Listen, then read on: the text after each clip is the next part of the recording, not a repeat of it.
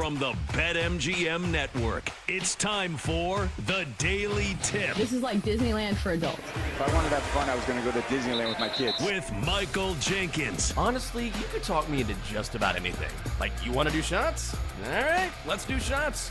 You want to put together a 10-leg teaser? Sure, let's put some money on it. In fact, I do a parlay with Champions League soccer and the WNBA. And Chelsea Messenger. Let's try to beat the rest of the network at being degenerates, because maybe, just maybe, we can win in that regard. I do like the idea of a parlay. Hey, Dad, don't forget about me, the dogster. Presented by BetMGM. The sportsbook born in Vegas. Download the app today. Please gamble responsibly. If anyone can be a degenerate, it can be us. Here we go. It is the midweek edition of the Daily Tip on the BetMGM Network. Good morning. I'm Michael Jenkins. She is Chelsea Messenger. Coming up, we get things started with the NBA. Kristaps Porzingis on the move. We may check in with the WNBA as well. Caitlin Clark in action last night. In 20 minutes, Aaron Rodgers makes a decision about his future, both on and off the field at 6:40 tonight. Is the night in Brooklyn. We'll tell you what you need to know as we get ready for the NBA draft. During the 7 o'clock hour, which team had the best NFL offseason? That's followed by our favorite plays on the diamond. And you know what's coming your way at 7:40? It is Wine About It Wednesday. We'll tell you what's grinding our gears. Finally, at 8 o'clock, we'll continue our coverage of the draft with my guy, Chase Hughes, who covers the Washington Wizards for Monumental Sports Network, Dogster Time, and our best bets at 8:40. Chelsea, we're halfway through the week. How are ya? Yeah, good morning. I was just thinking, do I need to change the color in my backdrop? Do you think green is fine, or does it look too Christmassy? No, it looks good. I like it. I feel like it's been green for a while. Did I miss that? Did it change from blue or something? No, I could change it. I usually try to change it based on my outfit, but I did this really stupid thing where, so it's this LED light strip. And I was like, Yeah. I'll just tack it to my backdrop. You can't do that because there's literally wires running through it. So, like, there's only half of this that will change colors on this one. So, stupid blonde moment. But, yeah, I can change the colors. No, it looks good. Plus, I love Christmas. I wish it could be Christmas every day. There you go. Oh, you got a little red, little green. Yeah, I think it looks good. I mean, look at my background. Static, boring, no lights. I'd have like a neon sign flashing or something. You know, maybe I'll bring in some string lights or something. That'll last for like a couple days, man. It's gonna be like, that looks terrible. String lights. You can't go wrong. Yeah, you have a great background. I'm just sitting here in studio. I wish, when I'm at home, my background's so lame. I don't have anything. Well, you have your Emmys, and that's a flex, right? Something, you put some string lights above your Emmys, be like, listen, just look at my Emmys. That's all you need. Check this out. I don't know. It's always fun when you can change the colors on something. I think that, like, my daughter's, rubbing off on me because she likes things that light up. Now she will not wear tennis shoes unless they light up. Just a problem. Oh, what were the shoes that used to do that? They still make them? LA Kids or LA Lights. Where every time you step, they light up. Remember, that was the thing for a while. They still make those? But it's not that brand. She has Skechers, and they're called Unicorn Chasers, which is like a cool name. That's a cool name. I'll say that. Unicorn Chasers? Skechers of all brands bringing it back? Good on them. I can't hate on it. I appreciate it. Yeah. That's cool. You know what I also appreciate? Our bets last night. Chelsea, we've had a nice little run here. I'm going to keep knocking on wood, but let's keep her going. I want to hear about it. Yeah, indeed. Best bet was an easy winner. Had the Phillies and Astros under 8. The Astros won 1-0, and Ranger Suarez even had a no-hitter going in this game for a while. So obviously the bats were pretty quiet in that one. Braves first 5 money line. All right, pour one out. This was like, thanks. Did you follow this game? Yes. So the Mets were up 3-0 after 5 innings. And what did the Braves do in the top of the 6th? They put up a 5 spot. You couldn't have done that 1 inning sooner. I know. All right, so I'll stop complaining about that. At least Tigers' run line came through nice and easy for us. They won 11-4, so 2-1 for me. But look, you go 3-1. Another banner night for Michael Jenkins. 16-4 in my last 20. That's been a good run. So whenever the regression hits, I'm going to tell myself, remember that one time had that good run for a couple weeks. So it was a 3-1 night. I was on everything you were on as well, except for I had Red Sox first 5 run line against the Angels. It was close. Red Sox leading 1-0 after 5, even though they lose that game, but it's still a winner. Doctor was on Phillies Astros as well. So for the week, look at us. You're 3-1. I'm 4-1. The Donkster 1-1 here on the Daily Tip, and it's on the BetMGM network. Great to have you with us on a Wednesday, and all of a sudden we got a flurry of NBA news. You know how it is. This time of year, after every show, we're like, what are we going to talk about tomorrow? During football season, it's easy. But during the summer, we're like, well, I guess we'll wait for something to happen, see if anything goes down. And then we see the Celtics late last evening, not too late, but late afternoon, sending Kristaps Porzingis to the Hawks in a 3-team deal with the Nets. This was broken by Shams Charania at ESPN. So Terrence Mann and Atlanta's number 22 pick go to Brooklyn. George Niang and a second-rounder head to Boston. Porzingis headed down to the ATL. Former Celtics assistant GM Ryan McDonough discussed the trade on SiriusXM NBA Radio. Well, my instant reaction, Zach, is these are huge moves by Brad Stevens in the Celtics front office. And we all wondered when Jason Tatum got injured against the New York Knicks in the Eastern Conference semifinals, what would next season look like for the Boston Celtics? We know they have a historic luxury tax bill. They're a repeater tax team as well, Zach, which factors in here. And I thought, and I've been on record saying, they're almost certainly going to trade one of Drew Holiday and Kristaps Porzingis. Well, in the last 24 hours, Zach, they just traded both of those guys. So these guys are being aggressive. They're not messing around. Keep in mind, to reset the clock on the repeater tax, you have to be out for 2 years out of 5. The Celtics have been in the repeater tax the last 3 years. So I wouldn't be surprised, frankly, Zach, if they keep going. Like if they can unload Sam Hauser and just keep reducing payroll on down to clear the luxury tax. As Amin knows, with his front office experience, you want to say being in the tax, especially paying the repeater tax for the years you have a chance to compete for an NBA championship. And it's clear to me that without Jason Tatum, the Celtics feel like that is not going to be the 2025-26 NBA season. So they want to do a kind of a full reset while keeping their very best players and then try to rebuild a year from now when Tatum is back healthy. And, you know, I think that's, perfectly said. And I know you can get really in the weeds when you're talking about, you know, being in the luxury tax and going past the second apron. But ultimately, the Celtics have cleared out a ton of money now. So they've now got $180 million in savings, getting rid of Drew Holiday and Kristaps Porzingis. And you still have your big two, if you will, if you're talking about Jaylen Brown and Jason Tatum. But I don't mind this. I feel like Brad Stevens knows what he's doing. And when you consider Tatum very likely not playing at all next season, this sort of makes a lot of sense. Yeah, and we see this a lot with teams who win championships, is that eventually your team gets too expensive and you just can't hold on to all of the pieces for that much longer, especially now that the Celtics look like they're pushing the reset button for this next year. So my other takeaway is, once again, the East feels wide open this year.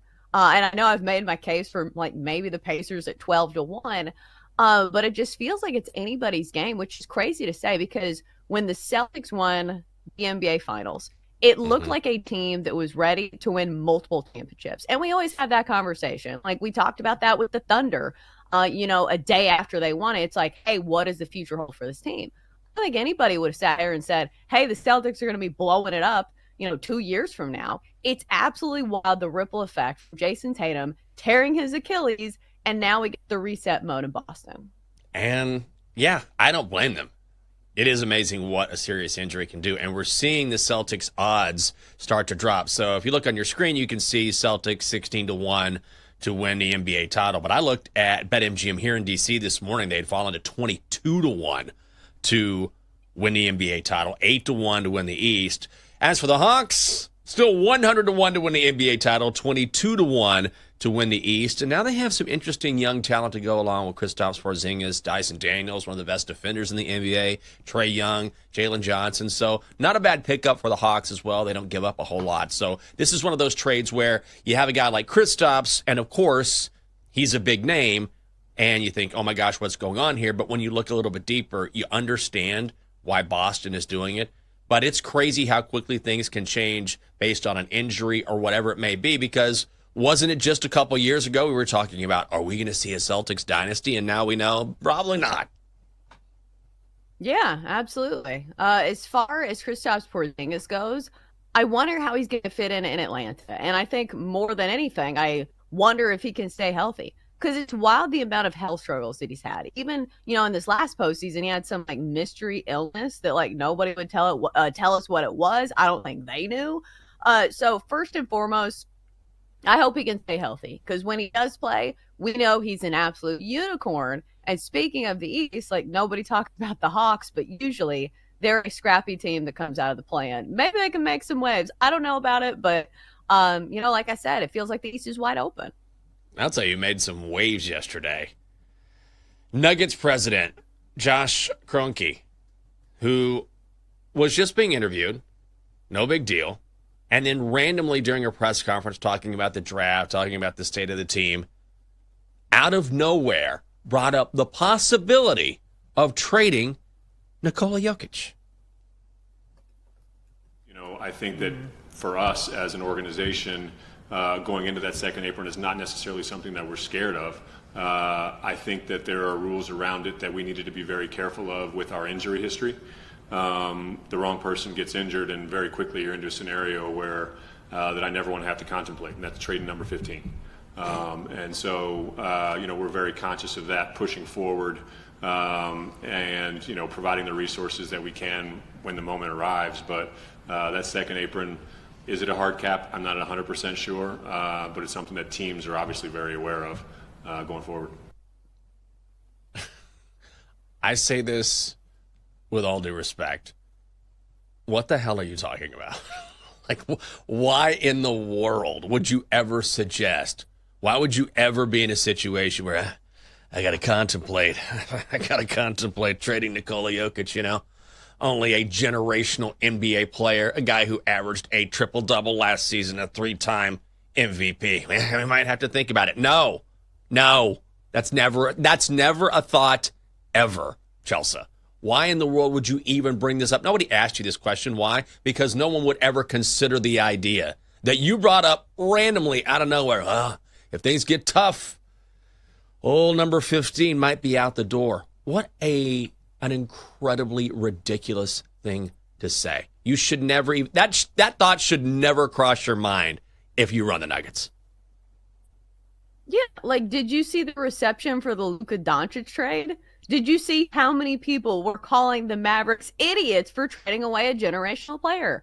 And you have somebody who almost single-handedly could carry a team through the postseason like we saw this year. Somebody who averages a triple-double. Somebody who could have arguably been the MVP this year. You are not going to find another Nikola Jokic.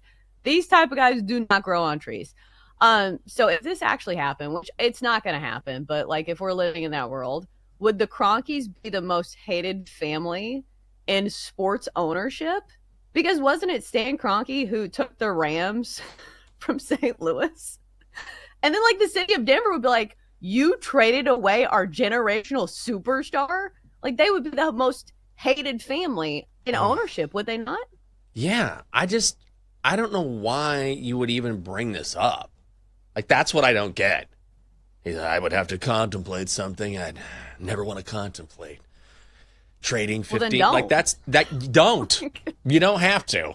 I don't care where you are when it comes to the apron. Right. Like, what are you talking about? And then you end up making news because it's one of those statements where you're like, did he just suggest we might trade Nikola Jokic? And I'm sure it's not going to happen. Maybe he was just giving a hypothetical, which I think is what was happening, right? I'm giving a hypothetical that would never happen. But the fact that he said, I might have to if we stay above this second apron and then we're restricted in our trade moves, like that's a thing that should never come out of your mouth. And it's weird because, here we are getting ready for the draft. You see Kristaps being traded to the ATL, and all of a sudden, this makes you turn your head and wonder, what are you guys doing in the offseason? Yes, if this happened, then all of a sudden, Nico Harrison. See, Nico Harrison, when he traded away Luka, I mean, he's public enemy number one, especially in Dallas, but then he got the biggest Powerball win of all time, essentially, when he got the number 1 pick in the draft. So that sort of eases it up on him through pure luck. The Kroenke family would not have that luxury. No, like there is nobody I feel like who can do the amount of damage that Nikola Jokic does by himself. Like, that's probably the definition of an MVP, right? You take him out of the lineup, and I think the Nuggets have generationally like one of the worst offenses. Like we saw it this year. The numbers suggested it. They have this great offense when he's on the court. You take him off, it's like the worst offense in the NBA. It's crazy. You're right about that. And there's never been anyone like him ever. Like to see a guy that looks like an elephant that moves the way he does with the deft touch that he has. And he's a great character, great guy. I mean, my God, he loves horse racing just for the entertainment alone. Coming up next, one more go round for one of the most controversial athletes in sports. To the NFL we go next on the Daily Tip.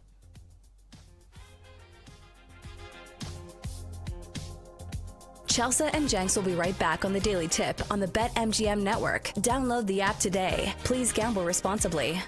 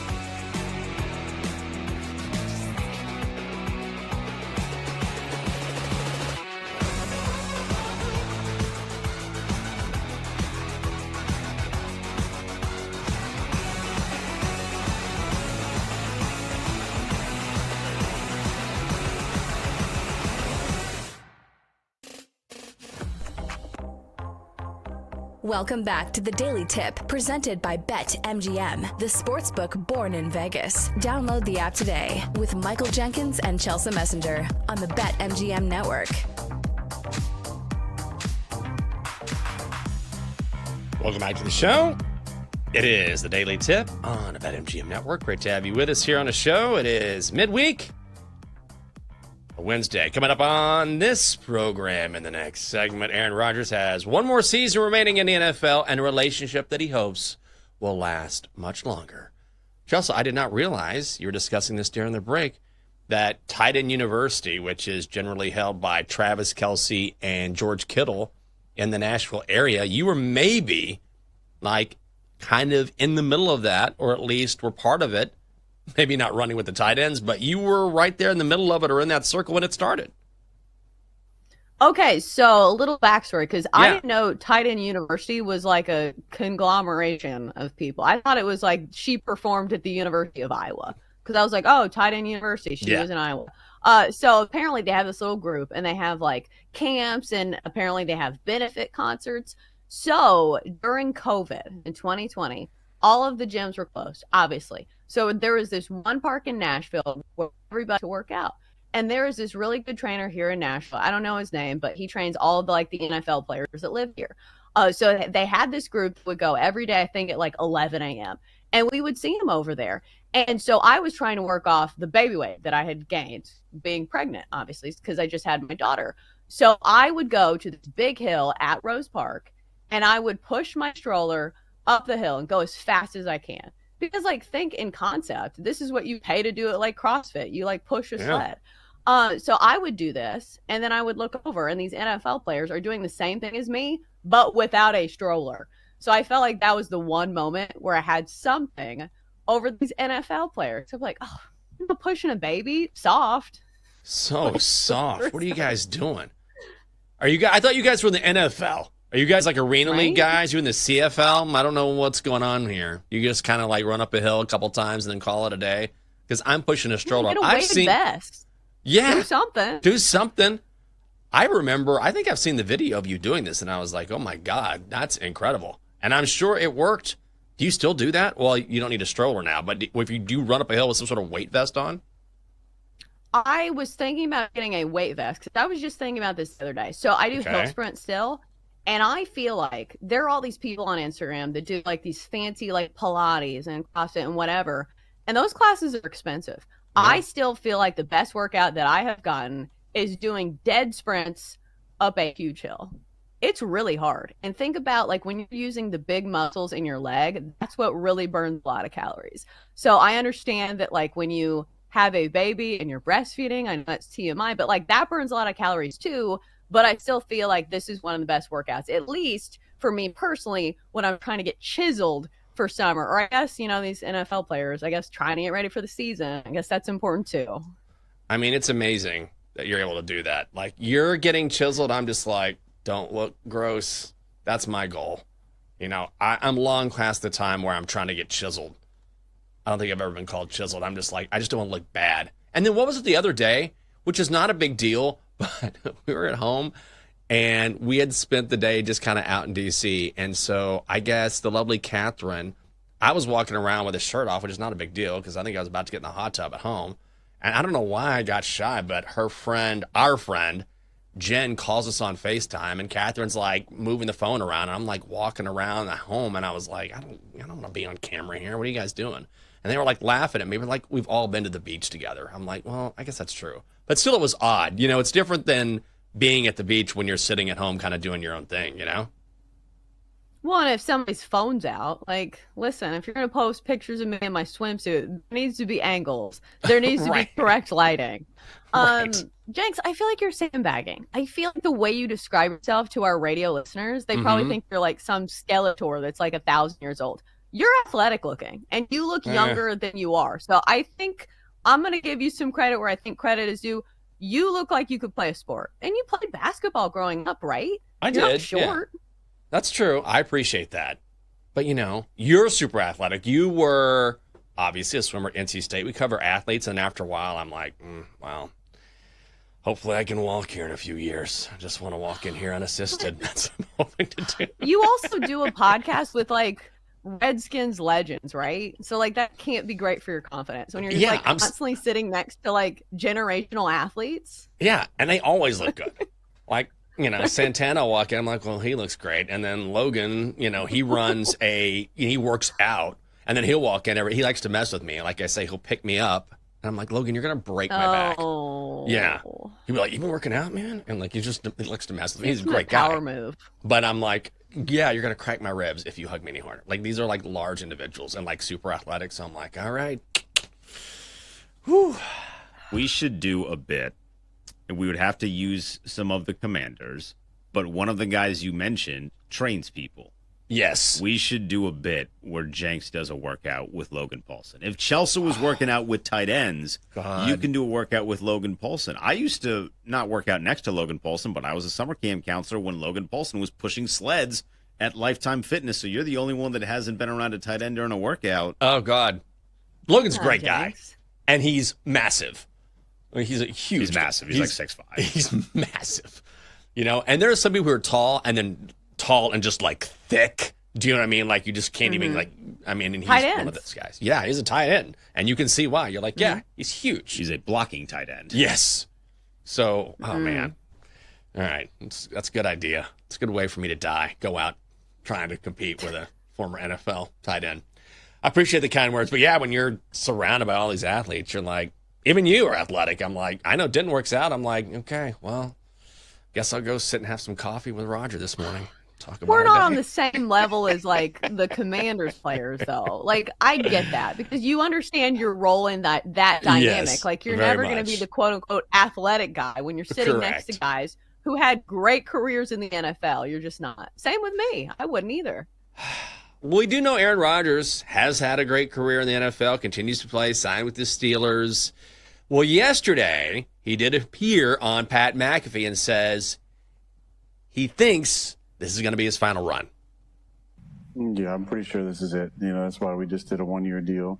Steelers didn't need to, put any extra years on that or anything. So, this was really about finishing with a lot of love and fun and peace for the career that I've had. I mean, I played 20 freaking years. It's been a long run, and I've enjoyed it. And what better place to finish than in one of the cornerstone franchises of the NFL with Mike Tomlin and a great group of leadership and great guys in the city that, expects you to win. What's interesting, too, is that it's not definite. Like, he kind of left the door open. I feel like this will be his final year. He obviously implied that. But he didn't say, I'm definitely done. He said, I'm pretty sure. So you see this sometimes with athletes where they suggest, yeah, I'm probably done. Very likely. But there wasn't that definitive, I'm done, forget about it. Maybe he has some incredible season, he gets inspired. But it does feel like this is it for him. Yeah, it definitely feels that way. But, you're right. Every athlete definitely does this where they're like, we're not sure. Like, we'll see how it goes. And that's a fair response. But it's Aaron Rodgers. So, don't we have the inkling? It's like, hey, doesn't he want the attention for one more offseason? Where people are like, is he going to retire? A lonely Aaron Rodgers walks on the beach by himself with his wired headphones. Mystery wife nowhere to be found. I feel like he still wants the paparazzi for one more offseason, right? Yes. I mean, for a guy that claims to, it's just fascinating to me that and also he's getting paid to go on Pat McAfee. So that's what I find. That's what I always have to take into consideration when I see him go on, and which everyone should take into consideration, which is, look, he's getting paid. So they're not paying him, and they're paying him like $1 million or something. So you're not going to get paid that kind of money just to come on and talk about what you've been doing in the offseason in the gym. Like, you've got to drop some sort of nugget that is super interesting because that's what they're paying you to do. So when he says, I'm pretty sure this is it, does it make headlines? Of course. Are people going to talk about it? Of course. They start looking back at his career. What does it mean? What is his legacy? How will he fare? But he didn't completely shut the door because he's got to come up with something. I'm not saying it isn't genuine. I'm just saying always remember it's not a coincidence that he drops something that is headline worthy every time he appears on this show, because they're not going to pay him to come on and be boring and say nothing. Yeah, he delivers the goods every time. Yes. Like every time he's gone on Pat McAfee, he is a content creator for all of us. And, you know, as much as we hate on him, like we've gotten so much content out of him. Like we've gotten more content out of him than like Bill Belichick and Jordan Hudson, which I don't even know what they're doing lately, which is crazy. There was a week stretch where it was like a new headline every single day of the week. But for Aaron Rodgers, I think that a lot of it will depend on how this year goes, because like think about how long he's been playing and think about how competitive he is. Like, don't you think he sees like Tom Brady's career and he's like, listen, if Tom Brady can do it to this age, maybe I can too. So I know that he is sandbagging. He's like, oh, I'm just an old man. I've been playing for 20 years. There's a competitor in there. And we know Aaron Rodgers can be extremely petty. I still feel like it bothers him that he didn't get to play for the 49ers. Because remember, like he's a Bay Area guy. You know, I think he wanted to end his career in California. He'll settle for the Steelers. But I don't know. I think he is more competitive than he lets on. Oh, absolutely. I don't think you can be as successful as he's been without being hyper competitive. You might be the nicest guy in person, great athlete, and very kind and genial, but there is something about these high-level athletes where a switch comes on when they get on the field. And I think it's interesting, too, when he retires, whether it's this year, next year, what will be his legacy? At some point, will we be able to separate Aaron Rodgers, the football player, from more so than most athletes? He's been very outspoken and always in the headlines, not necessarily because of football, but because of his personal opinions, his appearances, his outspokenness. I tend to think that will soften over time, but in the immediate future, it's going to be hard to separate the two. Yeah, I think so, because it was so concentrated. You know, it wasn't just like a 1-year thing. It's just we've had several years now where things have been a little contentious, whether it was the breakup with the Packers, whether it's the off season, whether it's him going to Egypt or whatever to do something that obviously was very important and deemed missing practice time. So it's one of those things where I don't think it's the extent of like Kurt Schilling. But like we've seen this in the baseball world where there are baseball writers who will not vote for a certain player if they don't like him. We've seen it with Aaron Rodgers before. Remember the year where there was a guy who didn't vote for Aaron Rodgers for MVP, I believe, because he didn't like him personally. It was like something to do with like the vaccine or whatever. So like whether we want to admit it or not, we are humans. It is impossible to separate the person from the playing. And I will say this. As good of a career as Aaron Rodgers had, it's still wild to me that he's only won one Super Bowl. Like, how many MVPs does he have? Like 3? 4? He has a lot. Yeah. So I think that was the legacy before he left Green Bay, was that he was extremely good. But I think people were disappointed that he only brought one ring to Green Bay.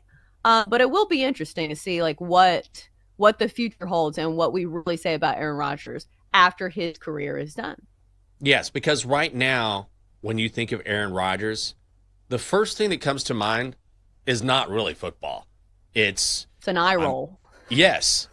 Right now it's, well, I've been on a darkness retreat and I'm taking a lot of smooth poops. And you're like, okay, fine. Or, you know, I took the vaccine, but I didn't really take the vaccine. Or you guys can work out. I need to go to Egypt. Or, hey, football season is coming. I need to get high on ayahuasca. So it's just one thing after the other where it's never really been football related. So to me, that takes away from his legacy. I will also say at the same time, a lot of players have sort of been like this, right? They're kind of all over the place. Remember T.O. back in the day doing like sit-ups in his front yard? He was trying to get a new contract or something. Charles Barkley, I think, one time threw someone through a window back during his playing days. So I think over the span of a few years, if he continues to stay out of the headlines and he's not getting as much publicity as he does now, that will fade and we'll focus on football. That tends to happen unless he just keeps on doing this like he's done forever. But I don't think he will. Then again, it's Aaron Rodgers. I wonder what he's going to do post-football, though, because we see this with some people. And as much as he has delved into the world of podcasts or even politics, like, I wonder if there's some other chapter that he is still writing. I'm hoping not, but you get what I'm saying. I wouldn't be surprised. Oh, he also revealed yesterday that he actually does have a wife, but she's super private. And whenever she is ready to be in the spotlight, she can, but ultimately it's her choice. So I think we thought he married himself, but he swears he does have a wife. Coming up next on the show, Ace Bailey is watching his draft stock start to drop, and it might be because of the man representing him. We're going to get you ready for tonight's NBA draft. Next on the Daily Tip on the BetMGM Network.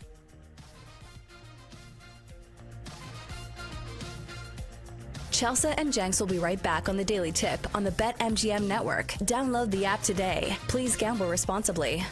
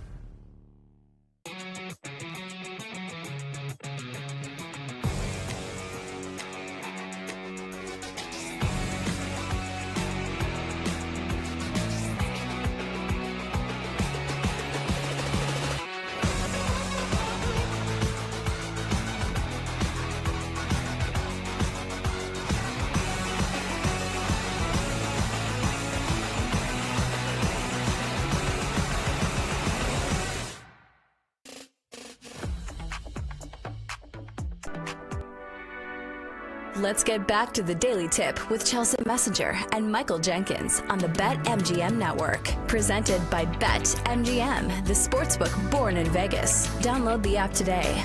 Please gamble responsibly.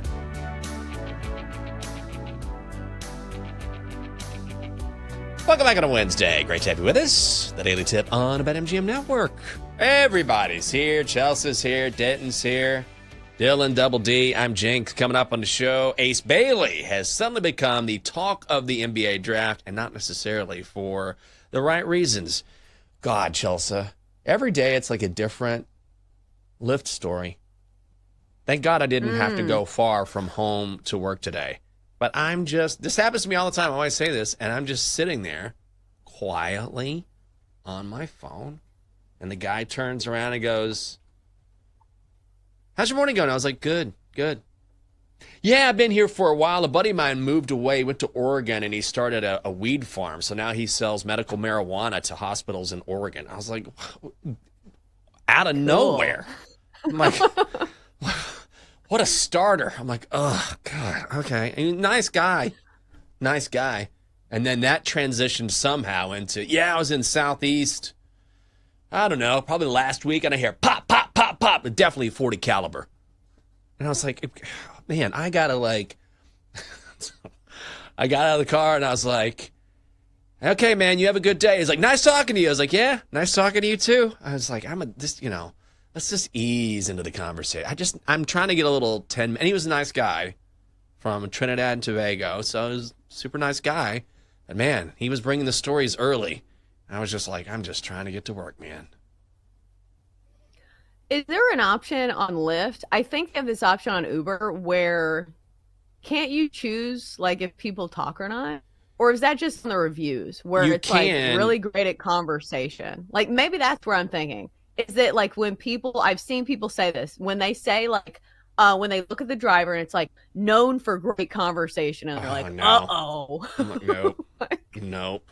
I don't want to see that. If you get like a black car or something like that, like an elevated ride, then you have the opportunity to choose like quiet. But if you get a regular Uber or Lyft, which I normally, once in a blue moon, I'll get a black car if I want to take Catherine to dinner because we don't have a car. And I'm like, I'll get us a nice car, whatever. But for the most part, I'm not getting that. But you do have that option. But yeah, I'm the same way. I'm like, great conversation. I'm like, oh, this is a 40-minute ride. I don't want to talk for 40 minutes. I just finished talking for 3 hours. I need some quiet time. I mean, thank God that ride was only about 10 minutes this morning. Whew. Well, can you literally just say, hey, I am not feeling that great. I have a headache. Like, because I do this to like my friends and family. Like, I feel like you're a lot nicer than me to where I do this when people text too much. I said, listen, like we're good friends, but I'm not going to read a text that's more than 2 sentences. I say this to my dad when he starts to talk about like the Titans to me after our show. Like sometimes he'll come over and help with Blake. And like, so we just finished the show. He gets here and he wants to talk about like the Titans backup tight end or something. I'm like, listen, Dad, I have just talked about sports for 3 hours. I am turning that part of my brain off. And like, he understands. So sometimes you have to tell people, like, they're not mind readers. So maybe you just need to come out and say, be like, listen, it's really early. I'm going to shut my eyes, or like, be like, hey, I'm going to try to sleep. I'm going to try to get some work done. Because if you tell them, I don't think they're going to keep talking. I know. I always feel bad. I thought maybe this guy needs someone to listen to him, Maybe I should be more demonstrative. I'm not very good at that. So it's a fair point. Your dad's texting you. Remember Frank Whitecheck? You're like, Dad, come on. You have rank here. Oh, I think he died. Sad. He was a big part of the Music City Miracle. Yeah, but he yeah, was. like my He's a dad huge knows part of everything about the Titans because he listens to the local radio here, and like that's all they talk about because like we don't have college baseball anymore. So like there's nothing worse because there's not that many talking points with the Titans right now. It's like Cam Ward or hey, let's talk about the running back rotation. You're just like, oh no. I'm a Titans fan. I don't even care. Well, tonight, maybe you'll care about the NBA draft, Chelsea. Begins this evening at Barclays Center in Brooklyn. I don't know, maybe a stretch. It's Mavs, Spurs, Sixers, Hornets, Jazz. Those are the top 5 picks. Wizards, Pels, Nets, Raptors, and Suns. So we know Cooper Flagg going number 1 overall to Dallas. Nico Harrison, luckiest guy on the planet. But what are the expectations for the Duke standout? Here is ESPN's Jay Billis. Anywhere you can. Like he's kind of like a queen on a chessboard for you because he can guard multiple positions. He's super athletic. He's long. He's got a really good second jump. He's got a great court awareness. I mean, the thing that impressed me most about Cooper was he's not a player that goes into a game thinking, well, I'm going to get 25. What he does is he tries to make the right play right now. And by stacking the right play over and over again, at the end of the game, he may have 25, 12 rebounds, 6 assists, 2 steals, and 3 blocks, something like that. He's a team guy, even though he's got the ego of a great player.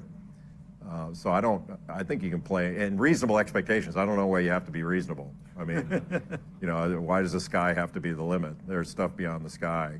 But he's willing to learn too. I mean, he understands he's only 18 years old, but the way he performed with the USA Select team against the Olympic team last summer was pretty. It was pretty impressive. I think all the NBA players came away going, this guy's legit. So he's got credibility right away. When it comes to his limitations, it's not the sky. There's stuff beyond the sky. It's space.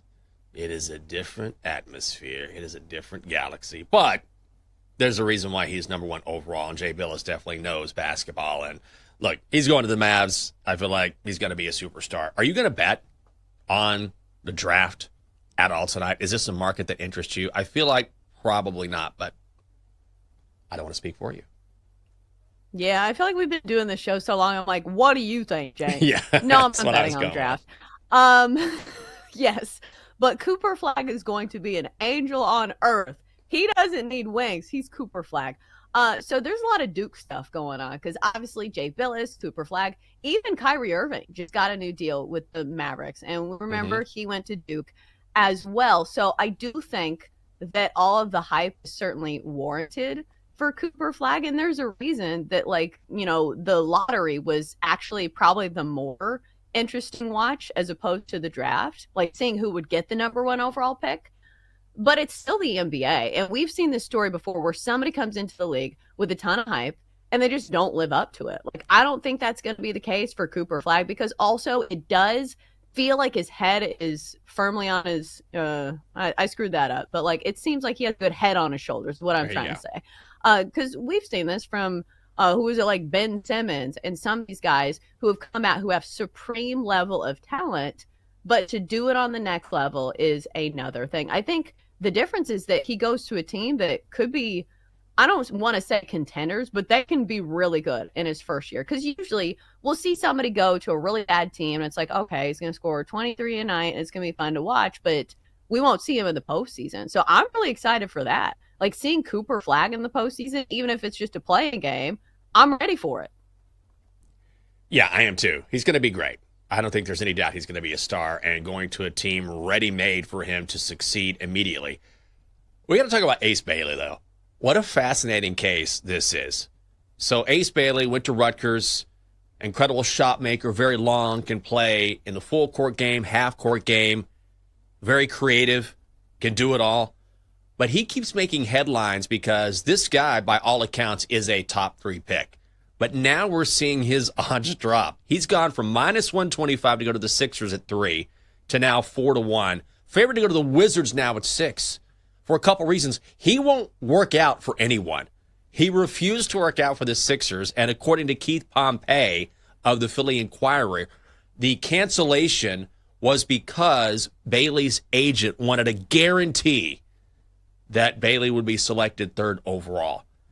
And his agent is a very fascinating part of this story. His agent is a guy by the name of Omar Cooper. So this is from NJ.com, NewJersey.com. In 2003, Ace Bailey's agent, Omar Cooper, was charged with attempted murder, possession, and intent to distribute cocaine on a school property. The possession, murder charges were dropped. He still did time for cocaine distribution. Now, this was more than 20 years ago, but Cooper is not a licensed agent. He doesn't have any other clients. and he has an FBI number in court records. And this is the guy, his agent, who is preventing him, telling him, don't work out for anyone. Don't work out. And then I saw an interview with Ace Bailey yesterday, and he was like, I'm just focusing on basketball. I'll let my people take care of all that. Maybe, just maybe, the guy that is taking care of this for you should not have been at one time charged with murder and firearms possession. But that's just me. Yeah, this is the X factor when it comes to guys just coming into the league. And we see this in every single sport. The people you surround yourself with are so important. And they can lead you down the wrong path. And I'm not saying that this Cooper guy is not going to get on the straight and narrow. It just feels like his past is not one that I would want to put my huge future in the hands of. Like, think about the money that Ace Bailey could possibly be making over his career. And we've seen this story before. And I feel like this is a huge jump. So bear with me. I am not saying this is the same scenario. But you can be really talented, but if you make the wrong decisions and you're hanging out with the wrong people, you can go the route of Ja Morant. Yeah. And Ja Morant's still in the league, and there's still plenty of time for him to, change his legacy and change what he does in the NBA. I am just saying there is a reason where in the NFL, when they talk about the NFL draft, they do all these psychological tests, and they ask them all these weird questions, and they try to project all of these things because it's an investment in the person. As much as we talk about the on-court skills, you're going to get a ton of money, and you're going to be surrounded by a different group of people once you make this life-changing money. So I think it's something that needs to be brought up. It's something that I'm sure teams are looking into, and we've seen it with the odds. Like, his odds to go, higher in the draft have plummeted. Like, it was like minus 125 for to him to go number 3 overall. Now it's 4-1. Obviously, that's the Sixers as well. So some other things rolled into that, but you get what I'm saying. Yeah. Where did Ace Bailey find his agent, Leavenworth? So what'd you do?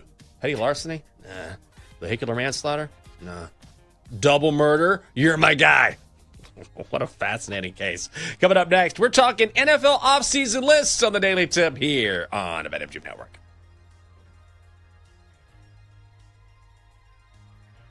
Chelsea and Jenks will be right back on the Daily Tip on the BetMGM Network. Download the app today. Please gamble responsibly.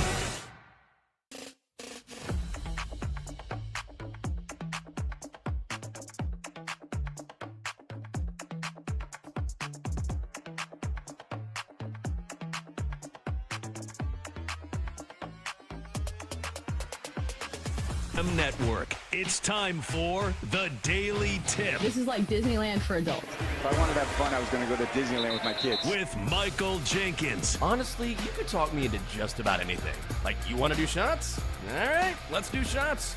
You want to put together a 10-leg teaser? Sure, let's put some money on it. In fact, I do a parlay with Champions League soccer and the WNBA. And Chelsea Messenger. Let's try to beat the rest of the network at being degenerates, because maybe, just maybe, we can win in that regard. I do like the idea of a parlay. And Dad, don't forget about me, the Dunkster. Presented by BetMGM.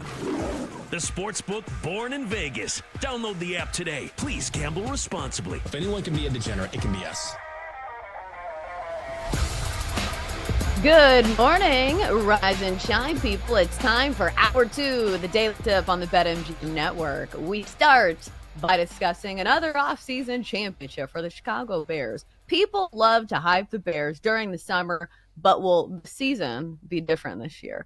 At 7:20, we go on to our daily baseball plays. Our MLB bets have been scorching hot lately.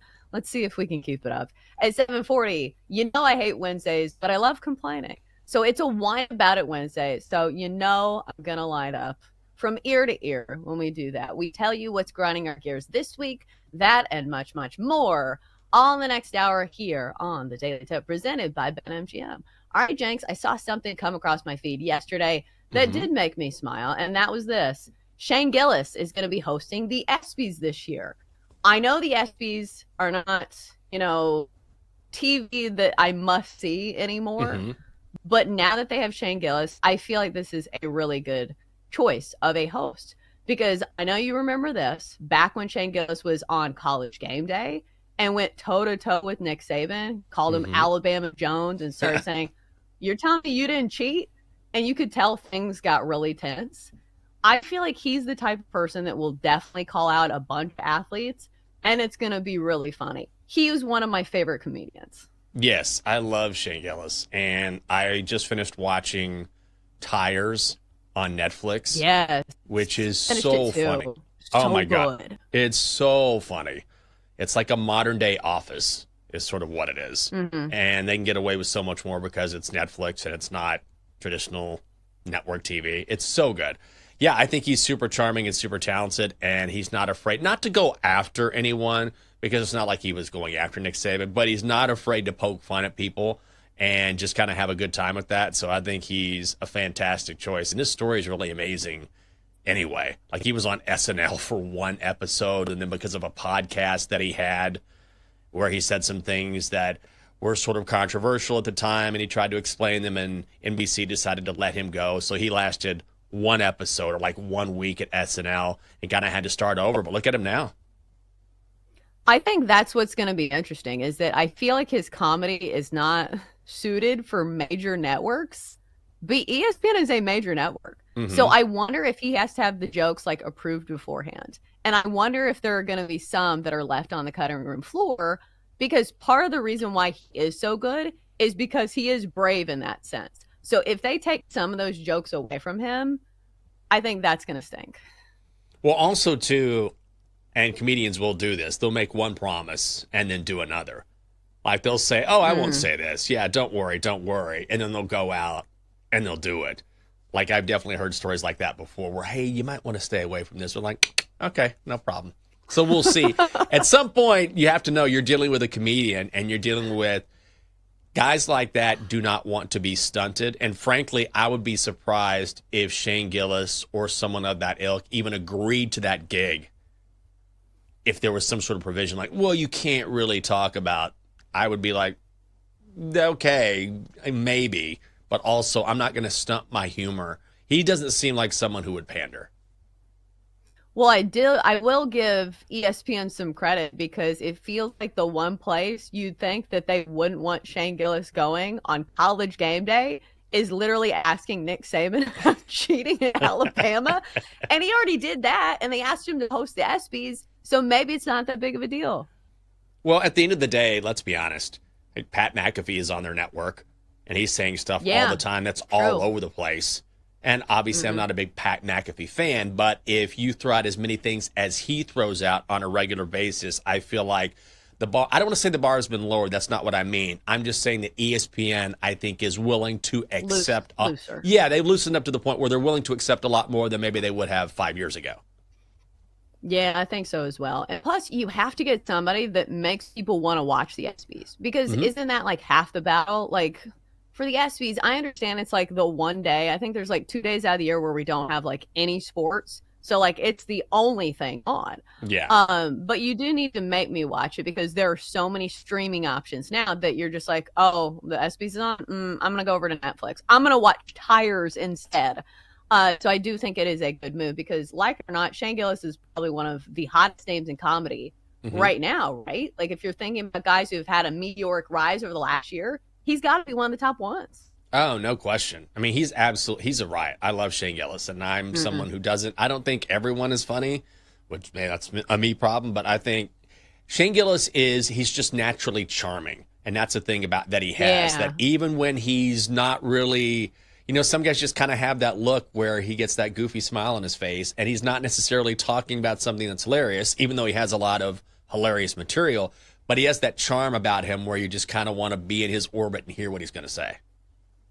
I think that's like basically the basis of Tires is that he is like the lovable slacker. Yes. Everybody like just can't get rid of because he's so funny and he says something like, oh, Shane, it's fine. But I would recommend watching Tires if you have not on Netflix. Both seasons are incredible. All right, Jenks. So it feels like they're hanging the banner already in Chicago because they've won yet another offseason, at least according to CBS Sports. So CBS Sports ranked the top 10 NFL offseasons, and the Bears are top of the list, which makes a lot of sense. They did have a great offseason. I'm not arguing with that. Of course, bringing in Ben Johnson to be the head coach, the former offensive coordinator for the Detroit Lions, maybe bringing some of that offense to Chicago. And maybe it was a matter of, hey, the Bears were a year away last year, because a lot of people really liked the Bears last year with what Caleb Williams brought to the quarterback position. And we had this conversation multiple times that he was a number 1 overall pick, came into a team around him. And now they've continued to add around him, especially on the offensive line. So the pieces are there, but sometimes we see this. Teams who get the offseason hype don't always deliver. Like for a while, it was like the Browns, who everybody said, oh, this year it's the Browns year. But it's one of those organizations that it feels like you just can't trust. Do the Bears fall under that category for you? For teams that no matter what they add, you still feel a little hesitant to back them, especially when they play in a tough division? I think it's finally different for the Bears. Like last year, they were the hot team. Oh, and they've got Caleb Williams. They've got their star quarterback. But I didn't really see the pieces around him that I thought that I needed to see. I always stay away from the hot team in the offseason. Whenever you see everyone piling on praise and heaping on all of these plaudits to an NFL team, everybody starts betting on them, and you're like, oh, man, this just feels like a sucker bet. But this year is the year I feel like the Bears did a great job because they solidified that offensive line. I mean, Joe Thuney heads up that, but now they have real protection around Caleb Williams.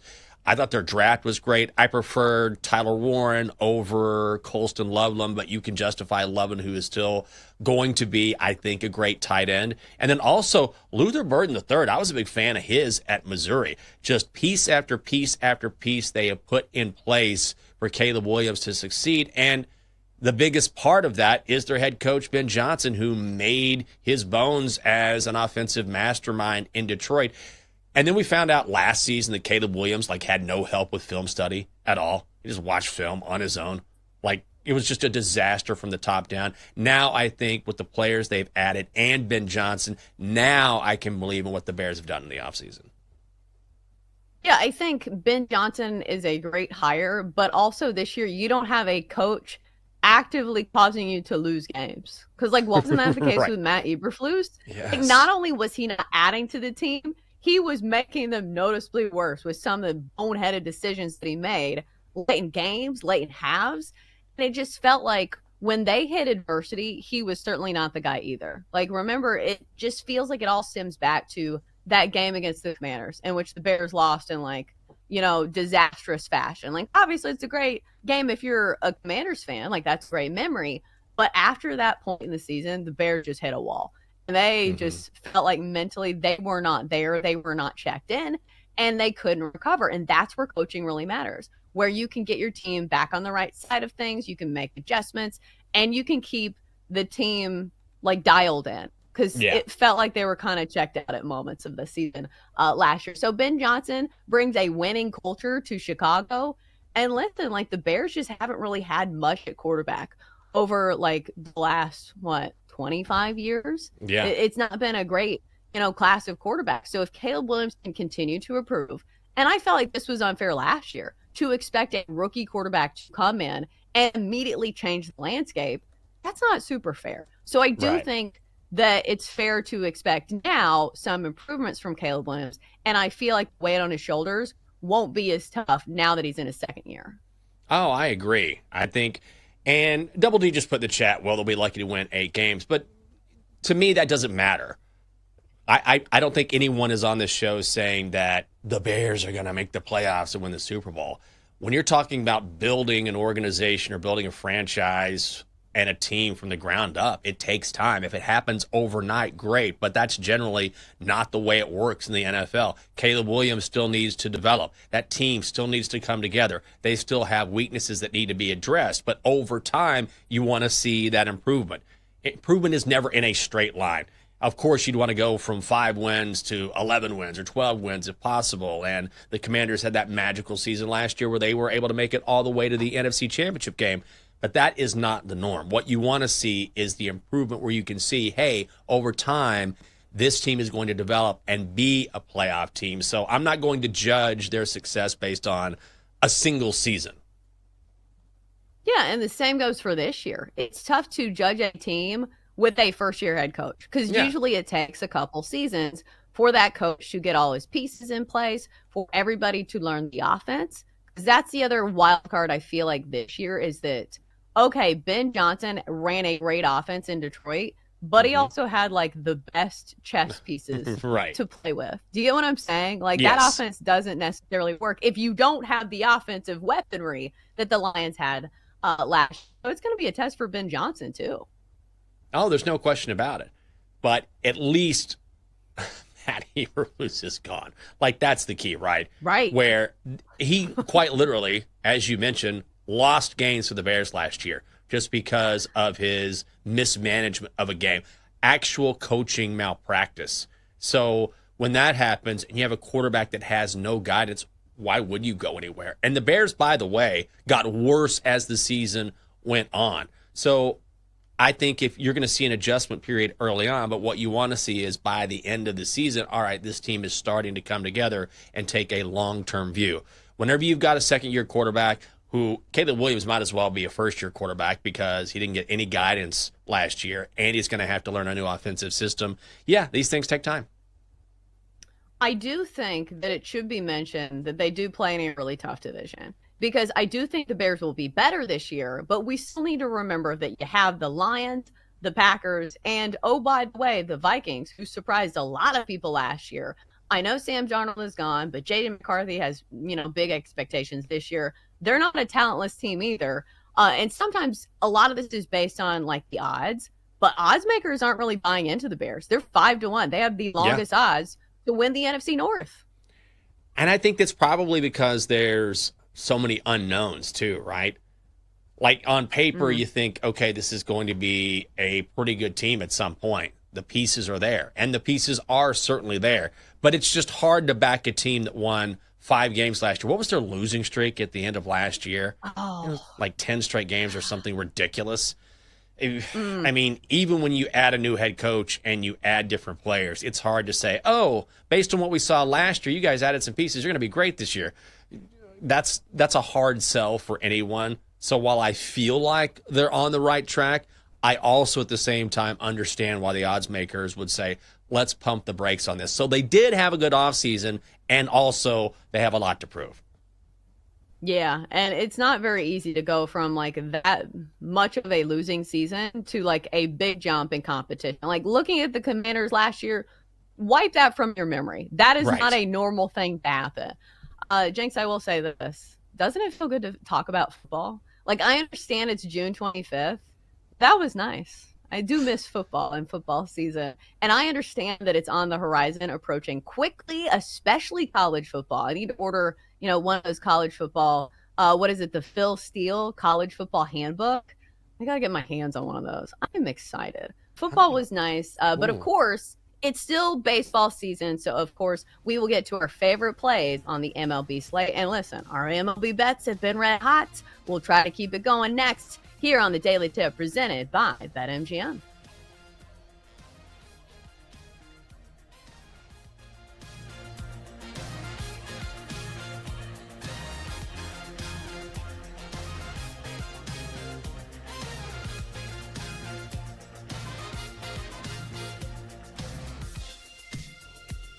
Chelsea and Jenks will be right back on the Daily Tip on the BetMGM network. Download the app today. Please gamble responsibly.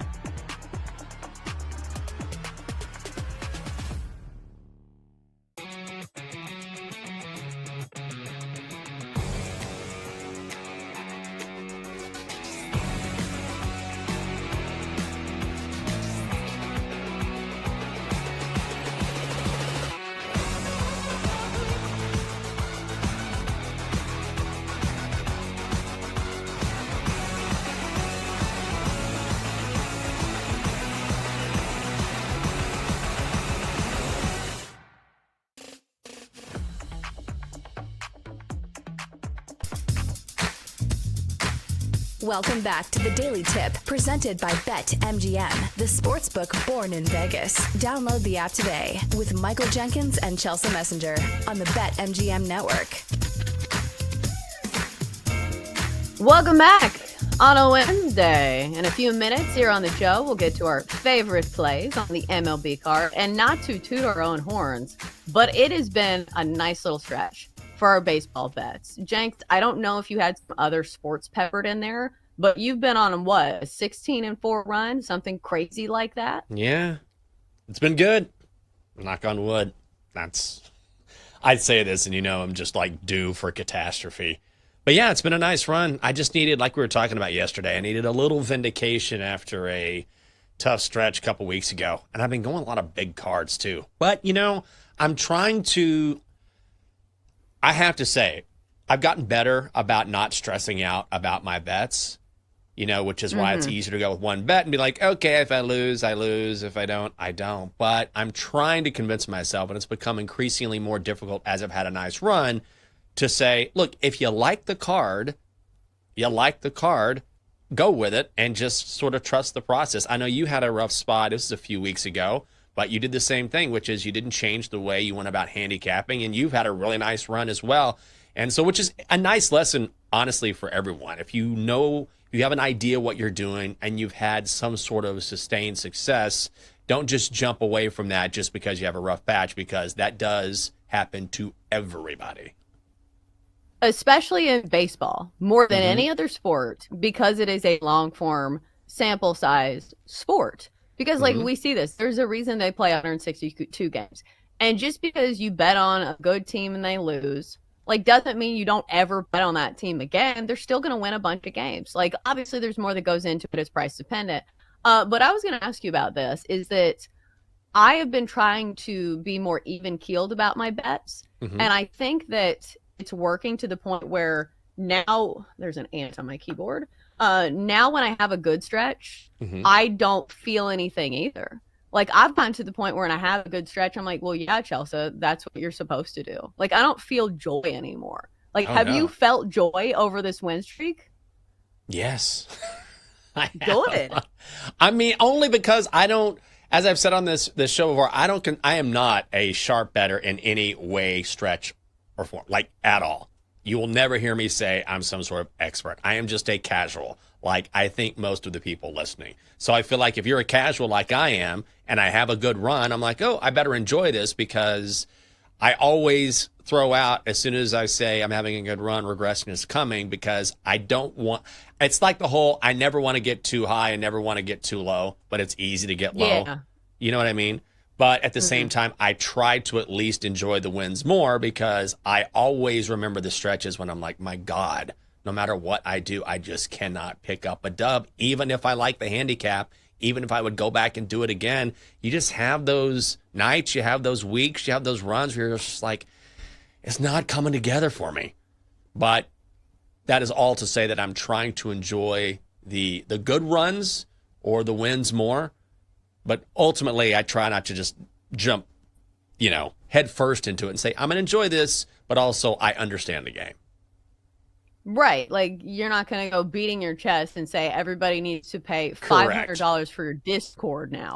I think, I have this problem in life in general that, I just want to, grind. And I don't, look up and enjoy the process or the results. You get what I'm saying. Is it I work out all the time, and I always feel like, well, if I get this much more in shape, then I'll say I have a good body. It's just I've got to get better at that. But in betting, I think it's really tough, because that eventually you're not going to go 162-0.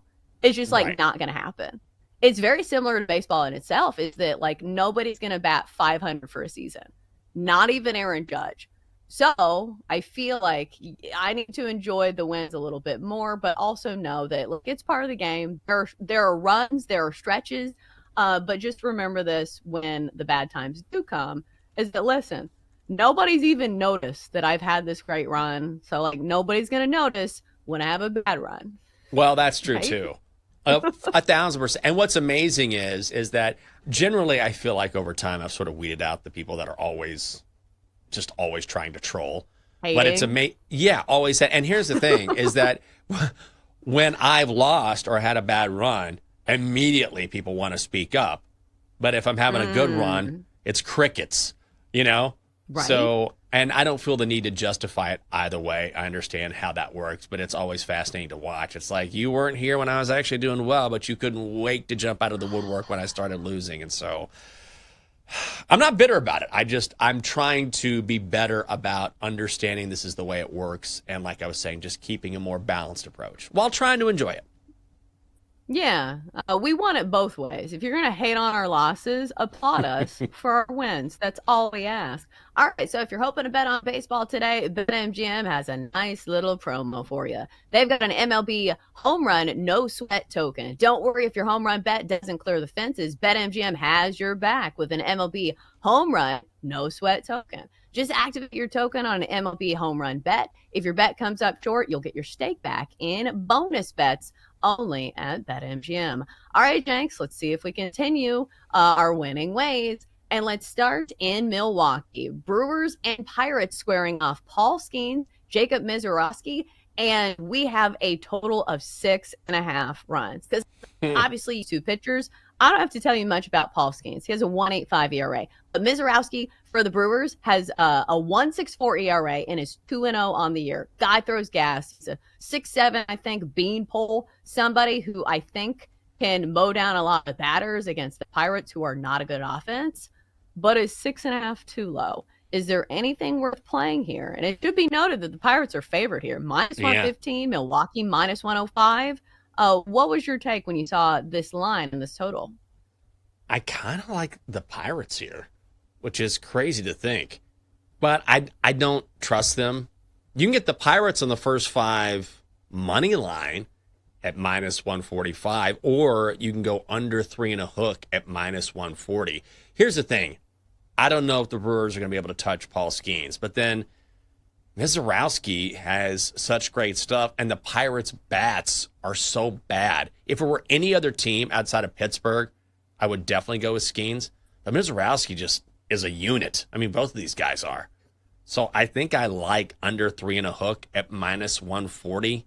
I know that's a really low total for the first 5, but I'd like to stay away from the Pirates' bullpen. I want no part of that. Even though I do think the Pirates might be the right side here. Man, this is such a low number. This is going to be a hard thing to play. But I think it's under 3.5 at minus 140. You can also play under 3, and that is even money if you think it's going to be 1-0, 2-0, which I absolutely think could be a possibility. Yeah, I think the best selection is probably the first 5 under 3.5, because that's squarely if you're banking on both these starting pitchers. And again, I mentioned that the Pirates offense, like even against like bad pitchers, they're not posting much. And we know what Paul Skeens can do as far as shutting down lineups. I did look at the first 7, because sometimes if guys go more than 5 innings, which I don't know about these two pitchers, but sometimes you can get some value there, but the number they give you is 4.5. So like, that's not much. Usually if I could get a 5.5 in the first 7 innings, that's worth playing, but under 5.5 is minus 165. So it's one of those bets that's just tough because of the numbers. Like, you are not sneaking up on the odds makers by saying, oh, this is a great pitching matchup. The total reflects that, but I still think the first 5 under is worth a solid look.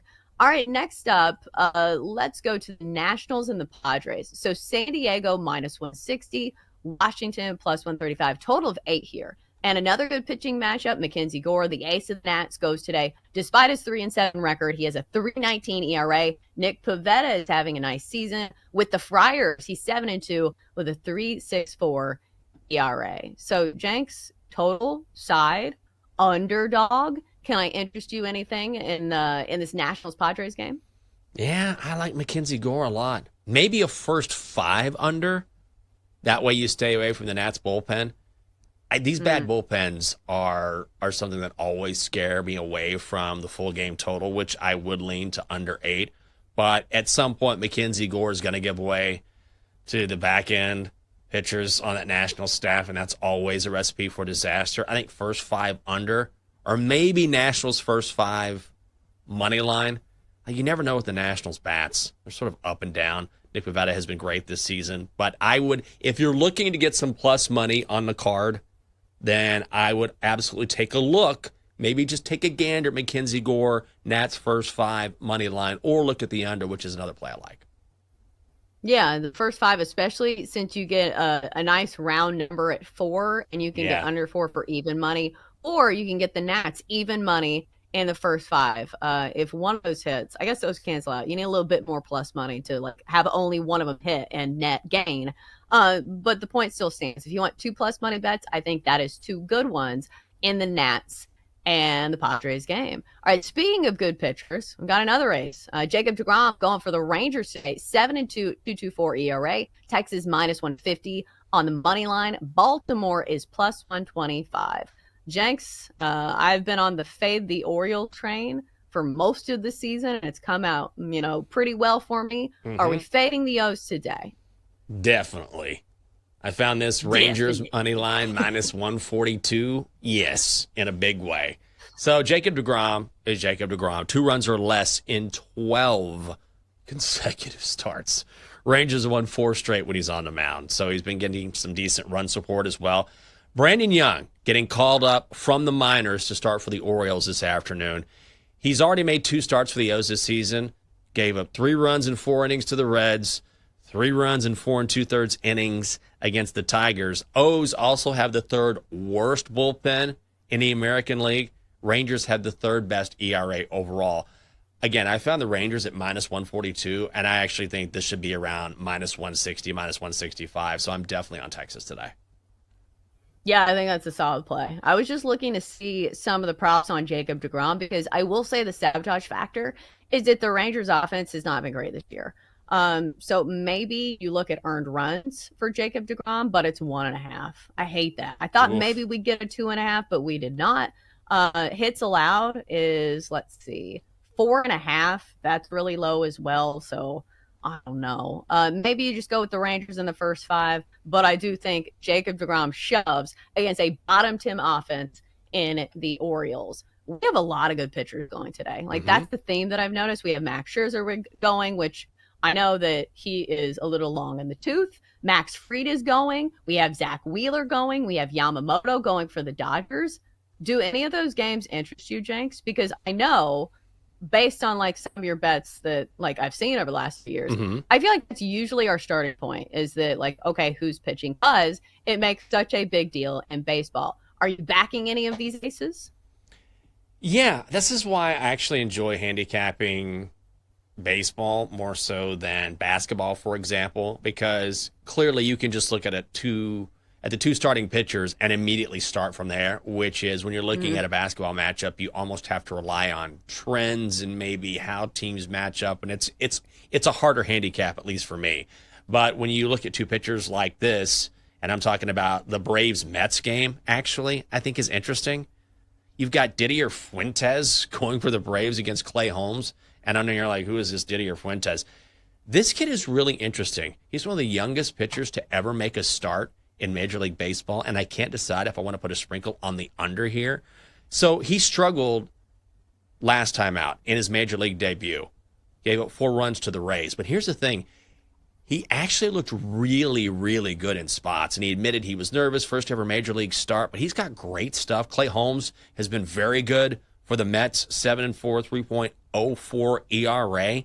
So at 20 years old and you're making your first ever Major League start, I feel like you're only going to get better. And look, he could get touched up by the Mets. Maybe this is more of a gut play, but I feel like 9 and a hook here is way too high, especially when you're talking about 2 under teams. So the Braves are the 4th best under team in the sport. The Mets are right behind it 5th. I think I'm going to lean under 9.5. I know those aren't the big name pitchers that you mentioned here, but this game did stick out to me yesterday just because of this Fuentes kid. And because these 2 teams, you think Braves and Mets, you think over teams, not really the way it's been this season. Well, and also you get a 9.5, which is a pretty high total. I think that I would lean towards the first 5 under. You can get it under 5.5 for -125. So like if you are banking on Fuentes to have a bit of a bounce back, like I think that's the way to go, because my only sabotage factor would be both the Braves and the Mets used 5 relievers last night because neither of the starters went past 5 innings. I watched this game.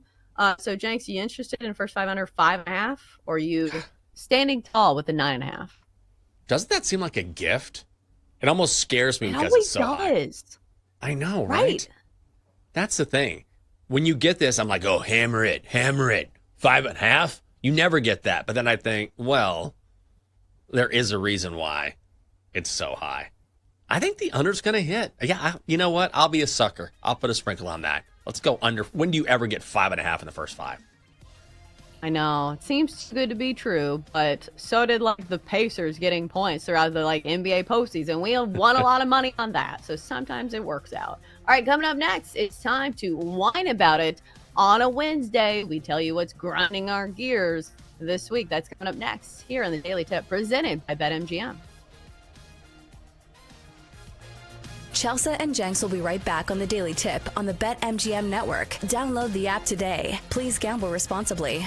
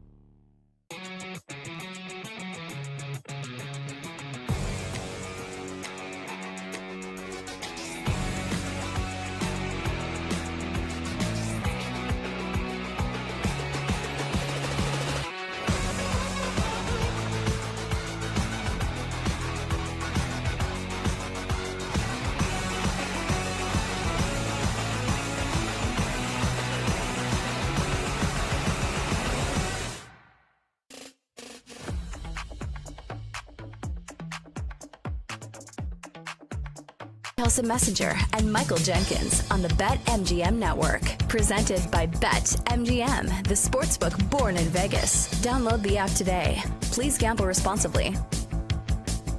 We're off. We're running. We're caffeinated. And we're ready to get it going on this Wednesday edition of the Daily Tip. Here next, we'll whine about it on a Wednesday, as we do every week. Tell you what's really upsetting us, and we'll let it all out as we vent, whether you like it or not. So somebody who might need to vent a little over, the last week or so is Caitlin Clark. Jenks, we are a huge Caitlin Clark stan show, I believe. We are normally very much in her corner, and I feel like I always need to specify that, because I feel like you say anything even remotely negative about Caitlin Clark, people are like, you're just jealous. I'm like, number one, yes, I am. She's a generational talent.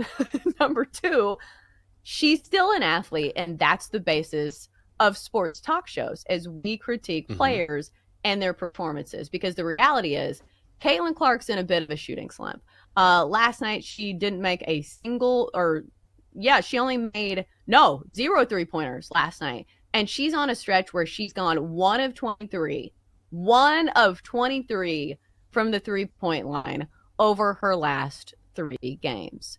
Jenks, is this a big deal? Is it a small deal? Or is it no deal? No deal whatsoever. Even the best shooters in the game have slumps. Happens all the time. Shooters shoot. You just have to trust your shot.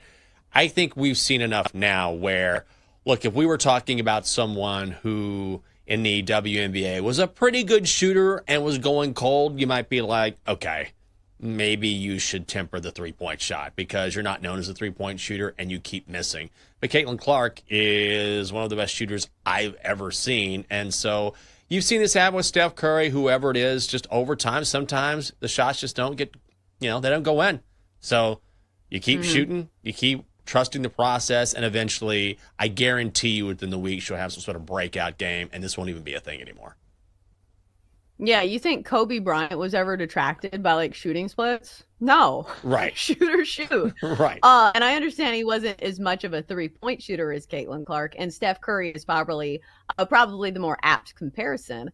But I think the only way that it would be a problem is that she's firing away from the 3-point line and take 15 threes, and it's running the offense for her overall team. Because at the end of the day, the goal is to win games. But her team still won the game. The Fever beat a good team, 94-86 last night. And here's the thing about the Fever this year. It's not just the Caitlin Clark show. I know the ratings would suggest that, but they have other good players. Aaliyah Boston had 31 points in this game. Kelsey Mitchell had 26. But it is interesting to me, Jenks. I don't know if you follow this DeWanna Bonner story, but she was one of the big free agent pickups for the Fever this offseason. And apparently she didn't play again last night. I'm not sure what's going on there, but it doesn't sound like she is happy. It sounds like she is going to be wanting her way out of Indiana, but this is still a very good overall team. And I think that's the larger point that I am making, is that Caitlin Clark can have an off night. She only had 6 points last night, and the Fever can still win games. I know they're only 7-7, but we've talked to the Fever play-by-play guy who said, for most of the season, the Fever have not had a complete lineup. So when they do, they're going to be one of the better teams in the WNBA. And I feel like last night was proof. Well, absolutely. And here's the thing, is that not only do you have Aaliyah Boston, you have Kelsey Mitchell, so you have Caitlin Clark. When you think about Caitlin Clark and you think about the way that she plays the game, everyone thinks of her as a scorer. And she is an incredible scorer, but more than that, she's a complete player. So on a regular basis, she will rack up a triple-double. So she doesn't – you get caught up in these amazing 3-point shots from long range, from logo, whatever, and they make for great highlights, but lost in that is that she doesn't necessarily have to score a lot to be an effective player in the basketball court, especially when you have the talent that she has on that team. So when you look beyond just the scoring, you'll see, she handed out 11 assists. She grabbed 8 rebounds. So she does a lot on the court besides just shoot the basketball. So she can still be an integral part of the Fever winning, even when she's cold from deep or just cold from the field. Yeah, she's a great passer, too. Yeah. I'm sure you've seen some of the highlights of some of the passes that she makes and the vision she has on the court. of, leading your teammate to the basket. So you're right. There is very much more to Caitlin Clark than just shooting from the logo. And again, we are a Caitlin Clark stan show. Don't come at us. See, we said a bunch of nice things. All right. So enough with the niceties. It's time to start complaining because now it's a Whine About It Wednesday. Why talk about it when you can whine about it? Whine, whine, whine. Here on Whining Wednesday. Do you want to hear whining? On the Daily Tip.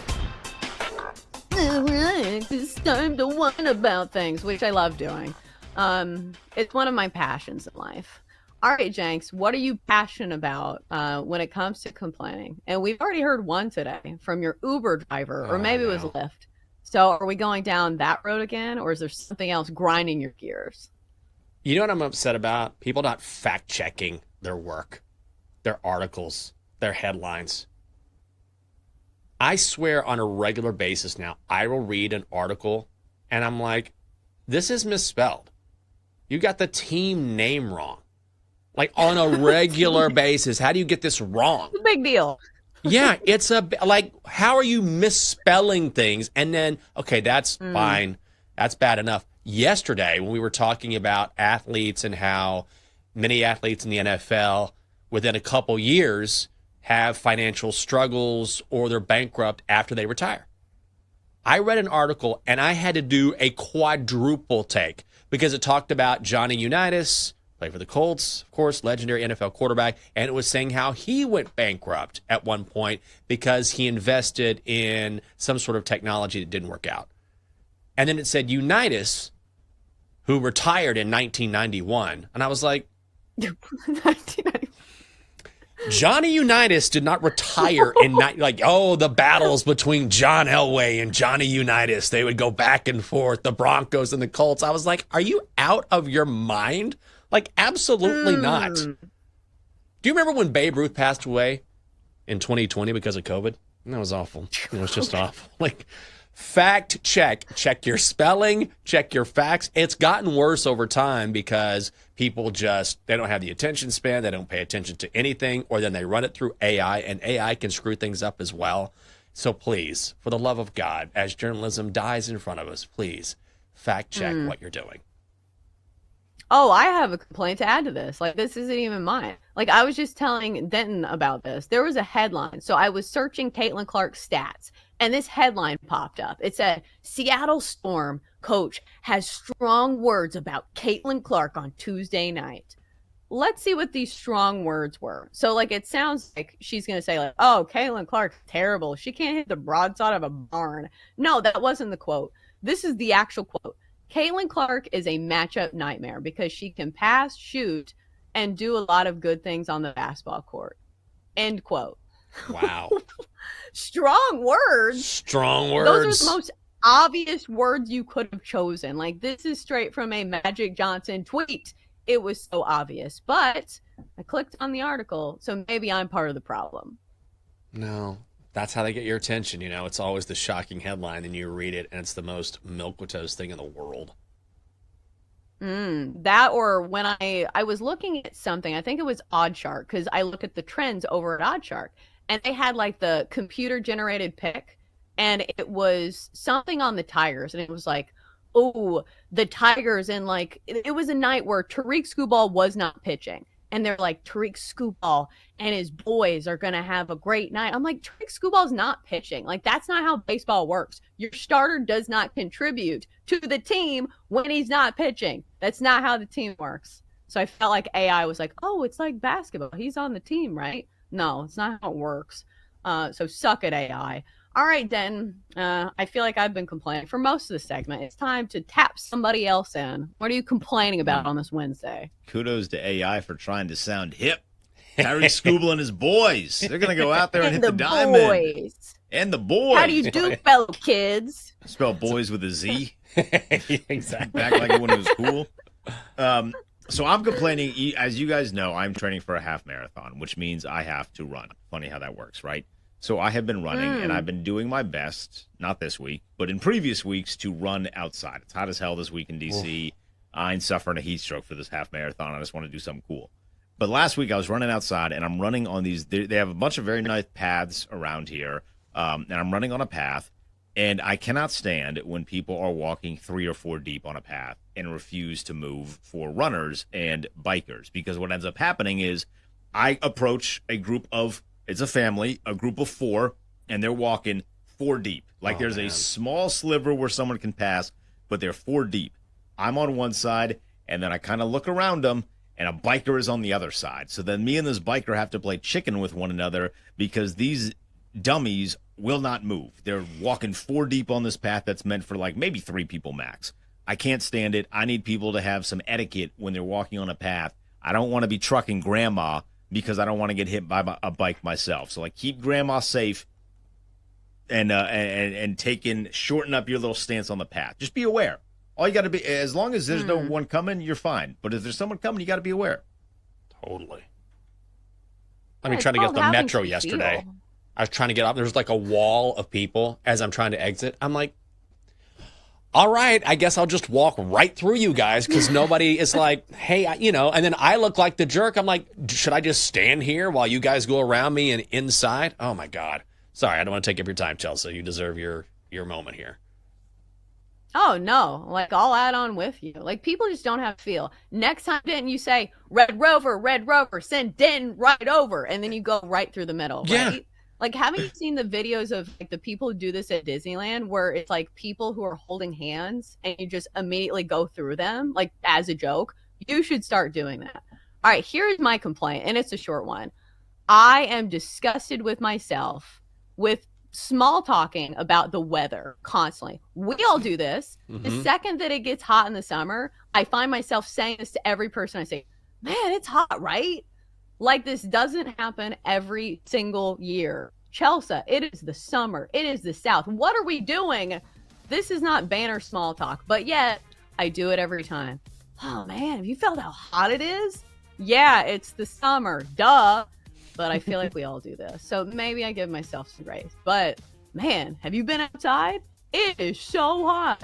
All right, coming up next, it's hour 3 of the show, and we'll switch from weather talk to football talk. Aaron Rodgers says he's pretty sure it's his final season. Our thoughts next on the Daily Tip. Chelsea and Jenks will be right back on the Daily Tip on the BetMGM network. Download the app today. Please gamble responsibly.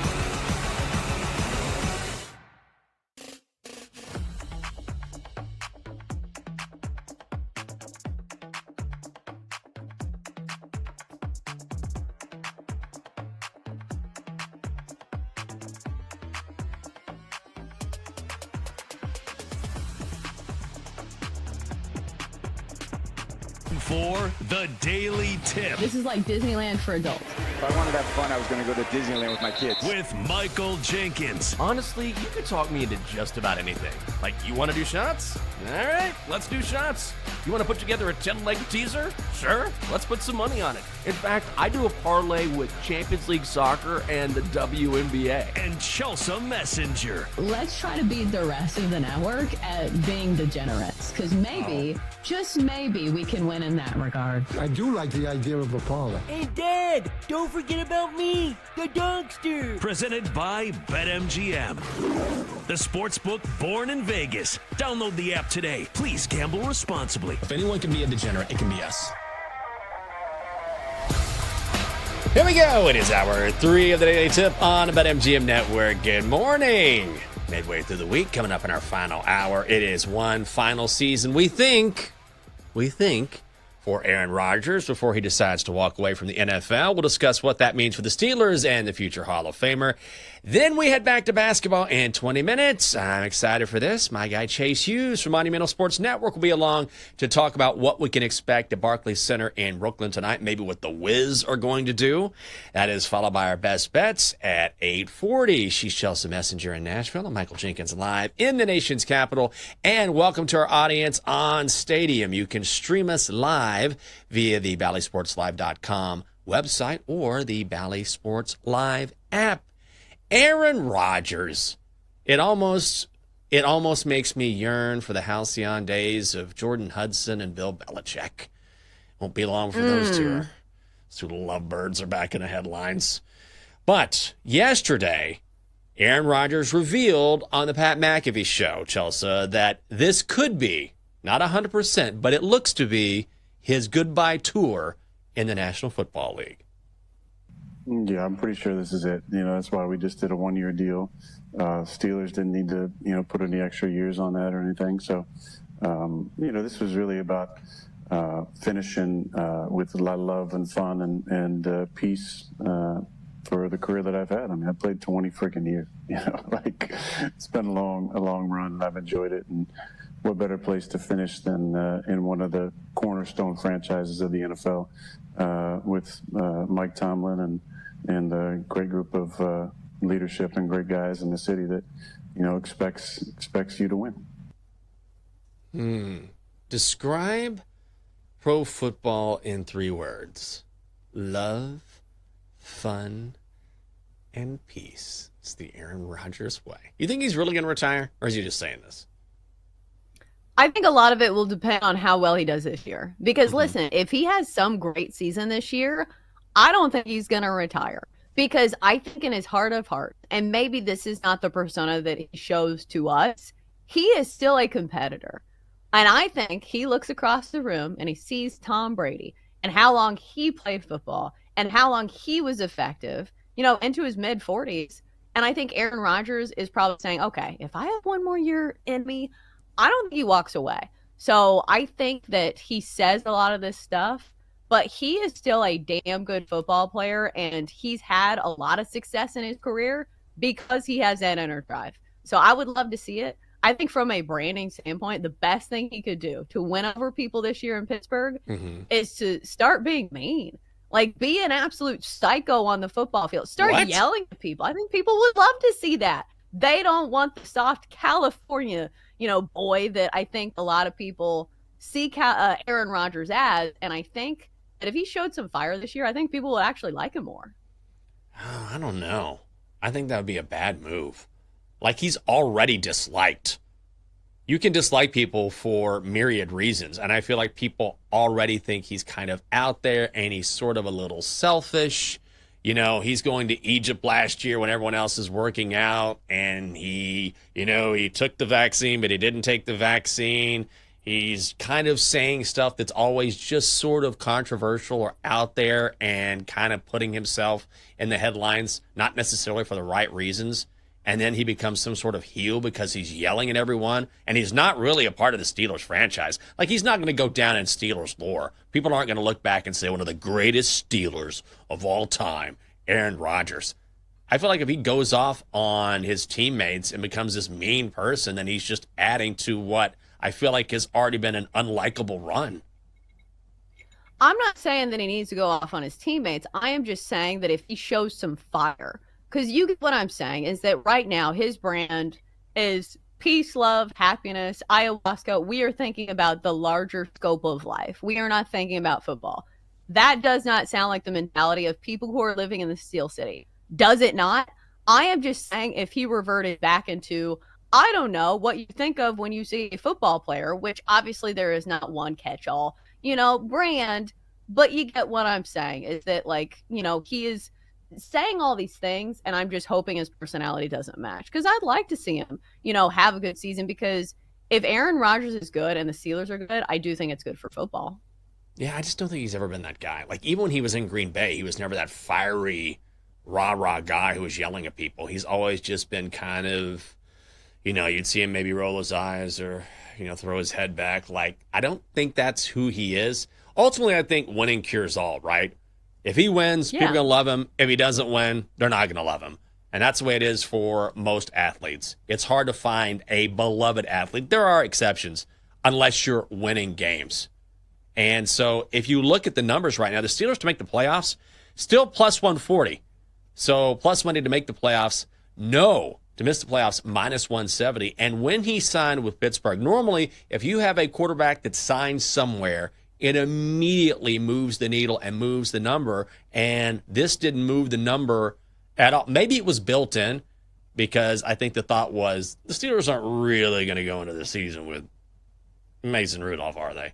I mean, it was a possibility at one time. I know Mike Tomlin was talking about how much he likes Mason Rudolph. Maybe it was built into the number, but it definitely didn't change anything when Aaron Rodgers signed with Pittsburgh. I don't know if I would bet them. I certainly wouldn't lay $170 for them to miss the playoffs. Would you bet $140 or lay $100 to win $140 on them to make the playoffs based on Aaron Rodgers and Mike Tomlin? I think the better bet is still their win total because I don't know about the playoffs because here's the thing that's built into it as well. It's not necessarily disrespect for Aaron Rodgers and the Steelers. It is for the other teams in that division because, like the AFC North is just, the AFC North is just really, really difficult when you have, the Steelers, you have the Bengals, you have the Browns, which maybe not the Browns, but you also have the Ravens. And think of the young quarterbacks. Think of just the quarterbacks in the AFC. Joe Burrow, Lamar Jackson, Patrick Mahomes, reigning MVP Josh Allen. Are you going to take Aaron Rodgers toe-to-toe against some of those guys? I just think the answer is no. I don't think it's that, I think Aaron Rodgers is terrible because I think we can, put out there that the Steelers are always going to be have a pretty high floor. We see this every year. Mike Tomlin always wins at least 8 or 9 games. He always has a winning season or at least 500. But it's just, I don't think the high-end potential is there. Just because we don't have the high-end potential from the quarterback that we see across the AFC. So if this does end up being his final year, do you think we're going to see the Aaron Rodgers retirement tour? I don't think so at all. I don't think anybody's going to care. Now, I will say that in Week 8, he faces the Packers. That's going to be on Sunday Night Football. But ultimately, I just don't know if when I think of Aaron Rodgers, does warm and fuzzy come to mind at all? Beloved, what a career? No. And I know I sound like I'm knocking the guy. I mean, maybe I am. Maybe I have Aaron Rodgers fatigue. He's a hell of a quarterback. There's no question about it. But I don't think there's going to be any sort of special oh, my goodness, what a career. I think it's going to be, Aaron Rodgers is in his final season in the National Football League. Well, you don't get a retirement tour unless you officially say it's the last year, right? We've seen this with other athletes. Is it people aren't going to present you with things if there's a chance they see you next year? Because wouldn't that be weird? I guess maybe we did that with Tom Brady. Right. But still, I don't think that we're going to see across the league these, touching tributes to Aaron Rodgers wherever he goes. The only place would be maybe Green Bay. And obviously that towards the end was a little contentious, but he did give him a Super Bowl. But I will say this. I don't think the Jets will be doing anything special. Maybe they'll fly him up to New Jersey or wherever. Only to be we didn't play anything. You can go home. Seriously.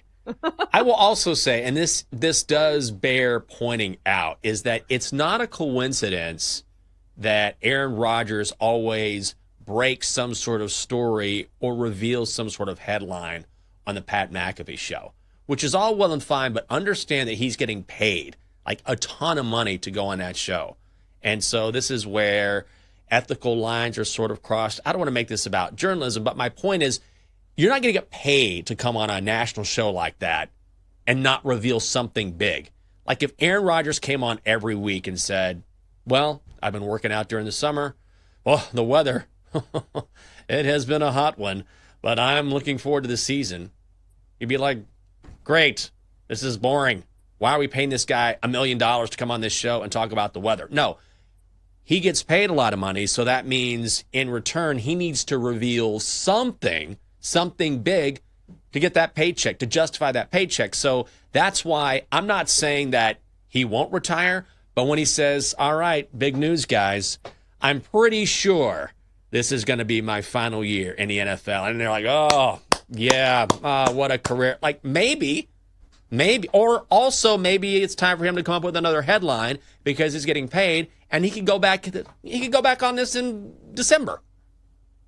Right. He's a content creator. And yes. It's not lost on me that Pat McAfee has delved into the world of like WWE, because imagine if they paid somebody to be on WWE and they come on the mic and they have like a measured take. They're like, I really respect my opponent. I've seen him training in the gym and I think he's a great fella. So we're going to do our best out there. No, it's not what you pay to see. So at the end of the day, Aaron Rodgers has two jobs. He is an NFL quarterback and he's also a content creator. And that's what Pat McAfee is paying him for. Also, it is so nice that we're talking about football. Can I reveal some breaking news? Just personal breaking news. It's ordered. The 2025 Feel Still College Football Preview Magazine headed to my mailbox. Ordered it during the show. I am so... cost me $30. Would have paid double. Don't care.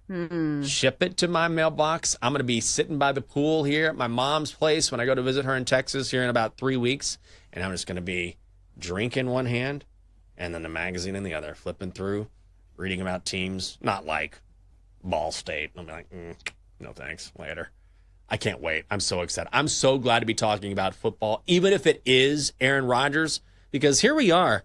Like this summer's just blowing by. It's late June now. It's not going to be long before training camp is here. We're previewing what's going to happen in each division. We were talking about the Bears earlier in the show. Like, I'm ready for it. Yeah, and especially college football, that's one area of betting where you have to do your research each and every year because people transfer so much. So, like, football, I feel like I'm always, or NFL football, I'm always ready for. But what you talk about with Phil Steele, like, this feels like a summer routine for me where I'm sitting by the pool and I'm doing my research, which is the best way to do research. This is a core memory for me because I think this is actually one of the first Instagram pictures that I took. This is back in the day when you took Instagram pictures of like things that didn't include your face. Yeah. Like one of my posts was like my legs, which looked like hot dogs at the time. Remember hot dogs or legs, that thing that people did? Oh, yeah. I have my legs out and legs are on the chair. And I have the Phil Steele, open. And it's like, hashtag summer vibes. So Jenks, it's a core memory for me, studying by the pool. Will you continue to use the hashtag summer vibes this year? I mean, I think so. Yes. I mean, I'm definitely up with the times. I joined TikTok like 3 years too late. So now we'll stick with that, with hashtags and the Valencia filter on Instagram. Well, one more note about Aaron Rodgers. There has been a lot of speculation. I mean, it is the summertime. It is the offseason in the NFL. And there's been all sorts of talk as to whether he actually got married. Because, he showed up, he had a wedding ring on. And people are like, wait, is that an aura ring? Or is it a wedding ring? He's like, nope, that is a wedding ring. So he finally addressed this as well. This is a quote. I lived in the public eye for 20 years. I had a public relationship. How did that work out? Now I'm with somebody who is private, who doesn't want to be in the public eye, didn't sign up to be a celebrity, who doesn't want to be a part of it. So it sounds like, unless he's talking about himself, unless he married himself, it sounds like just maybe he is actually married. Well, he has said her name on the Pat McAfee show because he was saying his girlfriend Brittany, and they were like, Britney Spears? And he was like, no, not Britney Spears. It's Brittany with an I, which of course is exactly how I thought his Brittany would spell her name. That sounds Have to be just different. about right. I want to see a picture. I really shouldn't care, but I kind of want to see a picture now. Coming up in 5 minutes, time to go back to the NBA and figure out what will happen tonight in Brooklyn. We're going to bring in my friend Chase Hughes from Monumental Sports Network to talk about it. That is Chelsea Messenger. I'm Michael Jenkins. This is the Daily Tip on the BetMGM Network.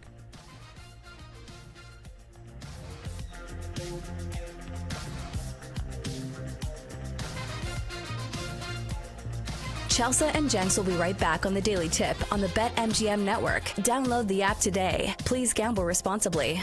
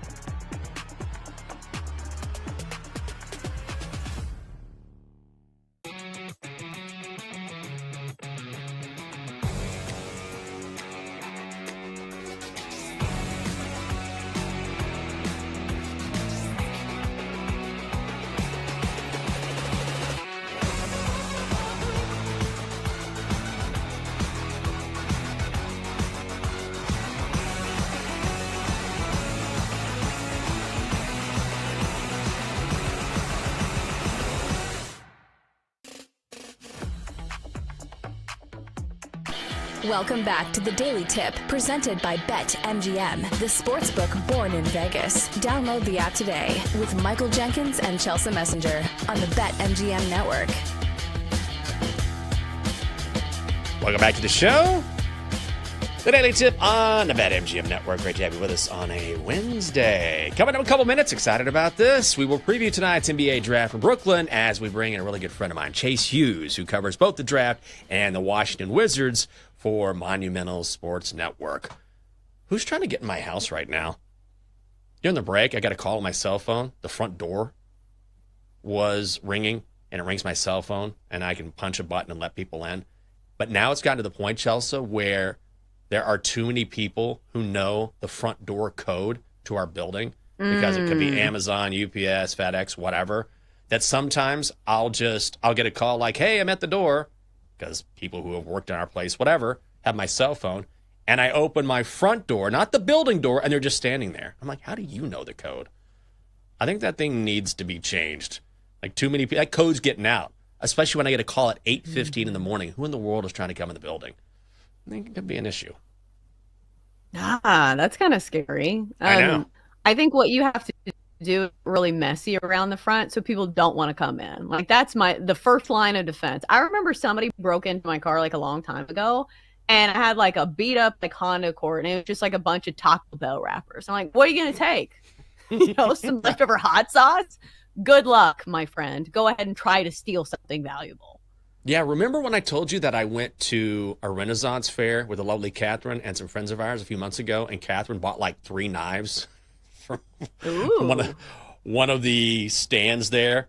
And so the other day I was making the bed, and I pull up her pillow, I'm fluffing the pillow, and one of those knives is like right under her pillow. I'm like, you're still keeping this thing under the pillow? She's like, you never know. I was like, okay. So now if somebody breaks in, it doesn't matter. Catherine has a knife ready to go. I didn't realize she was so vigilant like that. I'm just going to let her take care of business. I'll run away. Yeah, or you better keep things in line. She'll use it on you. Or it's death for this guy, and this will be played in court as part of the evidence. Well, what sort of evidence do we have that Cooper Flagg will go #1 overall tonight? I mean, it's everywhere. We know what's going to happen. So we got to talk about this, the Wizards, and Ace Bailey as well, with my friend Chase Hughes. He covers the Wiz and the NBA draft for Monumental Sports Network. Also, the Washington Wizards radio sideline reporter. Chase, good to see your face on our graphic. Good to hear from you. So I'll start off with the obvious question, since I'm a basic dude. We know Cooper Flagg is #1 overall, but why do so many experts consider him a generational talent? Well, first, thanks for having me. It's great to be on with you, Jinx and Chelsea. It's been a while, Jinx. But for Cooper Flagg, it's pretty remarkable. You don't see this very often, where there is like a phenom prospect who is hailed as the next great player in their sport from a really young age, and then they get to that next level and somehow they exceed expectations, right? It kind of reminds me of LeBron, or Bryce Harper kind of did that. Caitlin Clark kind of did that.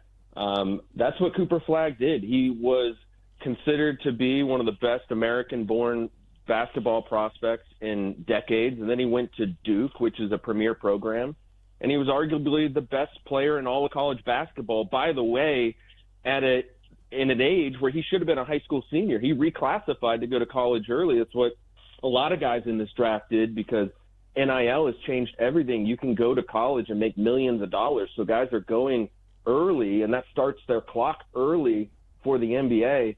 And Cooper Flagg in New York had a great quote yesterday. He said that his mom, who played college basketball, tells him all the time, if you're the best player in the gym, go find another gym. So that's what Cooper Flagg's trying to do right now. Right, and it feels like he has a good head on his shoulders, and he's staying pretty grounded despite having all this hype around him. So that leads me to my next question. It feels like this is quickly becoming a really big story in the NBA draft.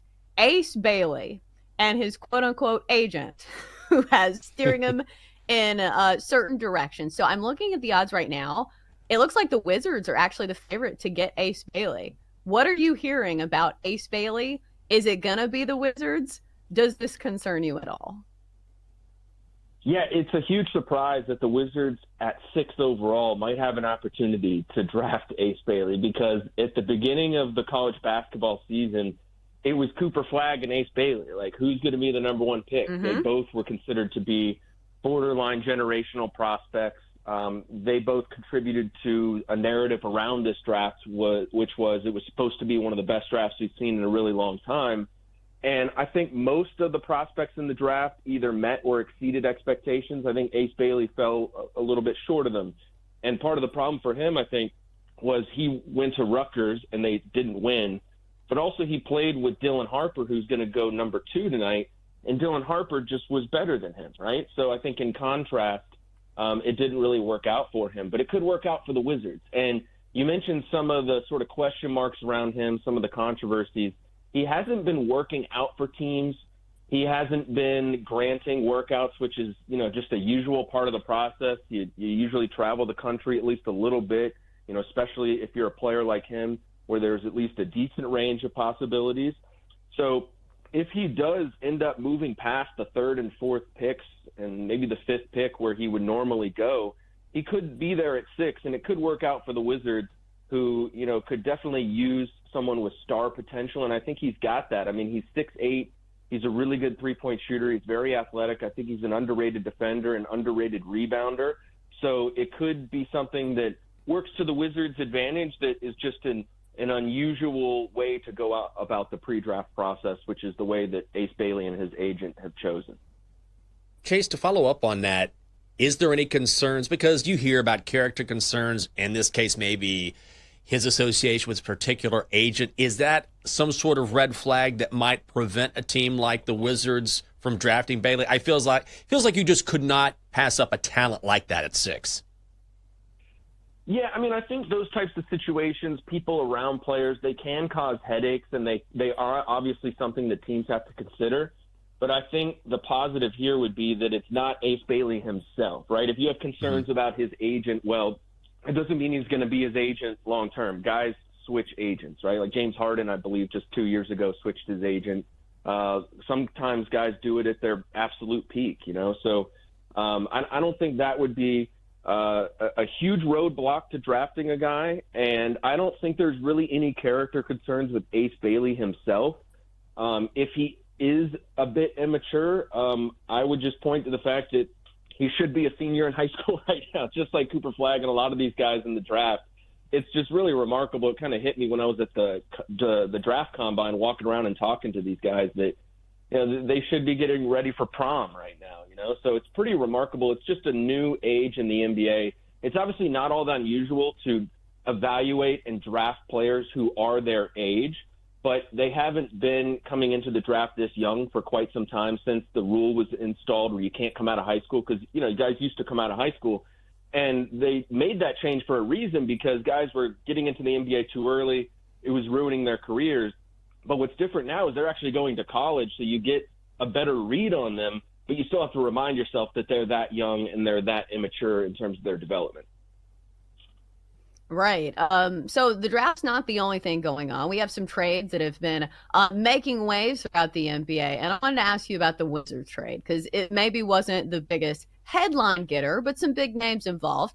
So the Wizards just got CJ McCollum, Kelly Olynyk, and a second-round pick for Jordan Poole and Saddiq Bey, and the number 40 pick, which those 3 things go to the Pelicans. So most casual fans of the NBA aren't going to get excited when you talk about the Wizards and the Pelicans. Can you make people care about this trade? What is the important takeaway here for the Wizards? Yeah, not quite the Kevin Durant to the Rockets trade, huh? It's interesting. I think if you're a casual NBA fan, look at these trades and try to think like, okay, what is this going to mean for that team in the draft? And in the case of the Wizards, I've noticed, and through experience covering them and covering the draft, sometimes teams have a better idea than you would think of what they're going to be able to accomplish on draft night. And we saw this last year with the Wizards. They traded Deni Avdija for the 14th pick. They ended up drafting Bub Carrington. And I think in hindsight, what made it all make sense was they drafted a guy in Keyshawn George, 24th overall, who could develop into a Deni Avdija type player. I'm not saying he's going to be as good as Deni Avdija, but there's a lot of overlap in their games. So the Wizards this trade means that they could use more offense, right? Maybe it opens the door for a guard. That's what I would be thinking in those terms if I were a casual NBA fan. Like, okay, this was obviously to set up something else. What is that something else? We're talking with Chase Hughes. He covers the Wizards and the NBA draft for Monumental Sports Network. Wanted to go back to the draft, Chase. Who is a guy who is maybe not considered a top 10 pick who you really, really like? There were a few in this draft, but the one name I would give you is Jace Richardson. He played at Michigan State last year. He's the son of Jason Richardson, who won 2 dunk contests in the early 2000s, of course, playing for the Warriors. A lot of people remember him, also played at Michigan State. Jace Richardson, his son, I think went under the radar because he's kind of undersized. He's 6'1.5" without shoes. That's not particularly big, even for a point guard. But, I like to take a deep dive into the numbers. I just did this story looking at analytics about the college basketball players, trying to see who sort of stands out and, maybe in areas that, don't jump off the box score. And he has some pretty unbelievable numbers as a three-point shooter and as a finisher around the rim. He shot a higher percentage around the rim than a lot of the big men in this draft, despite being his size. And he's also not only a really good three-point shooter, but he's deadly from three-point range. He's one of the best shooters in this draft from three-point range, in transition, in the corners, and he's really young, and he's really athletic despite his size. He's also a good defender. Now, he's pretty undersized, so I don't think he's going to be a star defensive player. I think early on teams will probably try to pick on him, but his statistical profile suggests a guy who is way better than he might be being given credit for and where he might be drafted. I think there's a chance that someone could get a steal with Jace Richardson. As I'm looking at the projections for the NBA draft, maybe this is not a thing, but to me, it feels like something. It's a lot of American guys. And I feel like in the past few years, there hasn't been as much attention on the NBA draft outside of obviously Wemby, because a lot of these guys come from overseas and we just don't know that much about them. But this year we have guys from Duke, Rutgers, Baylor, Texas, Rutgers again, Oklahoma, and it goes further down the list until you get somebody who is projected to go from overseas. Do you think this is a big deal? Is there anything to this that we have all these American guys this year? I think it is a big deal, and that's a great point, Chelsea. I mean, I think the big difference, especially in contrast to last year, is that all these guys are coming from college basketball. And that includes some international players who I think because of NIL, they could make more money here, like Kasparas Yakachonis of Illinois and Kaman Malawach of Duke. Those guys are technically international players, but they came over and they played 1 year of college ball. I think it could make this draft more predictable and have a little bit less variance when we look back on it 10, 20 years from now. Because if you think about it, last year, the top prospects, all in the top 10, there was like 7 or 8 different leagues that they played in. It just makes it more difficult to compare and contrast the players because there's different play styles. But more importantly, when they're all in the same league, then I think the statistics carry more weight. I think especially when they go head-to-head, you can see them on the court at the same time. Like Cooper Flagg, the number 1 pick, played against VJ Edgecombe, the prospective number 3 pick in the tournament. Duke played Baylor.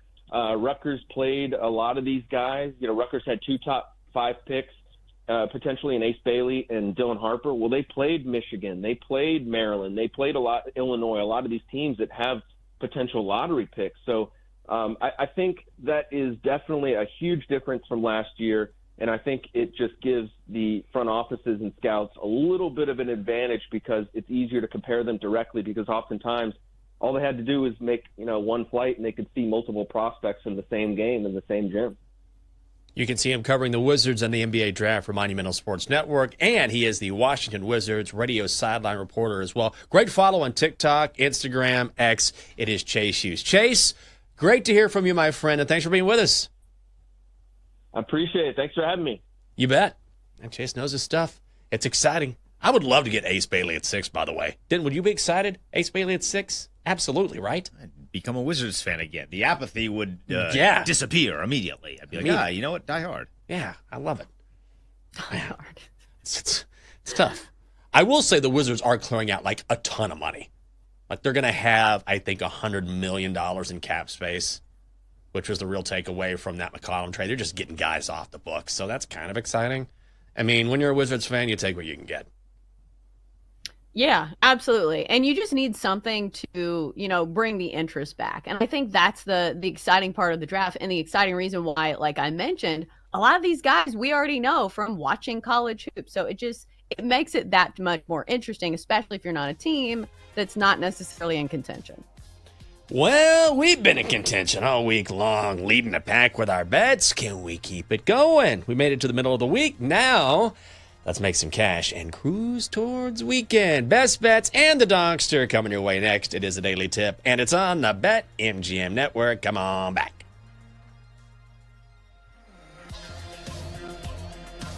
Coming up, Jenks and Chelsea give out their best bets here on the BetMGM network. Presented by BetMGM, the sportsbook born in Vegas. Download the app today. Please gamble responsibly.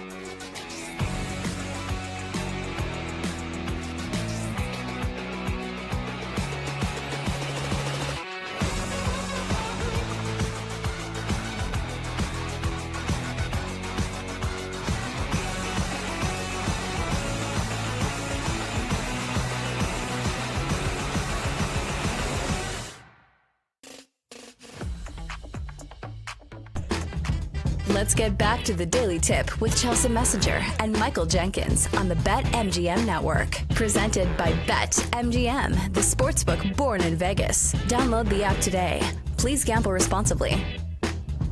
Welcome back. Great to have you with us on a Wednesday, the Daily Tip on the BetMGM Network. Hope you're having a great morning. Thanks for being with us. We are live Monday through Friday from 6 a.m. to 9 a.m. in the East.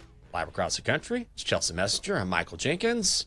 Bet Sweats, Donkster, and our favorite bets of the day coming your way in mere moments. Chelsea, I had something so cool happen yesterday. You talk about a small world. So I don't know if you remember me telling this story of an old bartender I used to hang out with, Justin Zamorowski. And Justin was a guy who considered himself a conceptual food artist because he would take fast food and then put it in plexiglass, and then it would be in some sort of small museum here in D.C. He's also a guy who was part of the record for the largest motorcycle jump over a bowl of soup in the district. Justin is like the hipster's hipster. Super nice guy. And so for years, I would go in after work when I was on TV. I'd slide into the bar, and it'd be me and Justin. We'd hang out. He was working behind the bar. Great guy. I was there when he met his girlfriend, now wife, Trish. They moved to Austin a few years ago. And so he's down there running a bar in Austin. I also have some other friends of mine, Aaron and Laura, who moved to Austin about a year and a half ago. And they're in the industry as well. Laura's going back to college. Aaron is also someone who runs a bar, part of a bar in Austin. You're like, where is this going? So yesterday, my phone just starts going crazy. I'm like, what is happening here? And then I get a voice text from Laura who says, so they're huge trading card fanatics. She goes, we're trying to find a place where we can hold kind of like an Austin trading card show at a bar, so we're meeting with other people in the industry. And I mentioned to someone that we're from D.C., and a random person turns around and says, oh, you're from D.C.? Do you love sports, and do you love Mike Jenkins? And they're like, what? Yeah, he's one of my best friends. He just wrote me a recommendation so I can go back to school. He was at Aaron's bachelor party. And he's like, oh, yeah. We're really good buddies. He's coming to my bar all the time. So they're both texting me, and then I'm texting Justin, haven't heard from him for a while. So he's texting me pictures of Trish, his now wife, the little girl who's 2 years old, and I'm just getting it from both ends. What a small world that randomly, like in the middle of nowhere, just because someone said, oh, I'm from D.C., that we happen to connect the two. It was awesome. Yeah, this is my theory that you are a local DC legend. Like I say this all the time, like, no. You just said it. But James, the times when I've been with you and we go out, which I know has only been a couple times, every bar we go into, like somebody comes up to you and is like, hey, let me buy you a shot. Like, I don't know if it's because you're always drinking, you're always at these bars, but like that's it. A lot of people know you. So this is not shocking news to me. Well, I think you give me too much credit. I think it's because I'm like a social animal. Like I'm always out at different places. So I kind of know people just from bouncing around the city more than anything else. But still, you're popular. Hashtag popular. Oh, hashtag summer vibes. Hashtag summer. It's just strange because like I always say, I always think of people as how I first met them. And so when Justin is texting me pictures of, I'm like, oh my God, he has a little girl now. She's 2. Just like, it's crazy. Life is blowing by. Here we are, almost football season. People I've known for a decade are having kids, settling down. I'm just trying to get by, trying to keep up with you and Denton, running up that hill with a stroller, going boxing, things like that. Man. Well, I'm trying to keep up with you and being popular. I think I have 2 friends. And like when it comes to like the wiki page of like Michael Jenkins' friends that he's mentioned on the show, I think there's like 15 people at least. Like that I would know. Where you say your friend group, I'm like, oh yeah, that person. I know their backstory. Jake, you have a lot of friends. I'm very lucky in that way. Very blessed in that way. I will say that. My new best friend is my Lyft driver this morning. We're going to go see what's going on in Southeast later on today. Check it out. Just drive around for a while. But also I think it has to do with the fact that, when you don't have kids or whatever. Do you know what I mean? So when you're out and about. Yeah, you're out a lot. Yeah. So I think that, obviously, if I had a family, that I wouldn't be out as much. You'd be at home. And so, there's a lot that goes into that. But anyway, it was just cool to see people connected. I think they're going to hang out. And so I got to get to Austin here sooner than later. You know what's coming up very soon? Bet Sweats. Bet Sweats. Bet Sweats. Bet Sweats. Joe Semi P getting you ready for the NBA draft. They will also power rank. This should be fun. The worst ever NBA picks. That should be great. John Daigle from Established Run will be along at 10:20. And then Elena Rizzo from Foul Territory TV is along at 11 o'clock. All right, it's been a good week. I'm going to keep knocking on wood, so let's send out some winners. Time to place your bets. Chelsea Messenger. Nothing but dubs. What do you got? Oh, well, I did lose one bet this week, so one L on the card. But I appreciate it. All right, best bet of the day for me is going to be a first 5 under 4 runs for -150 between the Marlins and the Giants. Number 1, this is a very pitcher-friendly park. Number 2, look at these two pitchers. What playing short of incredible. So we've backed Logan Webb for a long time on the show. He is a veteran in MLB, and also he's always been good at home. 4-1 with a 1.35 ERA when pitching in San Francisco this year, and 5 straight quality starts for Mr. Logan Webb, who also goes against the Marlins, who sit in the bottom 10 in scoring runs in the first 5 innings. You can add the Giants to that list as well. So both of these offenses are kind of pedestrian. In fact, the Giants, over the last month in Major League Baseball, have the 3rd worst OPS of any team during that stretch. So then you look at the opposing starter, Edward Cabrera. Maybe not somebody you have on your hot list for pitchers, but over his last 7, he has been on fire. 2-1 with a 2.08 ERA. And last time against the Giants, 5 2/3 innings of shutout baseball earlier this year. So I'm going to go first 5 under between the Giants and the Marlins. It's a little juicy at -150, but if you can get that 4, that's a number that I like. So under 4, Giants, Marlins, first 5. Son of a, how did I miss that? Great call. I absolutely love that bet. Love it. I'm not going to add it to the card, though, because I'm just going to stick with 2 bets. It's been a good run. I'm going to get this out before the regression comes. 16-4 over my last 20. Can we keep it going? Pick one of these you like. One of these has to come home. Let's go Rangers money line against the O's. O's have been favorable all season long. You've got Jacob deGrom going for Texas, Brandon Young going for the O's. Jacob deGrom, not surprising. In 12 consecutive starts, 2 runs or less, Rangers have won 4 straight when he's on the mound, so he's been getting some run support as well. Brandon Young just got recalled from the minors to make this start, has already made 2 starts for the O's this season, ERA over 6. If you look at the back end here, the O's have the 3rd worst bullpen ERA in the American League. The Rangers have the 3rd best. I like the price. Think it should be higher. Rangers money line -142, Chelsea. Yeah, anytime you fade the O's, you can't trust those O's. Them O's ain't loyal.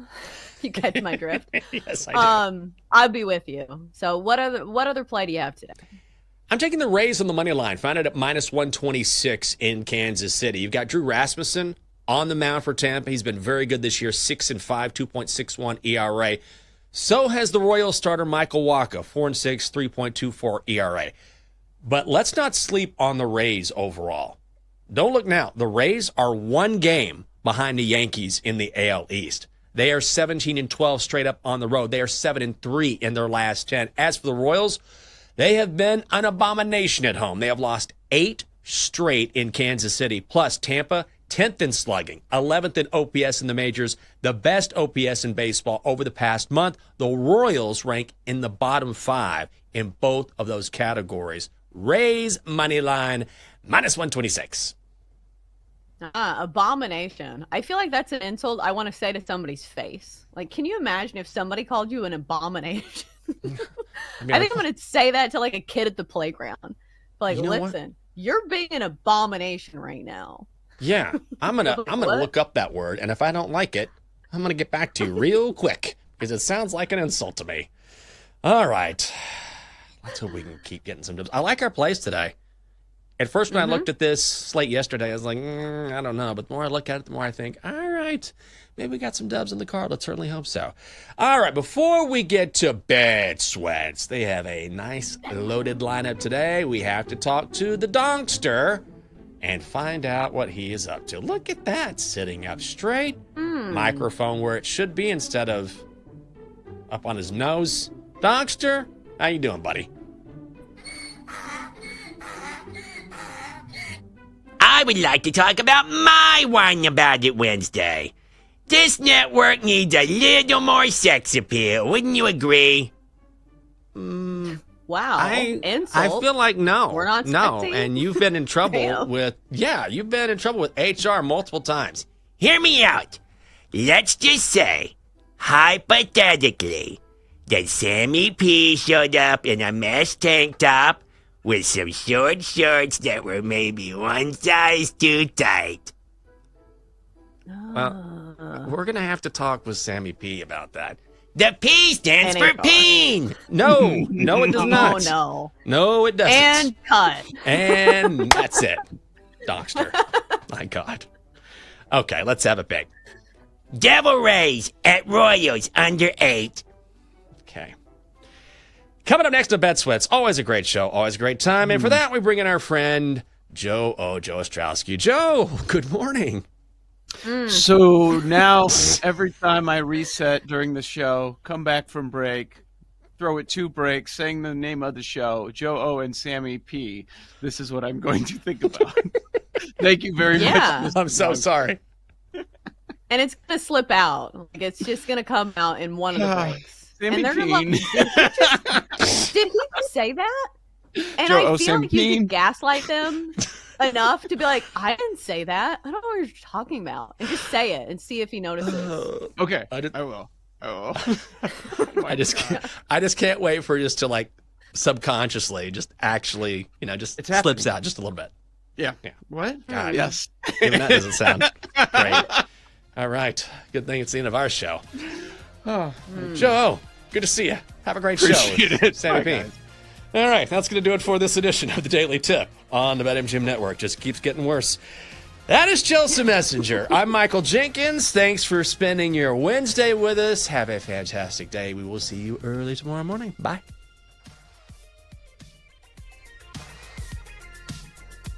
You've been listening to the Daily Tip on the BetMGM Network. Download the app today. Please gamble responsibly. If you missed any of the show, listen back anytime on the new and improved Odyssey app.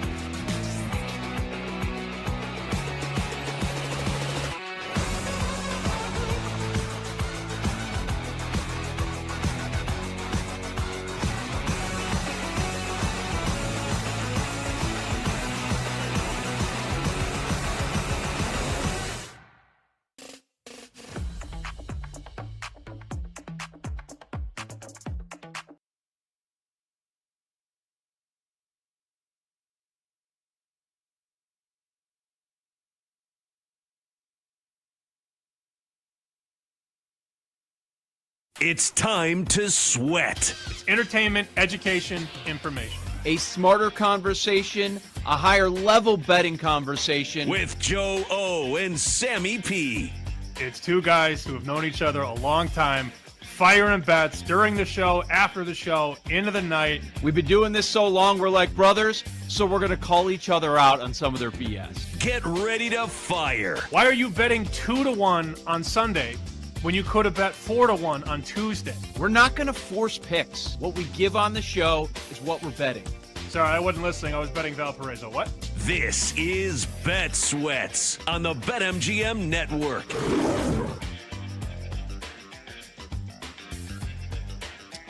It's hump day. It's draft day. Welcome on in. Bet Sweats, BetMGM Network. Joe Ostrowski, Sam Panianovich with you. NBA draft going down tonight. They just crowned a champion, and then they turn it right back around. We've got the NBA draft. No time to waste in the association. Another big move that we need to discuss that we told you was going to happen later this hour. We will break down the Manager of the Year award. I don't think this is something that we've talked about all season, so bit of a different handicap. Looking forward to that conversation, especially now that we have a good sample size very close to the 4th of July as we try to figure things out. On Wednesdays, we do power rankings, worst draft picks of all time, top 5. Oh, this is going to be fun. I think we'll have a different list, but we'll find out there. John Daigle will be dropping by, Alana Rizzo from Foul Territory as well, and we will break down today's MLB card. We're looking good with our MLB plays. I got to tell you, it's been a very strong week for the show. How you doing, Sam? I'm melting. Bill? But so are the Boston Celtics. They're just trading everybody away, as you learned yesterday. Mm-hmm. Where you at temps wise? Is it still upstairs really bad? How are we looking outside? 93 yesterday upstairs. In the house. This is inside, not outside. I tweeted a picture yesterday and tagged Bet Sweats, tagged you. The kitchen was 89.1 degrees, only to be outdone by the 93 degrees upstairs. Hopefully this bit ends by tomorrow. It was 102 here yesterday in Boston, and it felt a lot worse. So we got, looks like 89, 90 for the next few days here. So not as bad, but yeah, God, that is brutal. I mean, what do you do? Is there anybody out? Like I've noticed this week, like you go around like normally, like we had a game last night. So my big concern is after the Park District drags the field, I'm like, oh, there's probably some punk kids that are going to be playing on my field like right before. I got to get it all set up, and then I got to re-drag and all this stuff. You go outside, there's nobody anywhere. Like nobody wants to be doing anything. All the kids are in the basements. They're playing video games. They're going to each other's place. They're swimming, whatever. As far as like playing baseball, going to the park, whatever, nobody's doing that. Do you see people out and about? Do you see a Lucy Burge walking down the street with a phone in her hand? Like, what's going on? I didn't personally see it, but I know it happened. It's just brutal, man. It is what it is. It's part of the game. Everything you get, I get about a day and a half, 2 days later. So yeah, we're all going through it, but no 100-degree temperatures today. I was looking at the Celtics odds this morning, and I don't understand. I mean, shouldn't say I don't understand. I would just never bet them at 17-1 to win the title at MGM. So yesterday they make a pair of trades, and you know they're not trying to win. And you know that they had to get under that second apron. But to get rid of Porzingis, basically for nothing, he had 1 year left on his contract. They trade him to Atlanta. Earlier in the day, it's a trade of Drew Holiday to Portland. And you know Jason Tatum is probably not going to lace him up at all next season. So you've got Jaylen Brown, Derek White, maybe, if they keep him, Peyton Pritchard, Sam Hauser, Luke Cornett. Can I stop there? Luke. I mean, wait, what name was he down the list? He used to be like 10. Where is he now on the list? Like 5 or 6? 5 or 6. So yeah, they're basically telling you without telling you that they're not trying to win next year. It's not a rebuild, but it's a retool. And I wrote about this yesterday. The story will be up today on Fox. It's a situation where they were always going to do this. They swiped the card a bunch.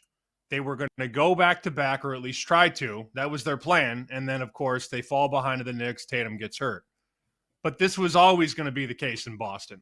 So according to RotoWire, here's their starting five next year. And again, this could change if they make more moves. Derek White at the 1, Anthony Simons at the 2, Jaylen Brown at the 3, George Niang at the 4, and Luke Cornett at the 5. That's their starting 5. I know you're not interested. I'm not interested. But they're still 17-1 to win the title. Who's betting that? I'm looking at the Eastern Conference odds over at BetMGM. Cleveland, the favorite, we agree. New York, second, we agree. We said this yesterday. Okay, I guess by default it's Cleveland, and it's the coachless New York Knicks for the moment. We're still waiting. Third is the Magic. We saw that occur as we were getting closer to the holiday trade, and that's locked in. Celtics are fourth. They're fourth in the East. No. They're screaming, we are taking a pass on the season. We are choosing to save $200 million in luxury taxes to kind of punt on the season, and that's because the superstar goes down.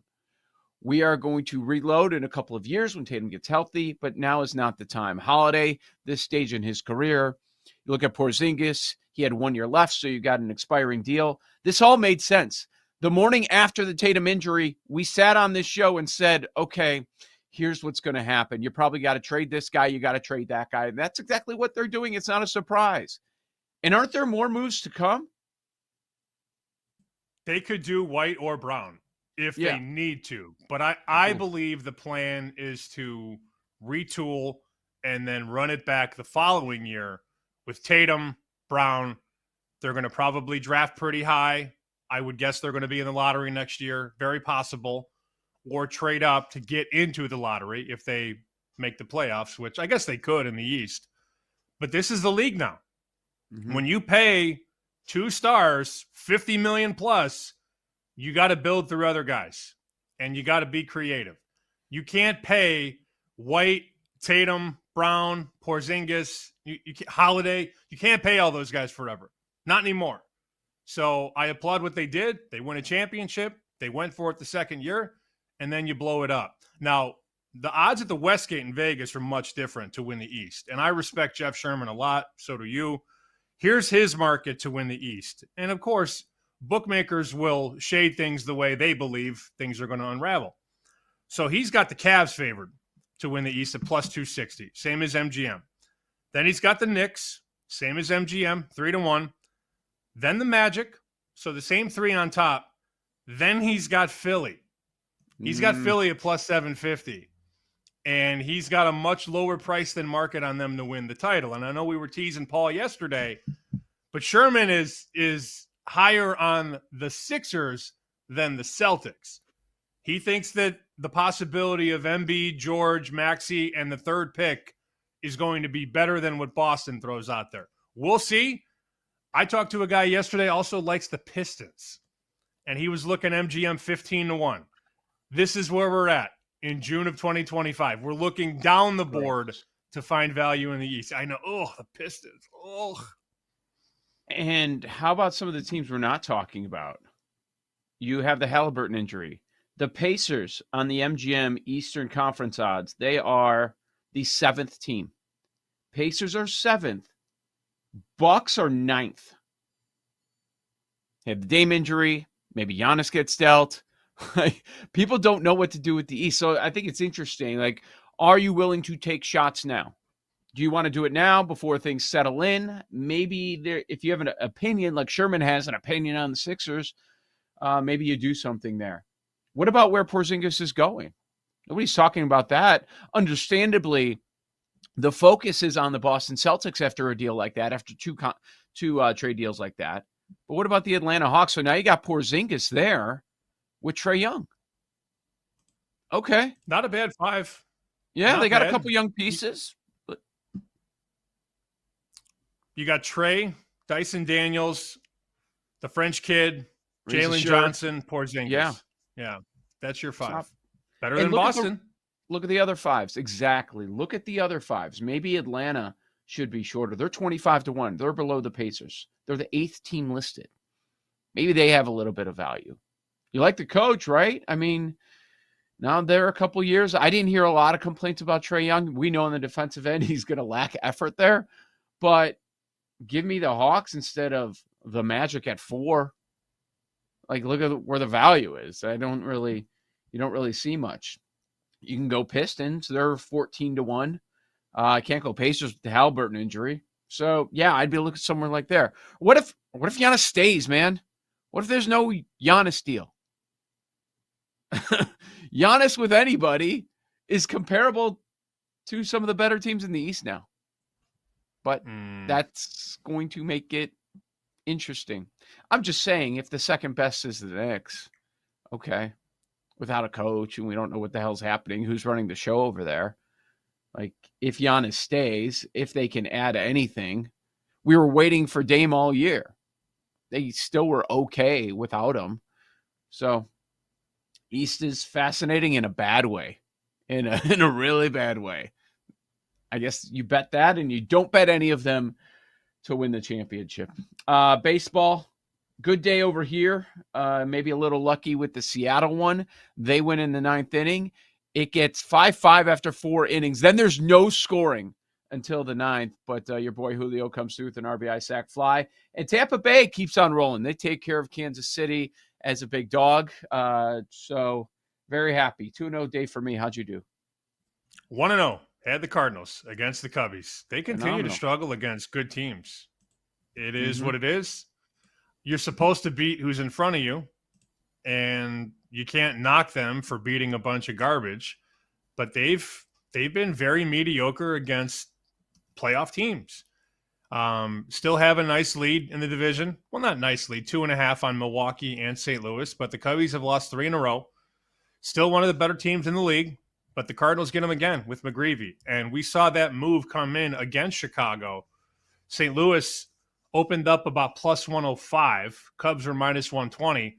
And by first pitch, that was flat, minus 110 each way. Not that that's a huge move, but when you see the first place team only minus 120 on the road and then close minus 110 each way, that's clearly some financial support for the other side. And they bet the Cardinals again. It came through. And now the question is, can they win today?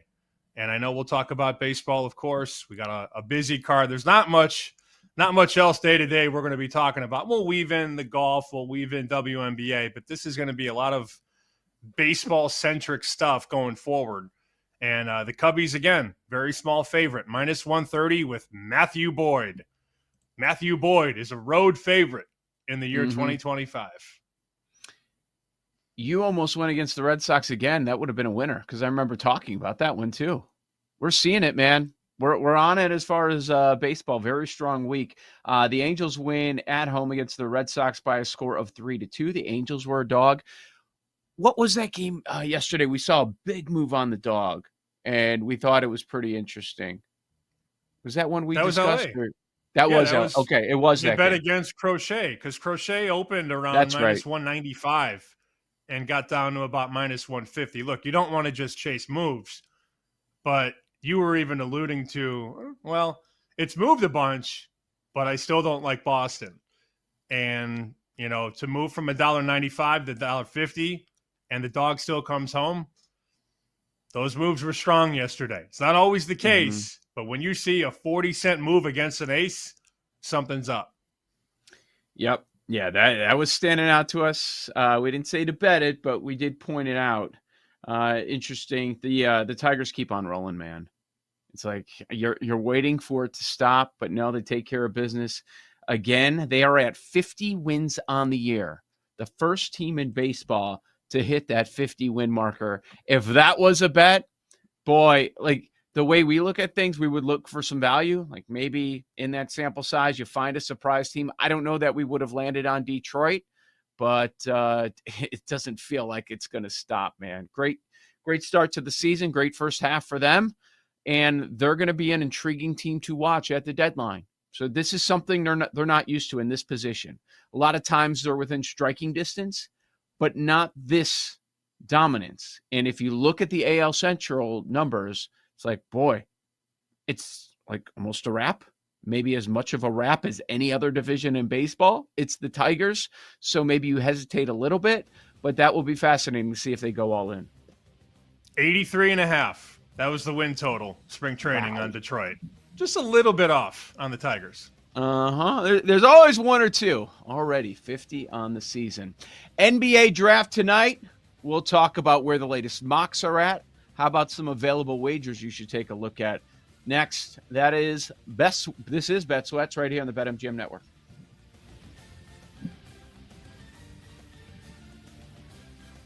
You're listening to Bet Sweats with Joe O and Sammy P on the BetMGM Network.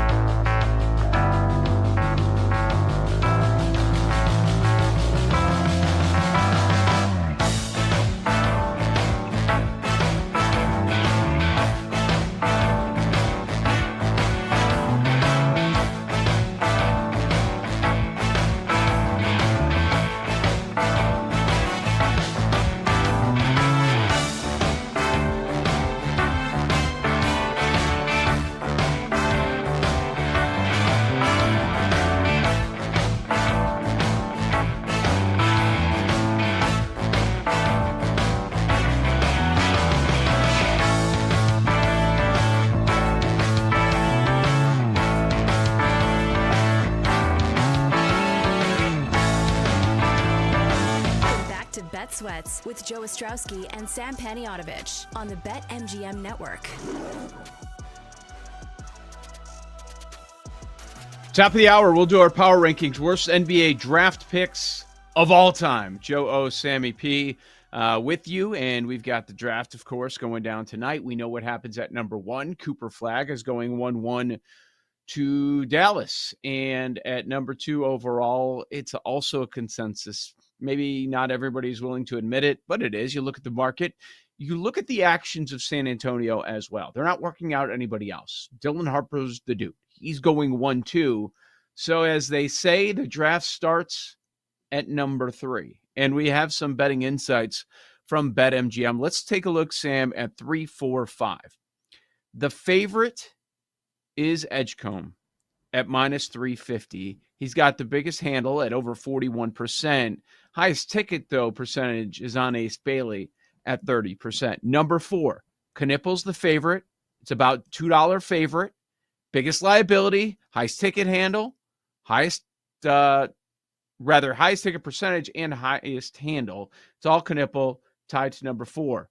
And then the favorite and biggest liability, Jeremiah Fears at number 5. If you look at those draft parlays where you're putting together the picks in exact order, they offer the top 4. Flagg, Harper, Edgecombe, Knippel, that is minus 200.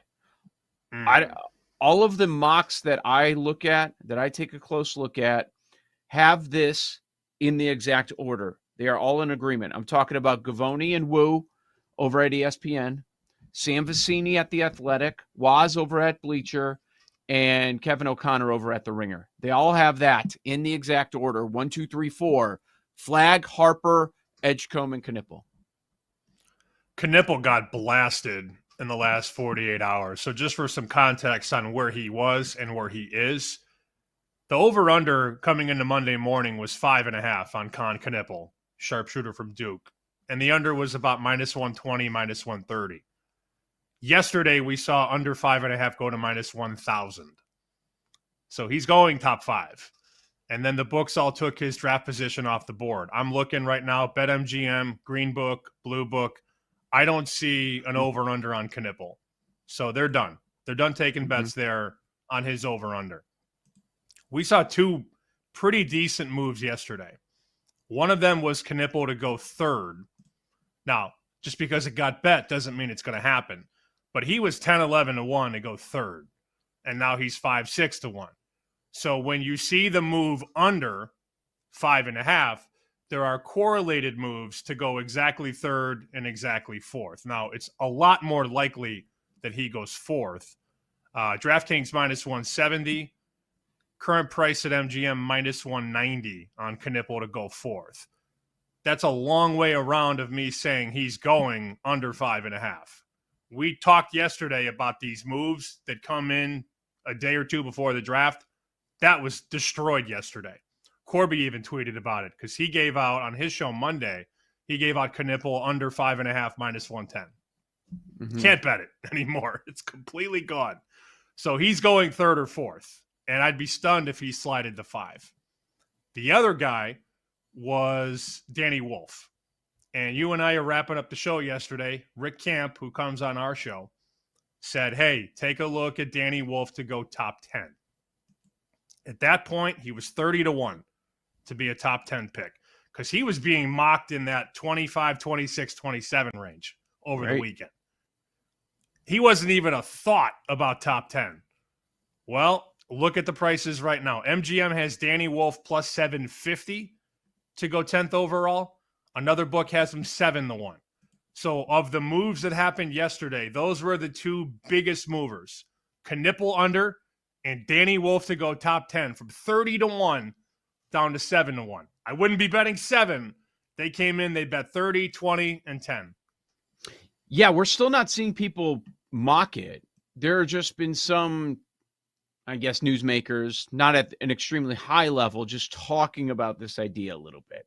But I've seen it get shorter because you're right. If you go back just a few days, I'm seeing mocks 29 for Wolf, 27, like 25 to 30. And now he's around 18 to 21. somewhere in that range. So by tonight, who knows? That run could continue on Danny Wolf. I mean, that's a big numbers play. So I get that. I don't want to say that it's set. There are always surprises. Remember, NFL Draft Day, we'll get to numbers that are, the fourth pick, the fifth pick. This guy's $3, and you think it's a lock, and then something changes, ends up going number 5 instead of number 4. So I don't want to go that far. But with the top 4 picks, you have to lay a price. If you want to bet any of them in a specific spot, 1, 2, 3, 4, we talked about the order. Likely order, Flag, Harper, Edgecombe, Knippel. Number 5, I think, is where it gets interesting if you're going to bet into that market about the overall pick. Because, yes, of course, you have a favorite, but nobody is an odds-on favorite. All of these numbers are very close. You look around, you see Fears, Trey Johnson, Ace Bailey, all around 2-1. And it looks like to me, Sammy, that the momentum is moving towards Fears. And that's where the people that seem to be plugged in are locking in. Utah with the pick for right now, but they're taking a look at Fears, maybe setting up for that Ace Bailey fall with all the drama there. Yeah, Bailey is 3-1 to go 4th, 250 to go 5th, and he's the favorite to go number 6 at plus 120. This was a guy that a lot of people thought should be a top 3 layup months ago. The conversation always started with Cooper Flag, who, by the way, is minus 10,000 to go first, only to be matched by Dylan Harper, minus 10,000 to go second at BetMGM. So MGM saying, all right, we know what's going to happen. It'll be Flag 1, Harper 2. Then the guessing begins. You see Vicini's got a bunch of trades. He's got 3 trades in the top 6. He's got Charlotte trading into 3. Yeah, Charlotte trading into 3 to take Edgecombe. He's got a trade at 4. The Wizards coming up to get Bailey. And then he's got Knippel going 6 to the Sixers, which goes against everything I just said. I don't think that's right. I mean, the betting market is saying Knippel's going 3rd. Is that 4th. this morning? Is that because yesterday he had him 4? Updated as of 9:01 a.m. Eastern today. So 27 minutes ago. But he's taking a stand against the market. I'm not saying Sam Vecini is saying the market's wrong, but I can tell you that the way the money came in yesterday, it's indicative of Knippel being a top 5 pick. Vecini's got him 6. And let's see the number on Knippel to go 6 at MGM. 7-1. So very unlikely mathematically speaking, but that's where Vicini's at right now. Do you see over-unders posted at many places? Because I'm looking around, I see some are taking it down. This is what you're going to get on draft day. MGM has 1, 2, 3, 4, 5, 6, 7 players. They had 10 yesterday. So these'll usually come down late afternoon because you're going to get information that starts leaking out. So I would guess the draft position is kind of shore up about 3 o'clock Eastern. That'd be my guess. Because at that point, why are you still booking it? You're only going to lose if you're booking it that late. Let's go through those real quick. Give me those over-unders. I'll tell you kind of like where the mock world is at percentage-wise on that. Carter Bryant under 11.5 minus 225. Under 11.5? Mm-hmm. Yeah, it looks like most mocks all have them going under that number. That got bet yesterday. Derek Queen 11.5 under minus 135. That number's just about right. It's like it's a mix. Half are going over, half are going under. Demon over under 14.5 MGM minus 135 under. Give me the number again. 14.5. 14.5. More over than under, but I wouldn't say there's any sort of an edge. That number has gone up a little bit because it opened at 13.5. So it's gone up with the market. Yeah, I don't think you have some big edge there. Let's quote Ricky O'Donnell yesterday. I think he stinks. End quote. That was Ricky's thoughts on Demon. Yeah. So yeah, we'll see. I did not bet Demon. My bet yesterday I gave out was Yakachonis under 11.5 minus 130. Yeah, certainly, certainly more under. It feels like he's getting a lot of love. That people are taking a look at him. Like I'm looking at the highest that I see. I see some top tens. Yeah, there's a number of people, and I see it as low as, outside the top 20. I think there's momentum up. What for him for top 10 is not a bad pick, not a bad bet. And let me see here. Where are we? Boy, it's about even money. So they're saying that he's trending that way. He might go odds-on favorite to be a top 10 pick tonight. His ball handling, playmaking, his size. He's a 6'5" point guard. I'd be stunned if he fell outside 10. But that's just a personal opinion. Vicini has him mocked 8th to the Nets. So we'll see what happens. I really respect Vicini, if you can't already tell. So do I did play that yesterday, under 11.5 at -130. The only other guys at MGM are Liam McNeely, under 21.5 is juiced, -135. Malawak from Duke, under 8.5. That got steamed yesterday, -275. So likely a top 8 pick. And then I brought this guy up yesterday. I don't even know who he is, but I told you that they were betting Noah Asenge. Over 9.5, it was -130. That over 9.5 is now -250 at BetMGM. Wow. The Malawak one is so interesting. Like there are people that have him going 6, somewhere 6 to 9, and there's a lot of confusion. I did see the number move a little bit, the over-under on that. That's, boy, yeah, at a top 10, he's got to be a massive favorite at this point. Can he crack top 5? I don't know. That would be a tough one, but there's a lot there. Like Vicini, I think it makes sense for there to be a lot of trades. So Brooklyn added another one yesterday, right? Like, look at their picks. They've got to do something. So Brooklyn has 8, 19, 22, 26, 27. I would be floored if they end the night sitting chilly and taking 5 ones. They could start a whole new team if they wanted to. Yeah. Just take a whole new starting 5 and roll the ball out next year. See what happens. They're going to be moving. Top 5 number on Malawak is 550. I have no interest there. Yeah. That Fears kid, talk about a rise for him in the last 2 weeks. He's now +150 to be top 5. So that's been another riser in the betting market, only to be outdone by MGM having Con Knipple -1,000 to be a top 5 pick. It will happen. That will happen. I've been assured that he's a top 5 guy. But you can't bet -1,000 now when you could have bet it at -110 Monday morning. No. But Fears, for the better price, don't you just take number 5 overall? Because he's not going top 4. Yeah. Yeah, you can bet Fears, let's see, +150. Well, MGM's got same price. +150 each way. I wonder if another book has a better number, top 5. Here you go. There's a +190 on Fears. They go 5th exactly. So always get the best number. Obviously, the numbers are different at every book because the liabilities are different. Yep. I like that bet. That makes a lot of sense. I love draft day.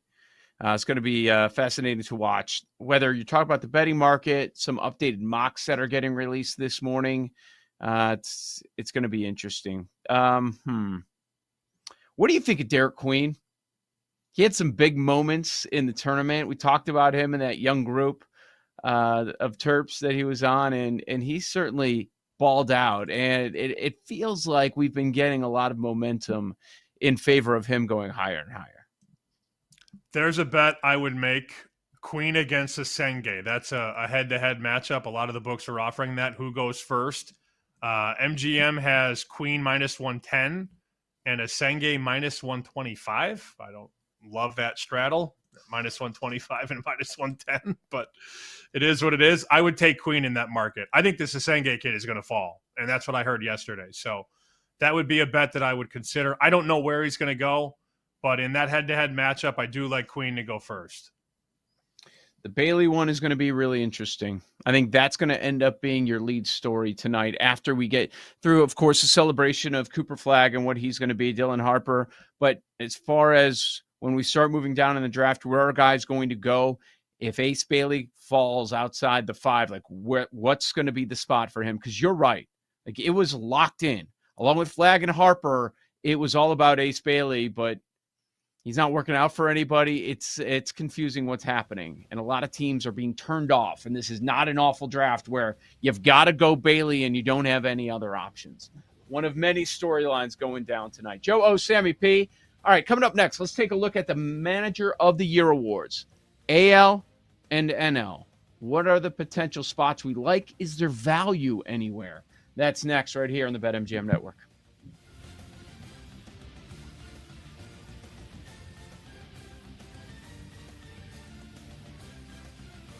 You're listening to Bet Sweats with Joe O and Sammy P on the BetMGM Network.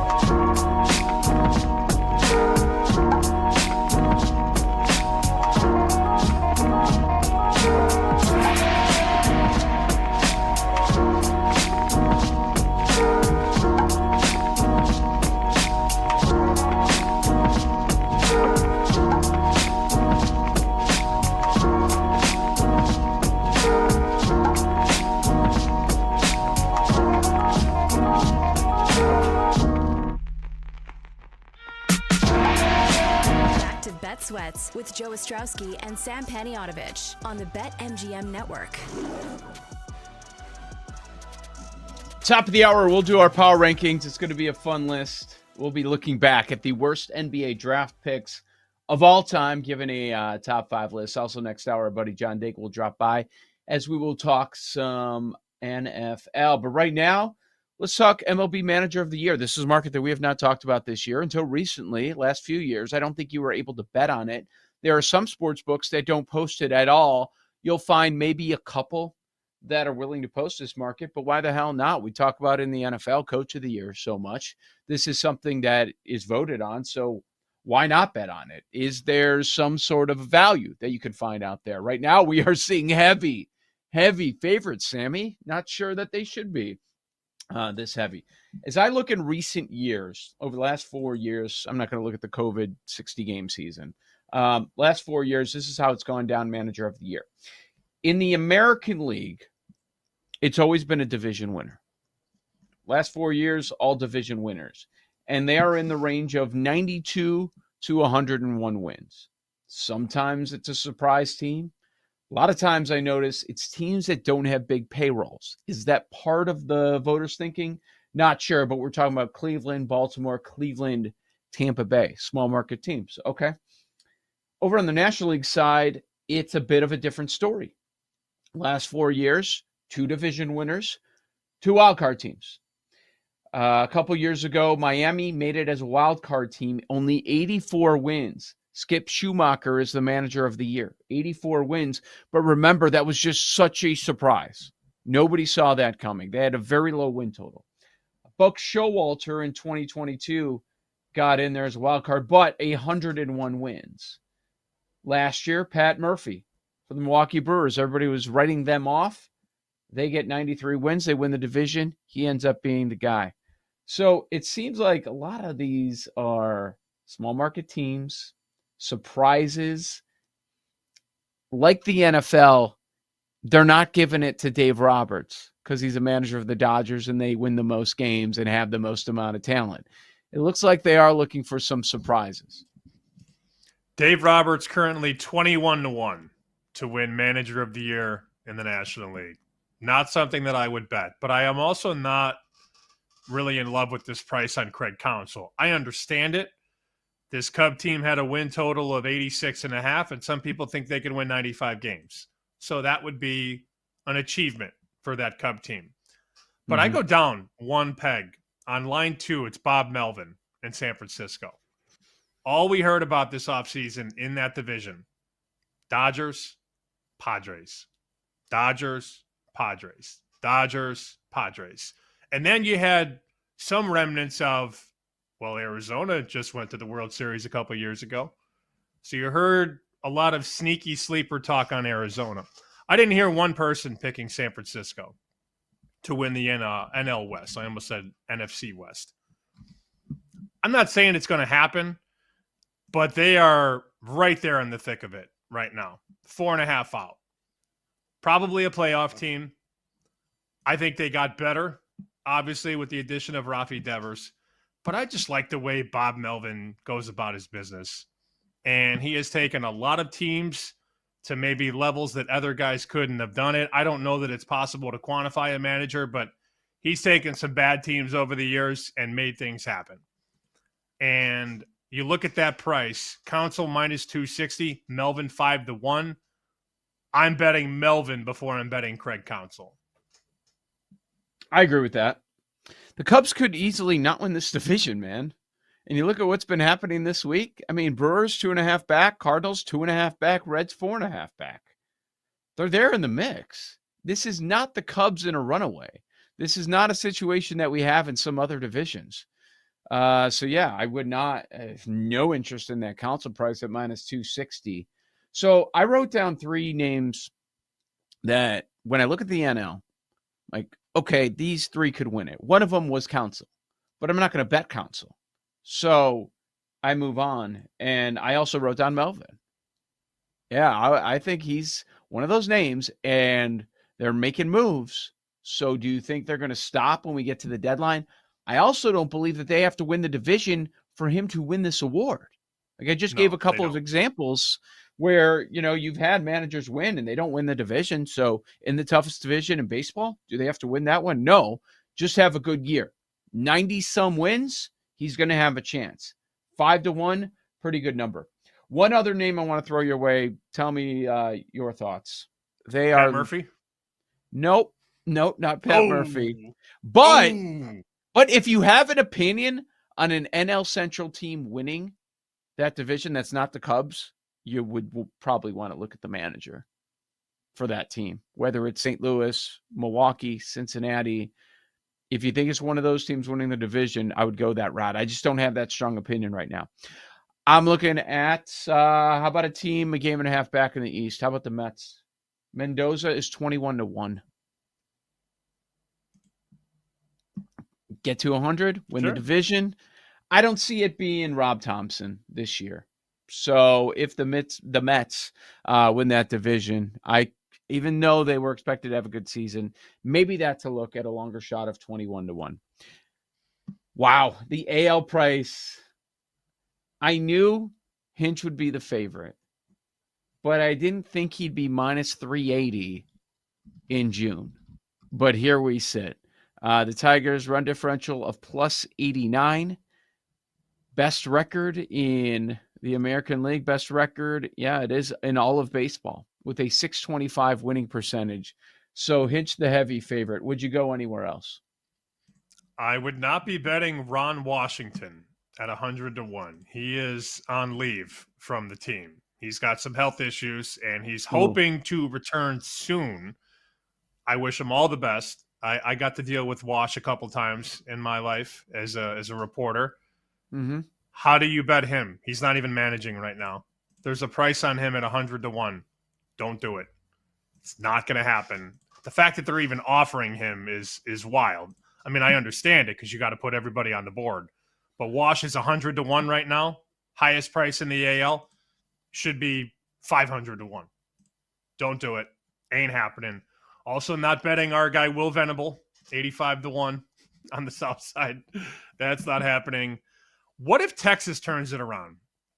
I know we're a Rangers show, so we're a little bit biased here. Bruce Bochy's almost 30-1 to be the manager of the year. They got a whole nother half of baseball to go.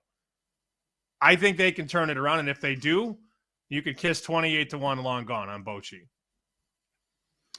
I don't know Ron Washington, but I love that man. I've watched some of his, he does like YouTube videos and stuff, or he, like the networks that he's been with, like when he was in Atlanta, there's a lot of videos. They did a bunch with him just teaching infield defense. Everybody knows he's good and he knows what he's talking about. And he's a tactician when it comes to that. But his quotes, I see why players love him. And I've seen reports where they weren't happy with him. I think that is insane. The dude is so smart. Maybe he hasn't been the best manager, but as far as knowing baseball, he's awesome. He always, in like all the videos, he's like, it's easy to do it wrong. That's easy. It's hard to do it right. They just always say that. It's easy to do it wrong. Like, yeah, that's very true. All right. If you're not going Hinch, look at the American League East. And it's not all Yankees. They're your leader. They have a 1-game lead over the Rays. They have a 2.5-game lead over the Blue Jays. Kevin Cash, plus 550. If they win this division, could he get it again? He's already won it back-to-back. I think it was 20 and 21 when he got it. But you look at what a small market team, the Yankees are spending all that money. If they win that division, there were no expectations for the Rays coming into the season, and look at where they sit right now. They like him too, the media. Mm-hmm. They're big fans of Kevin Cash, and that does go a long way. Whew. Where's the Orioles manager? Oh, is he 85-1 now? Well, that's like the fill-in guy, right? He better be. Yeah. It doesn't matter. Yeah. Not happening. 85-1 on Tony Mansolino. There's a team that completely fell apart. I mean, there were people that were putting Baltimore ahead of New York this year coming into the season. And Baltimore is in last place, 11 games out of first. So that's not anything I could get behind. But I also don't think there's a lot of guys I would bet. There's a huge gap between Hinch, Cash, and then Baldelli, who's 28-1. Much larger gap than it is in the National League, where you got Council minus 260, Melvin 5-1, Marmol 10, Francona 17, Roberts 21. In the AL, Hinch minus 380, Cash plus 550, and then we go all the way to 28-1. So they're telling you it's one of those two guys. The only guy I would consider at a price is Bochy at 28. And they need to do a lot of turning things around in Texas. It's a huge uphill battle there for them. But if you want to take a price, you can get one in the American League. Okay, I want to throw one more your way. I don't think we've mentioned him. It's going to be hard to beat Hinch. Very difficult. And if you have to beat Hinch and Cash, if Cash wins the division, very challenging. But you mentioned if you want a price, it's in this league. This is the manager of a team that you like. They're not leading the division right now, but they were within striking distance. Projection involved here. If Seattle makes a run, takes the division from the Astros, takes the AL West, they are hot right now. I've been betting on them a bunch. They cashed another ticket for me. Dan Wilson is 28-1. Right now, their current win total is 84.5. But could they put things together, make a run with that pitching and the way that offense is going right now? Don't forget the big dumper. What about Dan Wilson, 28-1? Sure. I understand. It just really feels like at the end of the day, it's going to be Hinch. Yeah. How do you not give it to a guy who could potentially be managing an 100-win team? Yep. I mean, that's possible. They could win 100 this year, given how bad the Central is. Look at you got Tigers at 50-30, and then the Guardians at 39-38. Everybody else is under 500. They're going to get a lot of wins down the stretch. If they crack 95, they get to 100. He's winning it. So that's the truth. I think that's a good call. I'm looking at easy. Oh, jeez. Remaining strength of schedule, second easiest, Detroit in all of baseball. It's probably going to be him. You're right. Power rankings next. Worst NBA draft picks of all time. This is the BetMGM Network. You're listening to Bet Sweats with Joe O and Sammy P on the BetMGM Network.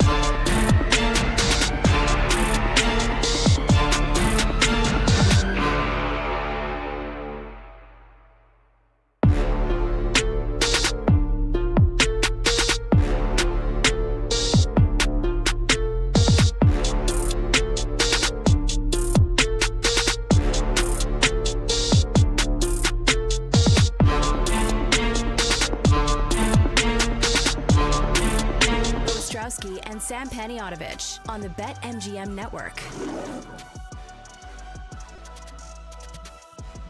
The NBA draft is going down tonight. Looking forward to that. It'll be a boring early on, but hey, you get to see a bunch of Cooper Flag highlights. Same thing with Harper, and then the draft gets going at number 3.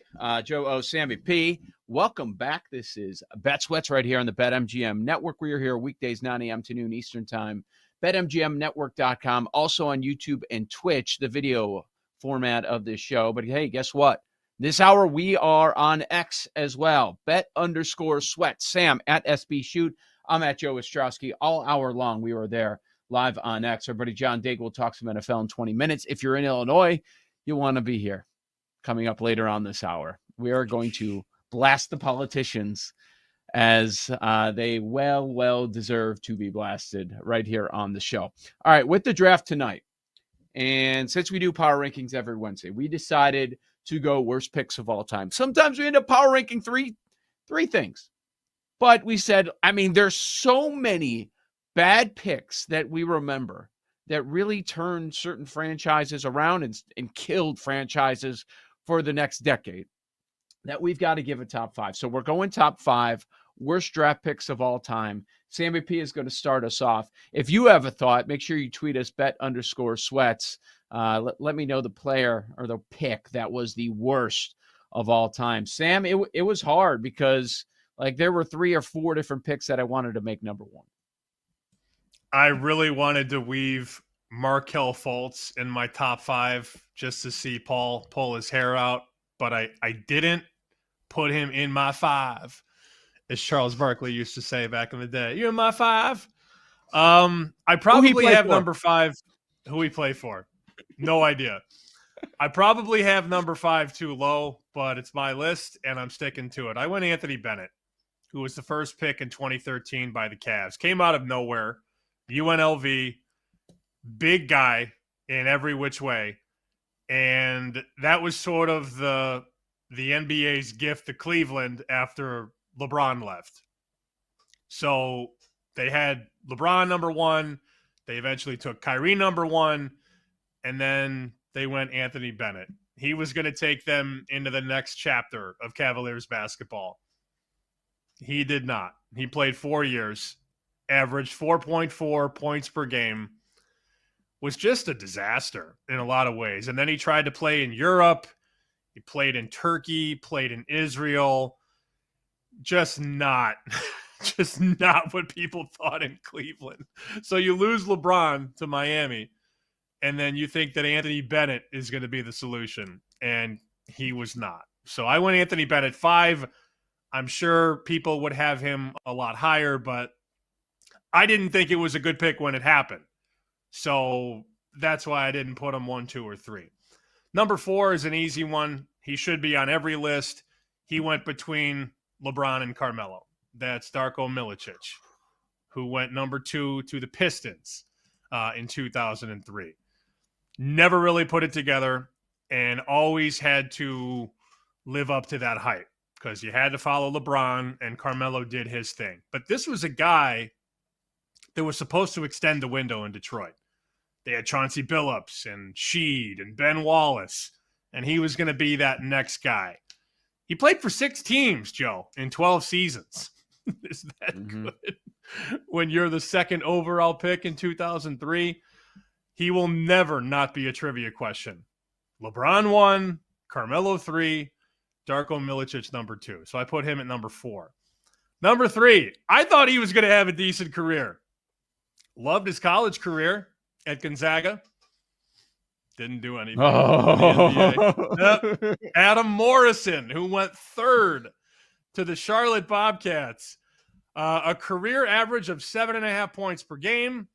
He only played in, 3 seasons. So he goes 3rd overall, plays 3 years. Not great, man. He actually had a decent rookie season. He was 4th in Rookie of the Year voting, played 78 games, but then injuries and just bad play had him out of the league at age 25.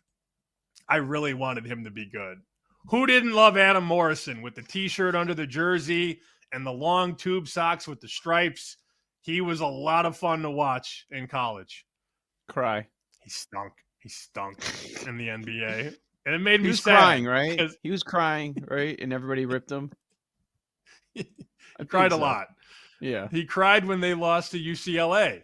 That's Yeah. the Gus Johnson, Batista with the catch! Ah! And Gonzaga loses in heartbreaking fashion, and Morrison put his T-shirt here and just cried like a baby during that tournament run, or lack thereof. So I put Adam Morrison at 3. 2, I went Sam Bowie, the guy who went before Michael Jordan. Now, I've been told that Bowie was dominant at Kentucky. I didn't see it because I wasn't around. Yeah, whatever. I mean, how do you go Akeem 1, Bowie 2, Jordan 3? That's bad. I think, he was fine. He played 10 seasons. He was an all-rookie first-team guy. But Michael Jordan was on the board. And Portland took Sam Bowie because they had Clyde Drexler, who was another nice player. I named my cat after Clyde Drexler. I love Clyde Drexler. But no. You got MJ on the board. You got the greatest player of all time sitting there. And you go Sam Bowie? Not great. You could have put Greg Oden here, too. They took Oden over Kevin Durant many years later. But I went Bowie number 2. And to bring it all full circle, this was Michael Jordan's first big move in the front office. In 2001, he decided to take a kid by the name of Kwame Brown out of high school. Did not work out. Doug Collins at coach, Michael Jordan exec, and Kwame was not ready to go. There was a story about him that Kwame was so unaware of how to be a professional that he used to wear a suit, and after he wore the suit, he would throw it out. That was an urban legend. He didn't know that you could dry clean it. So there was a story back in the day that Kwame would wear a suit and then throw it out. I don't know that that's ever been confirmed, but that was an urban legend. That Kwame was so dumb, he didn't put the suit in the dry cleaning bag and wear it again. Not that that makes him the worst bust of all time, but I remember watching that draft. I was really getting into basketball on a national level. I mean, we were all Bulls fans as kids, but I was 12 when that draft happened. And I'll never forget them talking about him on the set like he was the greatest high school player of all time. Mm-hmm. And he was in the league for 12 years. He was a role player, averaged 6.5 points per game. But the way they talked about him and pumped him up and said he was going to revitalize the game in Washington. Nope. To me, I think he's the biggest bust of all time because of the hype that they put on his name and the lack of production in the pro. So Kwame Brown tops my list at number 1. All right. I like it. Here's what I like the most about it. You put 3 names out there that I don't even have on my list. So we have a wide range of names to go through. Good stuff there. Kwame Brown. I was going to bring him up to Jenks. We didn't have time because I know he would have been his number 1 as well. You guys are probably on the same page as far as that goes. Okay, good list there with Brown, Bowie, Morrison, Darko, and Bennett. Number 5 overall for me, you did not have on your list. Let's go Clippers. Let's go 1998. The 1-1 pick was Michael Olowokandi. Oh, God. What a terrible selection by the LA Clippers. And I'm looking at some of these other names that went. Like, this is part of it. These were players that went top 10. Vince Carter went 5th. Dirk went 9th. And Paul Pierce went 10th. You got a bunch of Hall of Famers there in the top 10, and you land on Michael Olowokandi. I guess it would have been worse if you would have said Rafe LaFrentz like the Denver Nuggets did at number 3 overall. But I'm going with Olowokandi at number 5. Number 4, you mentioned his name. He didn't make your list. I had to put him on the list. Injuries were a concern when he was at Ohio State. It's all most people would talk about. Now, he would dominate games, but the injury concern always there, and that's what you get with these 7-footers. We're good on KD. Let's take Greg Oden. I've got Greg Oden, number 4 on my list, 2007, out of Ohio State, Portland Trail Blazers. Maybe we'll bring them up in a few minutes again. But Portland Trail Blazers, bad history there. Yeah, they go Oden. There was also a Horford draft as well. So huge mistake to go 1-1 with Greg Oden there. So a little candy, Oden, number 3 overall. Another guy, Sam, that you did not mention, had to put him on the list. We go to 2009. 2009 draft.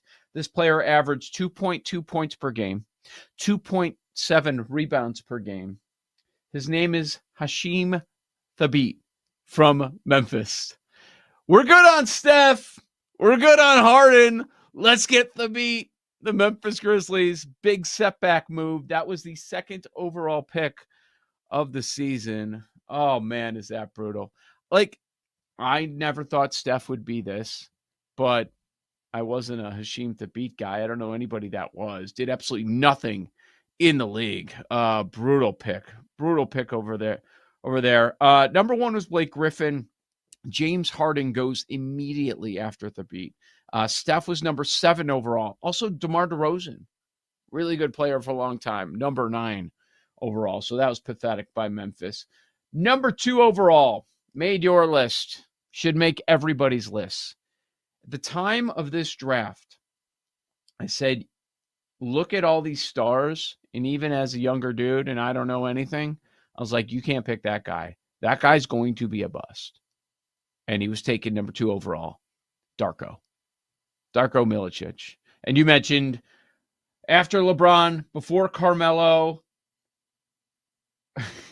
LeBron 1, Melo 3, Bosh 4, Wade 5, and you walk away with the Darko pick. Pistons fans still crying about that one. I understand why. 2003, that is going to go down as an all-time NBA draft class.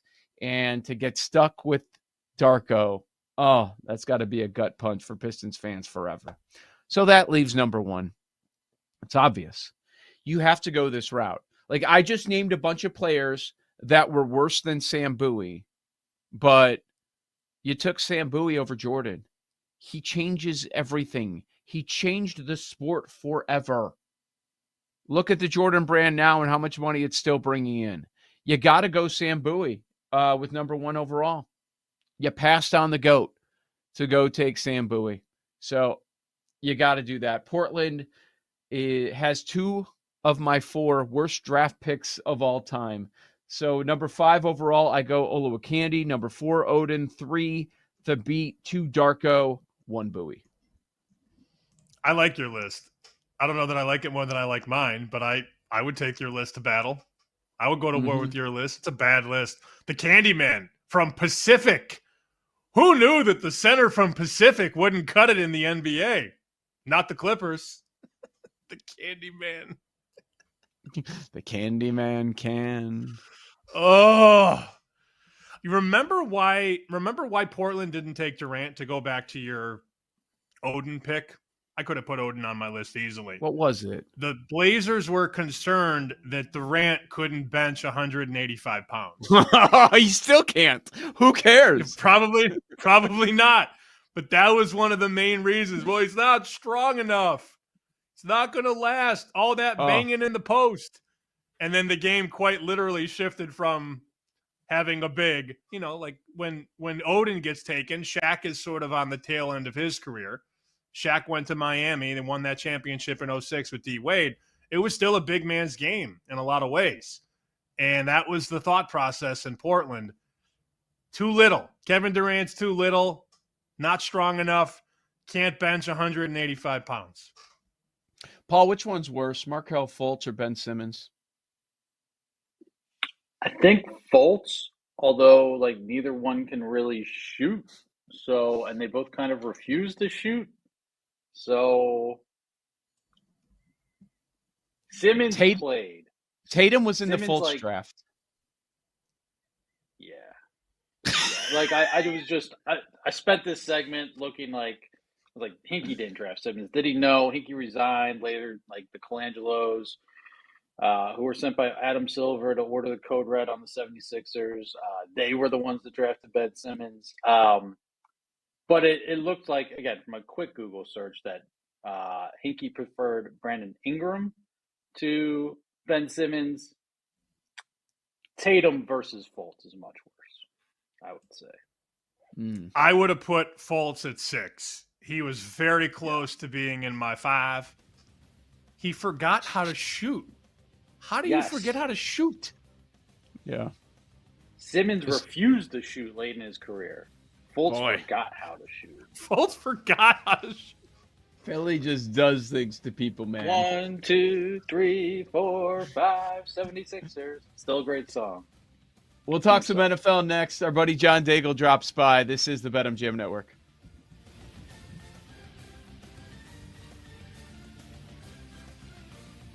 You're listening to Bet Sweats with Joe O and Sammy P on the BetMGM Network.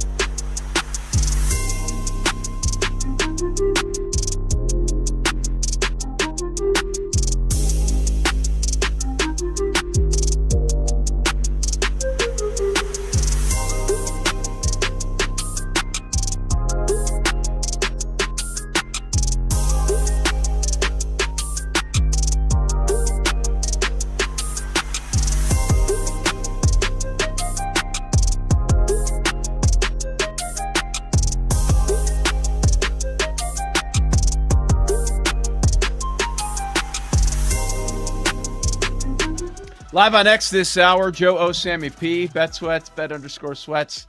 Over on X, we just had a 5-minute debate. Sam is very upset. I think at all of us. He's upset at America right now. We ended up talking about baseball movies. Why? I don't know, because we were just talking about the NBA draft and the worst picks of all time.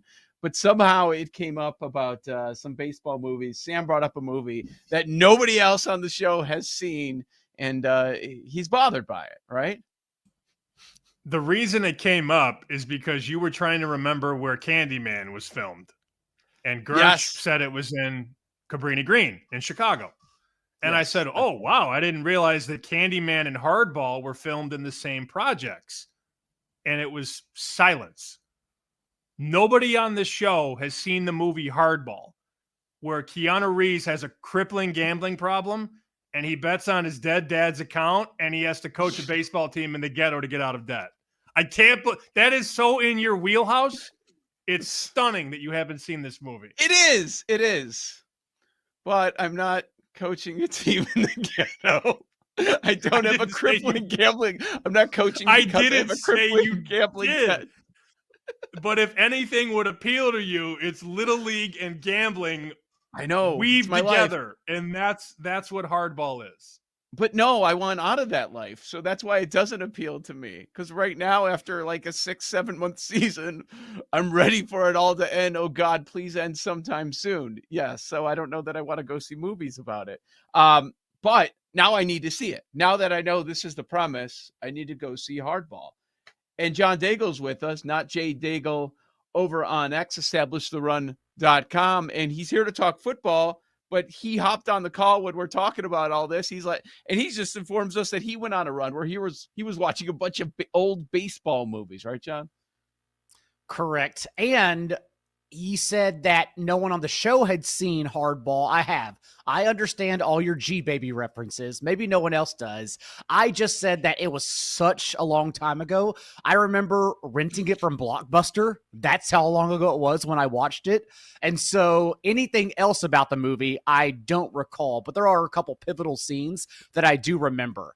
I went on my journey of watching older baseball movies, seeing if they held up most recently, though, like Major Leagues, Bull Durham, A League of Our Own, and those movies were all still very, very good. But yes, it's been a while since I've seen Hardball in particular. And you were talking about it behind the scenes because it's that time of the year, right, where as kids we would tune into SportsCenter and it would only be baseball and NASCAR highlights. It's the worst time of the year, even though I do love baseball, obviously. But yes, we used to dread this part of the season. All I will say, Joe, is that you have one of the best storylines for Little League coaches of all time.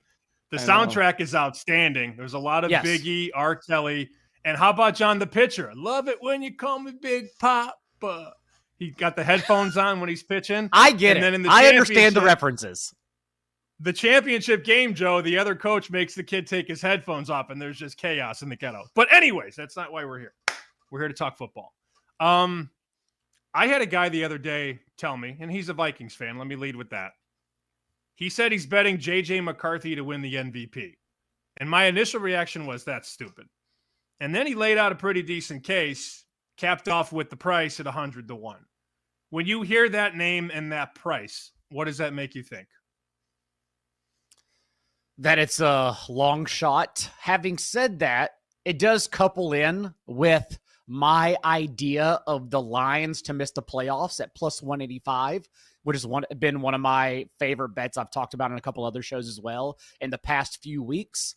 That does couple with the Vikings doing really well. And that's really what's happening here for Detroit, is that everyone else is building up, while you could argue Detroit has lost the most, not only in that division, but perhaps in the entire league, with starting either a rookie in Tate Ratledge, a second-year player at both their starting guard spots, Graham Glasgow, who they were going to separate from and not use at all, similar to Trevor Penning with the Saints last year. And then by default, after Frank Ragnow retires, now they have no choice but to throw Glasgow as their starting center. And so just a lot going wrong, including the hiring of Ben Johnson to Chicago. Whereas, again, the Bears with all the added immense talent.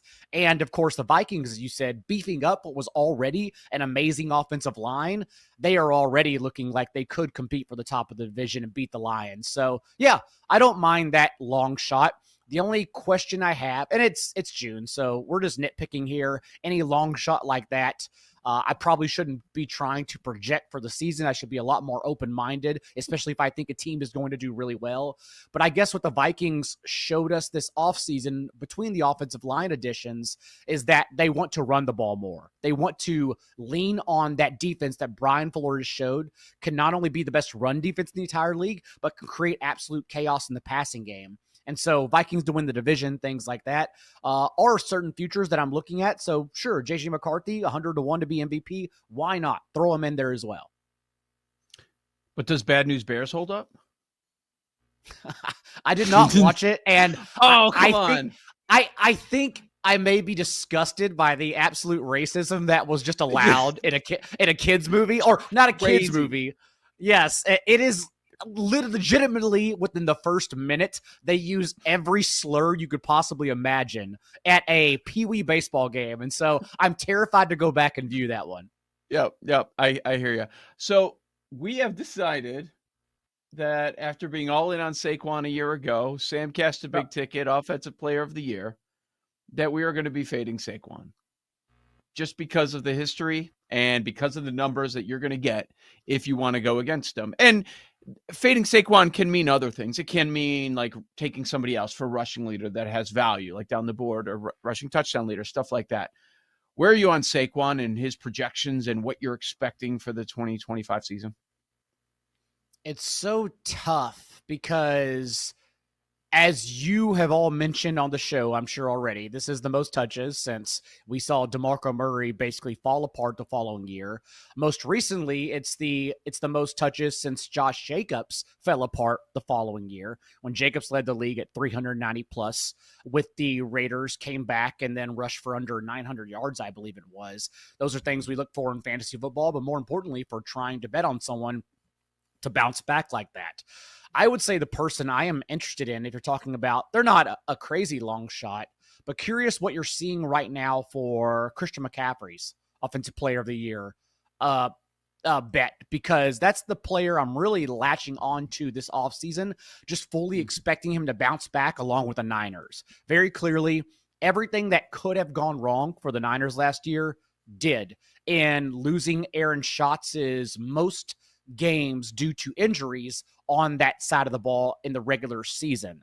Now we're expecting to have Brock Purdy, Christian McCaffrey, who did in his own only 2 games with Brock Purdy last year, out-touched Jordan Mason 43-2, was not as efficient in the passing game because he was still clearly injured. But Kyle Shanahan has shown us for multiple seasons that if his guys are available, he will proudly run them into the ground. He does not care. He will get you out there, as we saw with Deebo Samuel playing through an ankle injury, pneumonia last year when he was active as well.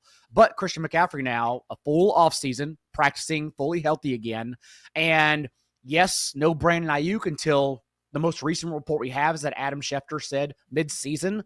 And so this iteration they have on the field right now, Brock Purdy, George Kittle, Juwan Jennings, Ricky Pearsall, they only played 10% of San Francisco's plays together last year, but they were still really good. Juwan Jennings had a 41% target share with Deebo Samuel off the field. Ricky Pearsall in his last 2 games without both Deebo and Brandon Ayuk, he had over 100 yards and a touchdown and 6 catches for 69 yards and a touchdown in the final regular season game. And so there's still just a lot of immense talent on that side of the ball against Warren Sharp's softest schedule in the entire league. And so if we're assuming McCaffrey's at full health, I think the season sets up really well for him to just remind us why he is, if we're talking about fantasy football, not only the RB1 over Saquon Barkley, but also for on the field, the offensive player of the year and the most important player at his position. They basically flipped the 2 players. So going into last season, I remember vividly being in Vegas and thinking to myself, I'm not betting McCaffrey at 6-1. Yep. That's a dumb bet. I'll bet Barkley at 25-1. Well, if you look at the market now, they've literally, John, flipped the 2 guys. So Barkley is now in that 5-6-1 range. You can get a 22-1 on McCaffrey. Love it. And I will be going to that.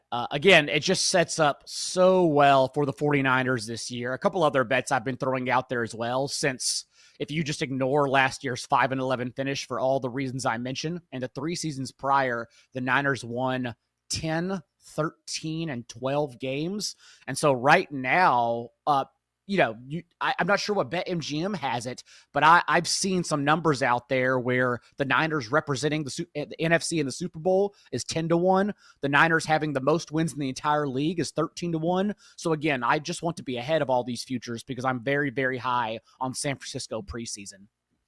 Such a soft schedule that they have. With John Daigle here, So easy.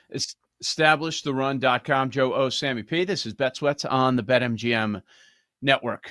All right, give me a running back that will not be drafted, let's call it in the top 3 rounds in fantasy, but when it's all said and done, fantasy points, production, however you want to view it, they're going to be widely viewed as a top 5 to 7 running back.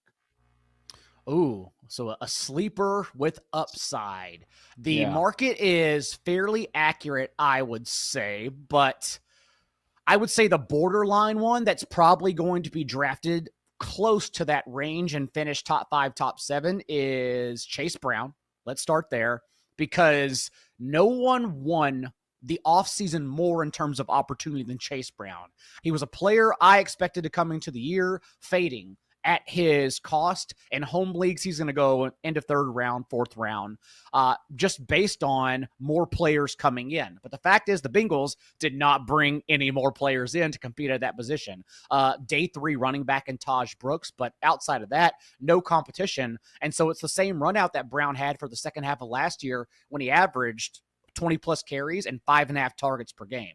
He's going to be a workhorse, and this offense still runs through Joe Burrow, so the passing upside, the receiving upside, I should say, is still there for Chase Brown. So love Chase Brown. If you start your drafts with a few wide receivers, you still need that RB1 later on, 3rd, 4th round. Love Chase Brown there. I guess the sleeper for me I'm mentioning is Zach Charbonnet, who has always been a very good player. You go back to college, was a 5-star prospect recruited by Jim Harbaugh.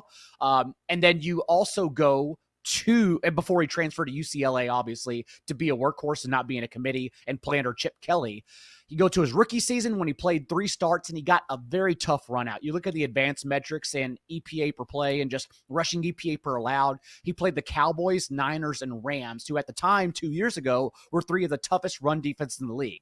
And so everyone was very scared of his opportunity last year. He makes 6 starts. He explodes, scorches the earth on those 6 starts in place of Kenneth Walker. And now, more importantly, although Kenneth Walker's still there, it's a new offensive coordinator. It's an offense that has at least suggested with their offseason moves, they do want to run the ball more and focus on that. And perhaps they can do that with talent on defense. And if that is the case, we don't know Charbonnet's ultimate range of outcomes. We don't know his ceiling. Is he going to be mixed in more? Is he going to just simply out-touch Kenneth Walker for being the better all-around back? Walker is more explosive, but Charbonnet, I believe, is the better player just in terms of everything he can do, even in pass pro.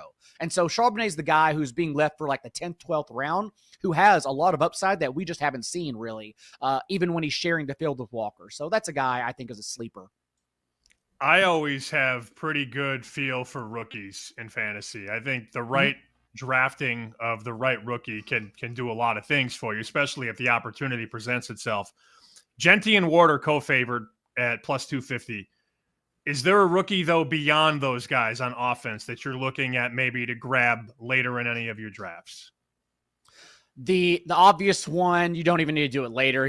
In home leagues, it's so different from best ball ADP because now this is the 3rd year where it continues to separate mightily. So much so that like best ball ADP is useless when it comes to your home league. You can't use it at all. But right now, I would say Amarian Hanson's the easy one to talk about just because the Chargers before their bye, as Greg Roman and Harbaugh have always shown us wherever they've stopped at coaching, wanted to run the ball. They had the 2nd highest run play rate in the entire league before their bye and top 5 in neutral run play rate. Then they come out of their bye. Both J.K. Dobbins and Gus Edwards Edwards is inefficient before he gets injured, but they're both injured, and it turns out they can't run the ball, and so they start leaning on Justin Herbert. But going into this offseason, including the first-round addition of Amari Hampton, I think they told us they want to get back to what they did in that first month of the season. So love Amari Hampton, mixing with Najee Harris, especially if we're holding on to him as a flex guy, but then breaks out into an RB1, RB2 in the second half of the season. The one being left for dead is Bashal Tutin out of Jacksonville. And it's an ambiguous backfield, wide open. He's going to go undrafted, not in your dynasty leagues, but in your season-long leagues, when, again, we just don't know who's going to win that opportunity. Tutin is the most explosive, actually the most athletic combine since the combine has been testing players at his position at running back. And Travis Etienne, talking about the final year of his contract. There were trade rumors that surfaced that ultimately won't come to fruition. It's very, very hard to trade a mid-level running back like that. But Etienne was just last year outplayed by Tank Bigsby, who really didn't show a receiving resume. So at least that role is open for Tutin to have, and then perhaps overthrow the rest of them, again, as a last-round pick in your home leagues. John Daigle, EstablishTheRun.com, not Jay Daigle over on X. John, I know things are going to be ramping up over there, EstablishTheRun.com, as we prep for the season. Hope to talk to you a few more times before things get to that point. All right, coming up next, Illinois betting nationwide. It is changing. Things you need to watch out for. Joe O, Sammy P, you got Bet Sweats. You're listening to Bet Sweats with Joe O and Sammy P on the BetMGM Network.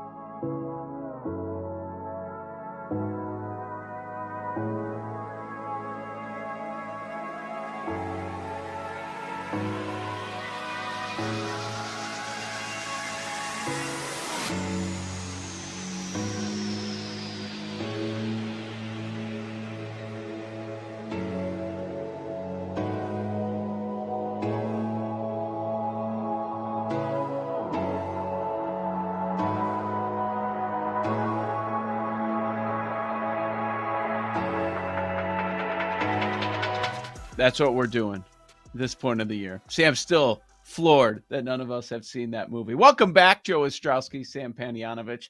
This is Bet Sweats on the BetMGM Network. Foul Territories. Alana Rizzo will be joining us in 20 minutes from now, top of the hour, to talk some Major League Baseball. We'll also go over that MLB card. Sam, do you remember when Paul Aspen said that the kid from Rookie of the Year in Little Big League was the same person? Yes, I do. And you were not pissed. Not the same guy. No, not the same guy. Billy Haywood and Henry Rowan Gardner are not the same guy. Definitely not. That would be an insane move. 2 feel-good baseball movies, and then let's use the same person for 2 different characters. I just thought he had the market cornered, you know? That was my thought on that. So one of the players on the hardball team is a very young Michael B. Jordan. He's on that team. Yeah. So it's one of his first movies. They plucked him out of, is he from Chicago? I don't even know where he's from. I should know that, but I don't. But the team is based out of Chicago in the movie. And that was one of his first roles. He's from California, apparently. Yeah. That makes sense. But yeah, he was one of the players on the team in hardball. I can't believe you haven't seen it. I can't believe you don't know who G Baby is. Paul's suggesting a show viewing. I don't know what that entails, but maybe. Yeah, I don't know. Oh, not together. I just think at some point we all like on Zooms or something. Review. A review. Oh, okay. Yeah. People used to watch movies. People used to do that during COVID in 2020. Right. Like watch movies on Zoom together, which was very weird. What was that popular show? Was it like sci-fi? Where those Mystery Science Theater 3000 yes. or whatever? Paul's I got that for you. Science Theater guy. Did you ever watch that, Sam? No.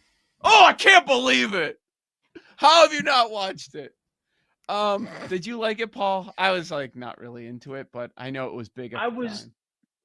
Yeah, I was kind of young. I think it was more of like, I think there were other people in my family that were like more into it, but like there was the three people, the 3 like heads in the front, and they were all like offering commentary during the show. I'd be down for a Mystery Science Theater 3000-esque viewing of Hardball. And of course, Gertch loves Mystery Science Theater.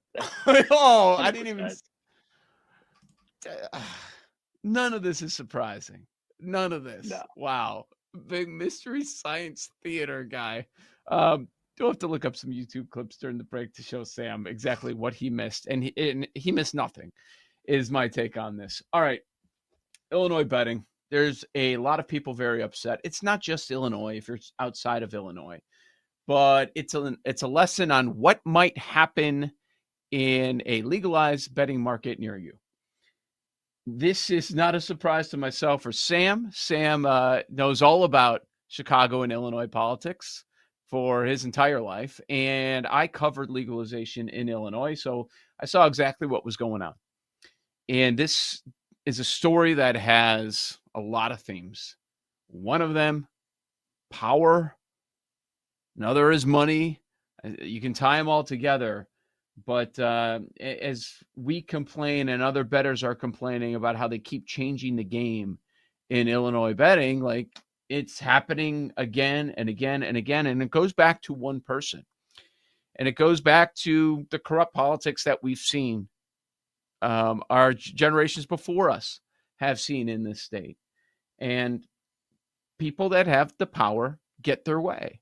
And in the state of Illinois, if you're a Democrat that's rich, a lot of times you end up getting your way if you're supporting the correct people. If you're funding their campaign with a ton of money, you're going to end up getting your way. And there's a terrific breakdown. Sam, why don't you explain where you saw this piece over the last few days that really explains what is going on with Illinois sports betting and why people should be on the lookout? Eric Ramsey wrote it up for Legal Sports Report. Actually, Mitch texted this to me last week, our boss, Mitch Rosen, and said, "Did you read this?" And I said, "No, I haven't. I hadn't seen it." And then I read it, and Ramsey does an incredible job at connecting the dots between Neil Bloom, who is one of the richest people in the world, and the co-founder of Rush Street Gaming. They have Rivers Casino, Bet Rivers, all that. So he connects the dots between Neil Bloom and big old J.B. Pritzker, the governor of Illinois, who has never met a meal he hasn't liked in his life. Wow. So those two go way back. And there's been contributions to campaigns. There's been philanthropy together. But most importantly, as laid out in the story, the taxes and the revenue that Bloom has helped bring into the state is astronomical. And they also paid $125 million for a casino license. The revenue, according to Paul Gaynor, who was an attorney that represented the gaming board, Bloom over the years had paid $1.6 billion of revenue to Illinois. So they were already, funneling cash into a broken machine in Illinois. So eventually, DraftKings and FanDuel come in on the fantasy side. And this is like 2010, 2011, when they started to crack into the market, and Bloom saw it coming. Bloom knew what was going to happen. He said, this is eventually going to explode in my face, because eventually sports betting is going to become legal. And then DraftKings and FanDuel would take over, because they've been picking up customers via fantasy. Yep. So long story short, when PASPA goes down in 2018, he sees it coming. He sees DraftKings and FanDuel coming in Illinois as a betting broker and taking business out of his pocket. And he tried at that time to sin bin them up. Remember that term, the sin bin? They're going to sit in the sin bin for years, because he wanted to continue his domination of the state. And he wanted everybody that gambled in Illinois to do it with Bet Rivers. Didn't quite work out that way. And then the pandemic hit, so that changed a lot of things. But then remember, DraftKings went to East St. Louis and struck a deal with that casino. And FanDuel went to Fairmount Park and struck a deal with that casino, because Bloom and Pritzker were trying to make any book that came into the state hitched to a physical location. And they didn't think it was going to happen, but that it did, so they were mistaken. But they've been trying, Bloom and his people, for 15 years to kick everybody else to the curb so they could have a monopoly. Didn't quite work out that way, but this latest tax is a workaround. The reason that those two books are paying the taxes is not only because they make the most money and take the most amount of bets, but they're the biggest enemies of Neil Bloom and Rivers Casino, period. It's a great breakdown, everything that's gone down. Yeah, whatever he can do to knock down FanDuel and DraftKings, that's what Bloom's been doing. He's got the power, he's got the money. He's already, like you mentioned at the very start, one of the richest people in the world. He didn't have to do this. He's choosing to do this. It's like, no, this is my area. I own it. I run it. He's part owner of the Bulls and White Sox as well. Like, that's the kind of level that we're talking about here. This is mentioned by Ramsey in the piece, and it's just a reminder of how it all went down. When this was trying to get passed in Illinois, he wanted them to sit on the sideline for 3 years. He got it into a bill at one point. It wasn't passed. It was adjusted, but they were calling it the penalty box. All of a sudden, that comes from the politicians out of nowhere. Let's have this penalty box. And meaning, if you're digital only, if you're online only, which was going to cost $20 million a license in Illinois at the time, that you have to wait for 3 years to get that sort of a jump. And Rivers Casino still got the jump on everybody. Still got it. And believe me, I can tell you for a fact, they did not like it when I talked about it on the air. When I was talking about it on 670 The Score on WBBM News Radio here in Chicago about what was going on, they did not like it. Why? Because they contacted my bosses. They wanted me to stop talking about it. And they thought because they were sponsors at the time that they can pull their weight around. Like, no, I'm literally stating facts. This is what's going on. There are many articles written about it, and they were denying everything up and down. Oh, did they get mad at me over at Rush? They hated me. FanDuel DraftKings got around the penalty box. They got around the $20 million for online only because they realized let's hook ourselves with a casino like in Southern Illinois, somewhere far away from up by Neil Bloom, where he dominates in Des Plaines, and let's just get in that way. And they were able to get in. They found workarounds. And now over the last couple of years, it's okay, let's tax the hell out of them. Let's keep on taxing. Let's raise the taxes for all these high volume sports books, because that's what DraftKings and FanDuel are. They're high volume.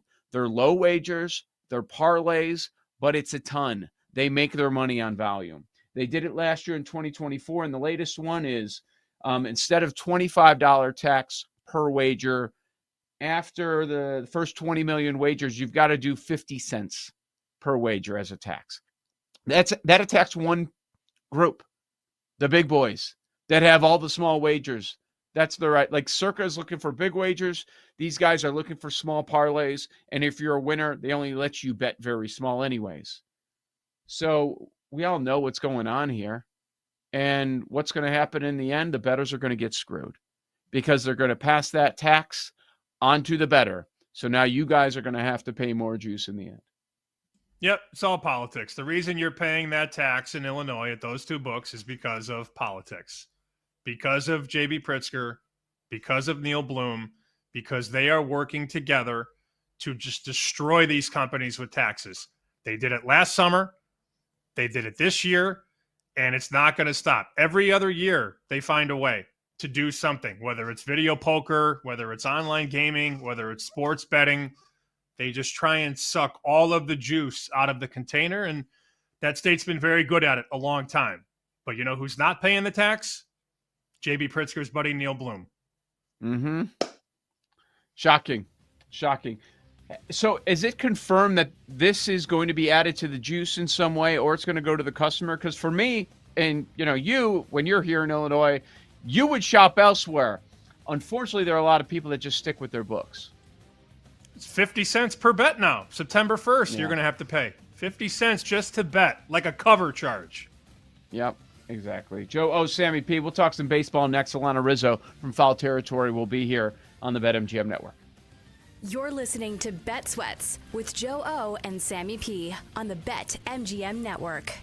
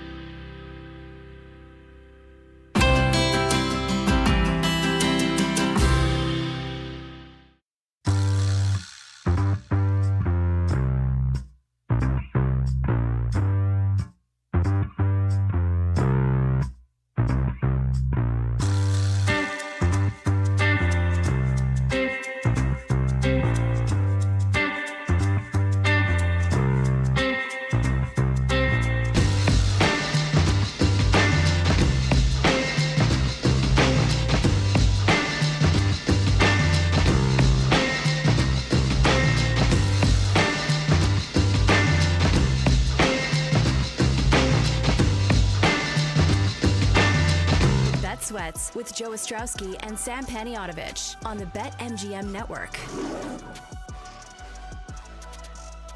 Every Wednesday here on Bet Sweats, lucky enough to have a guest from Foul Territory. Today joining us, Alana Rizzo. Check out Foul Territory weekdays, 1 o'clock Eastern over on YouTube, or it's also available via podcast as well. And Alana, tomorrow, she has Fair Territory and Dodgers Territory. How you doing, Alana?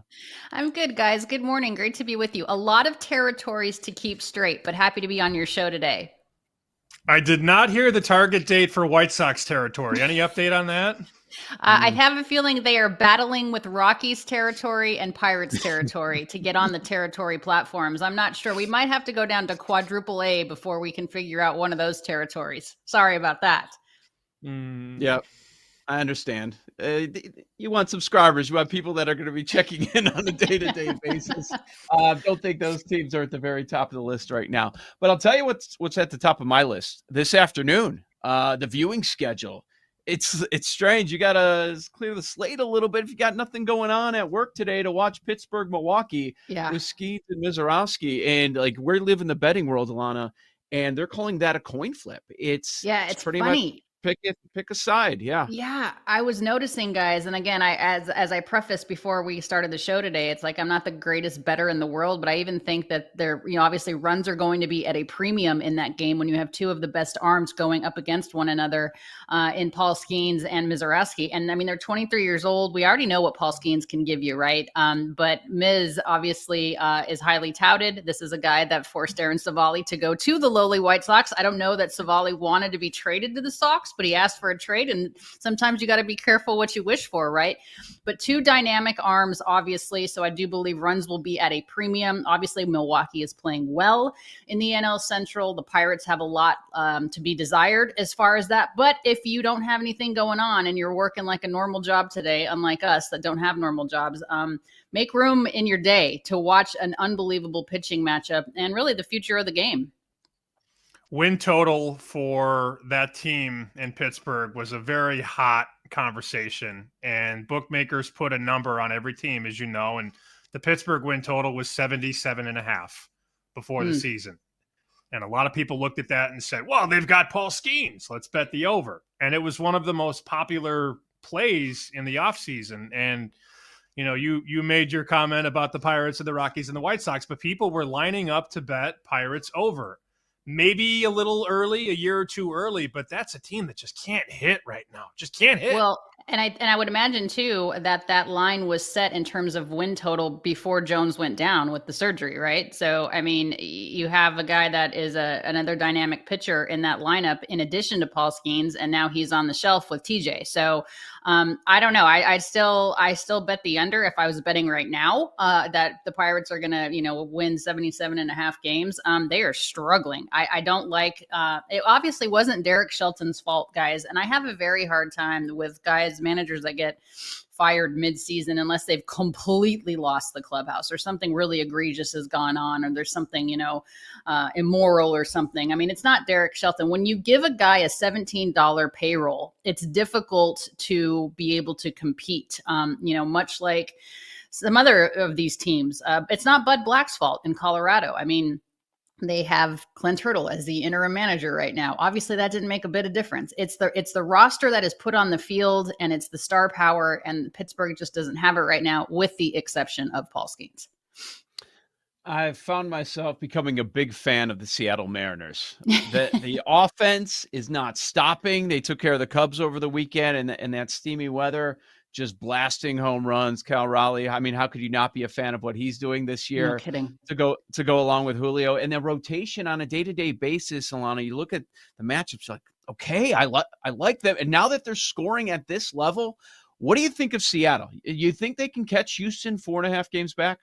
I do. And I believe in Seattle, and this is why. We've always known that Seattle has one of the best starting rotations in the game, right? And that is even with a couple of their big aces on the IL for a portion of the time.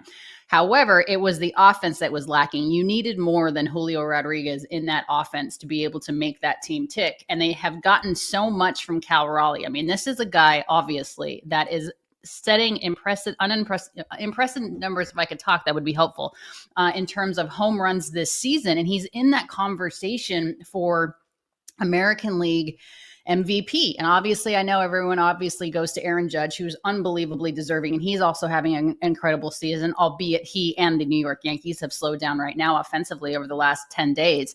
But Cal Raleigh, think about what he brings to the table, right? Obviously, he's smashing the ball at unprecedented numbers, but he's also doing it guiding a pitching staff, which obviously is incredibly talented. But if you can get that type of offense or any type of offense from your catcher, you're loving your chances, right? And they finally have an offense that is producing to complement a starting rotation that has obviously been very good for a number of years. And what I like about the Mariners is their front office, because Jerry Dipoto will not stand idle and do nothing at the deadline. Whatever it is that they need in terms of holes at the deadline to fill, Jerry Dipoto is going to do it. He and AJ Preller in San Diego are like, it's like the Wild West shootout with how many trades can we make, how many acquisitions can we make, and what can we do to make this club better. So I like the Mariners a lot in the American League. I would love to see them get back into the postseason, but moreover, I would like to see them go deep into the postseason.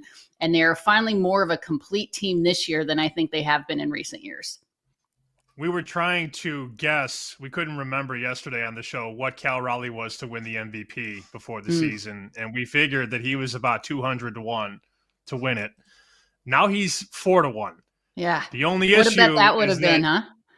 The only issue is you got Aaron Judge putting up numbers like Barry Bonds, right? In his heyday in the 2000s. Do you think voters can get into that ballot box and put Cal over Judge?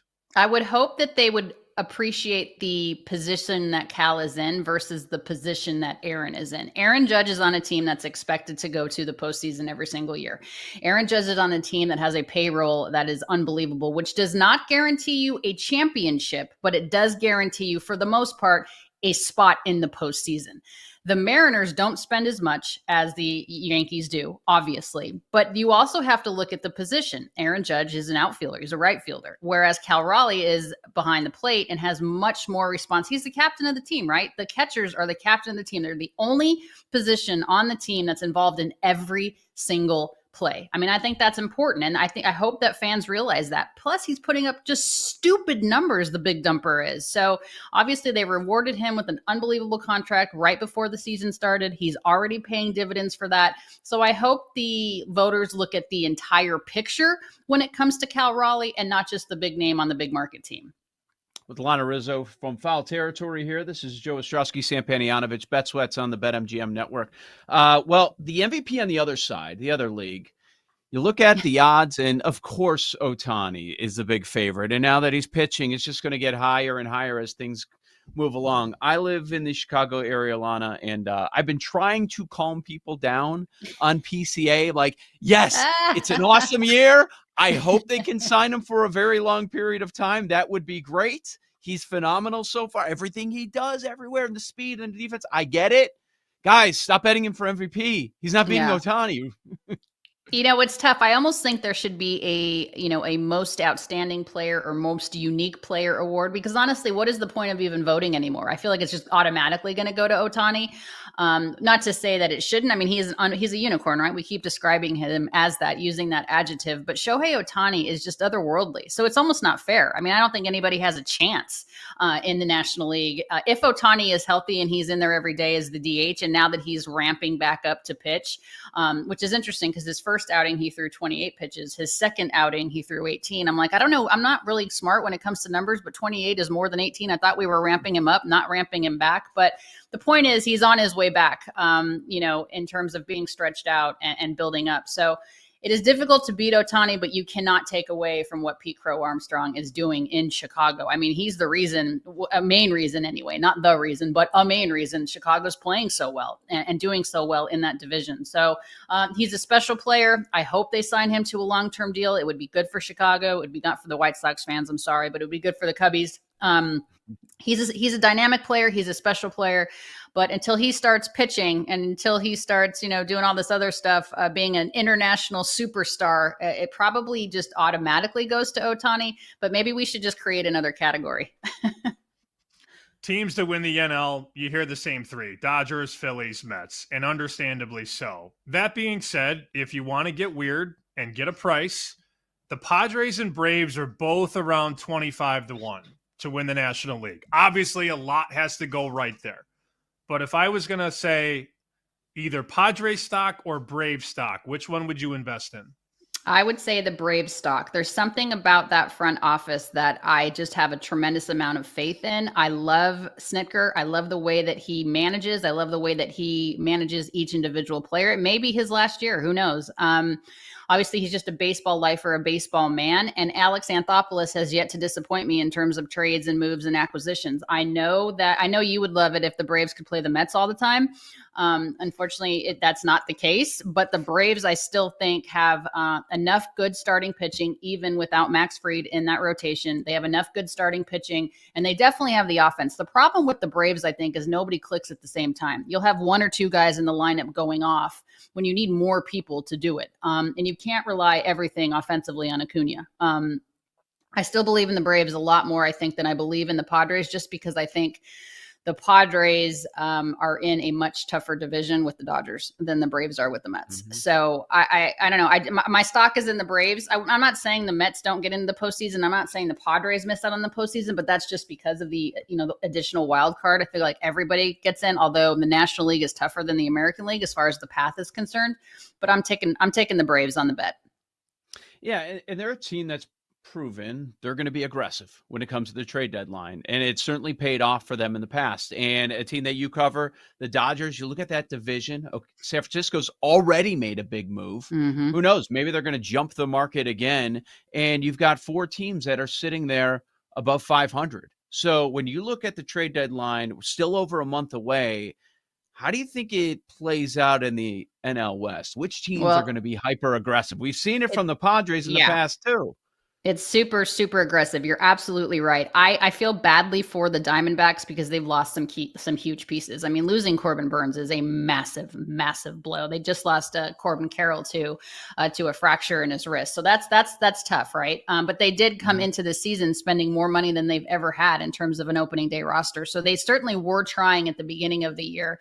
I don't know what move they'll make. We're right about at the halfway of the season, the halfway point, I should say. So we'll see. We'll see if Derek Hall and Mike Hazen and Ken Kendrick do anything there in Arizona. But as far as the the Padres, the Dodgers, and the Giants are concerned, I mean, San Francisco immediately got better, seemingly overnight. The Rafael Devers trade had my jaw drop to the floor. I also cover the Red Sox on NESN, and we were just like, what did they do there? So San Francisco got the slugger that they wanted. They got, the left-handed bat to kind of lengthen that lineup, middle of the order bat that just absolutely crushes. And I know that Oracle is not Fenway, so he may not hit as many home runs at Oracle as he has at Fenway, but no matter where that guy plays, he crushes the ball. So they automatically got better. The Dodgers may not even need to go make a signing. They just got to get their players back. I mean, they have so many dang massive starting arms on the IL. I mean, there's a point they had $102 million on the shelf, you guys. We're talking Blake Snell. We're talking Tyler Glasnow. We're talking Roki Sasaki. Obviously, Clayton Kershaw is back now, and he's pitching well, reaching another milestone soon. I believe he's 8 strikeouts away from 3,000 on his Hall of Fame career. Yamamoto's got to get a little bit better. And their bullpen's decimated too. They don't have Blake Trinan. They don't have Evan Phillips. They've got some serious arms that are hurt. But that being said, I think as the trade deadline approaches, you're going to get those big arms back, and that can only help you. They may not need to make a huge move, the Dodgers. They may get a complimentary piece here or there. The ones I think that need to make a bigger move are the Padres. I mean, they needed a starting pitcher, and they can use another bat in that lineup. If you would have told a Red Sox fan in 2017 they would lose Mookie, Xander, and Devers, they would have thought you were insane, Alana. I would have thought I was insane. I don't understand how they continue to operate like a small market team. They're trying to operate like a small market team, and it's backfiring. This is a team that, as you mentioned, nobody, by the way, Red Sox Nation is still not over the Mookie Betts trade. I mean, they are still super sour about Mookie Betts being traded away for seemingly nothing. You look at the fact that they didn't really pursue Xander Bogaerts in free agency. He's obviously with the San Diego Padres because they elected to give Devers the massive deal over Bogaerts. And now you eat you dump the salary for Devers, but you're also basically dumping all over your fan base, saying like, we're just going to go ahead and give away Rafael Devers and we're going to, get a bag of balls in return. I mean, we'll see what happens in terms of the return that they get for the Devers trade. But that was, to me, I just could not believe it. But the Red Sox are thinking that the future is here, and their future, and they're banking on it, is, Marcelo Meyer, Roman Anthony, Christian Campbell, who obviously got optioned back out to AAA because they want him to work on some things. But they believe that the future is now, and they believe that they have enough. And Craig Breslow still thinks that they will win more with Devers or without Devers than with them, which I don't know. I don't see how that's possible, but you need these young kids to step up. You need Trevor Story to continue to hit, which he's done quietly. You need Jarren. I mean, the Red Sox go offensively as Jarren Duran goes. I would start, I know he can't do it every day, but I would start Carlos Narvaez behind the plate every single day. I don't know why Colton Wong is still there. He finally drove in an RBI the other day. I mean, it's June 25th. The Red Sox have some question marks, right? They're running a team trying to run a team like the Tampa Bay Rays. And the only team that has success running a team like the Tampa Bay Rays are the Tampa Bay Rays. Other markets need to stop doing it, especially when you're the frickin' Boston Red Sox. You are a big market team that has expectations. You are not the Rays. Stop it. Hi to everyone watching on Nessa Nation. Joe Ostrowski, Sam Padianovich with you. Lana Rizzo, you nailed it. We've been talking about it for a number of weeks. Check out Foul Territory today, weekdays, 1 o'clock Eastern. Fair Territory and Dodgers Territory tomorrow. Alana's got you covered there. We'll go over today's MLB card next here on Bet Sweats. You're listening to Bet Sweats with Joe O and Sammy P on the BetMGM Network.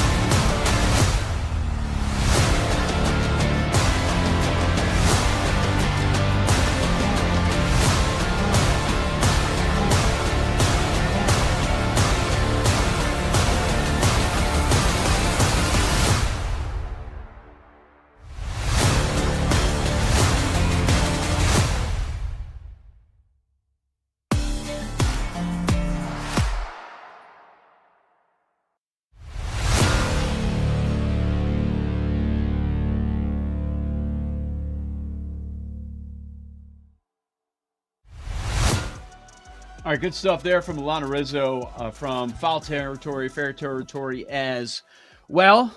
Strong opinion on the Red Sox. We love to hear that and everything else, especially your thoughts on the NL West. It's wild, man.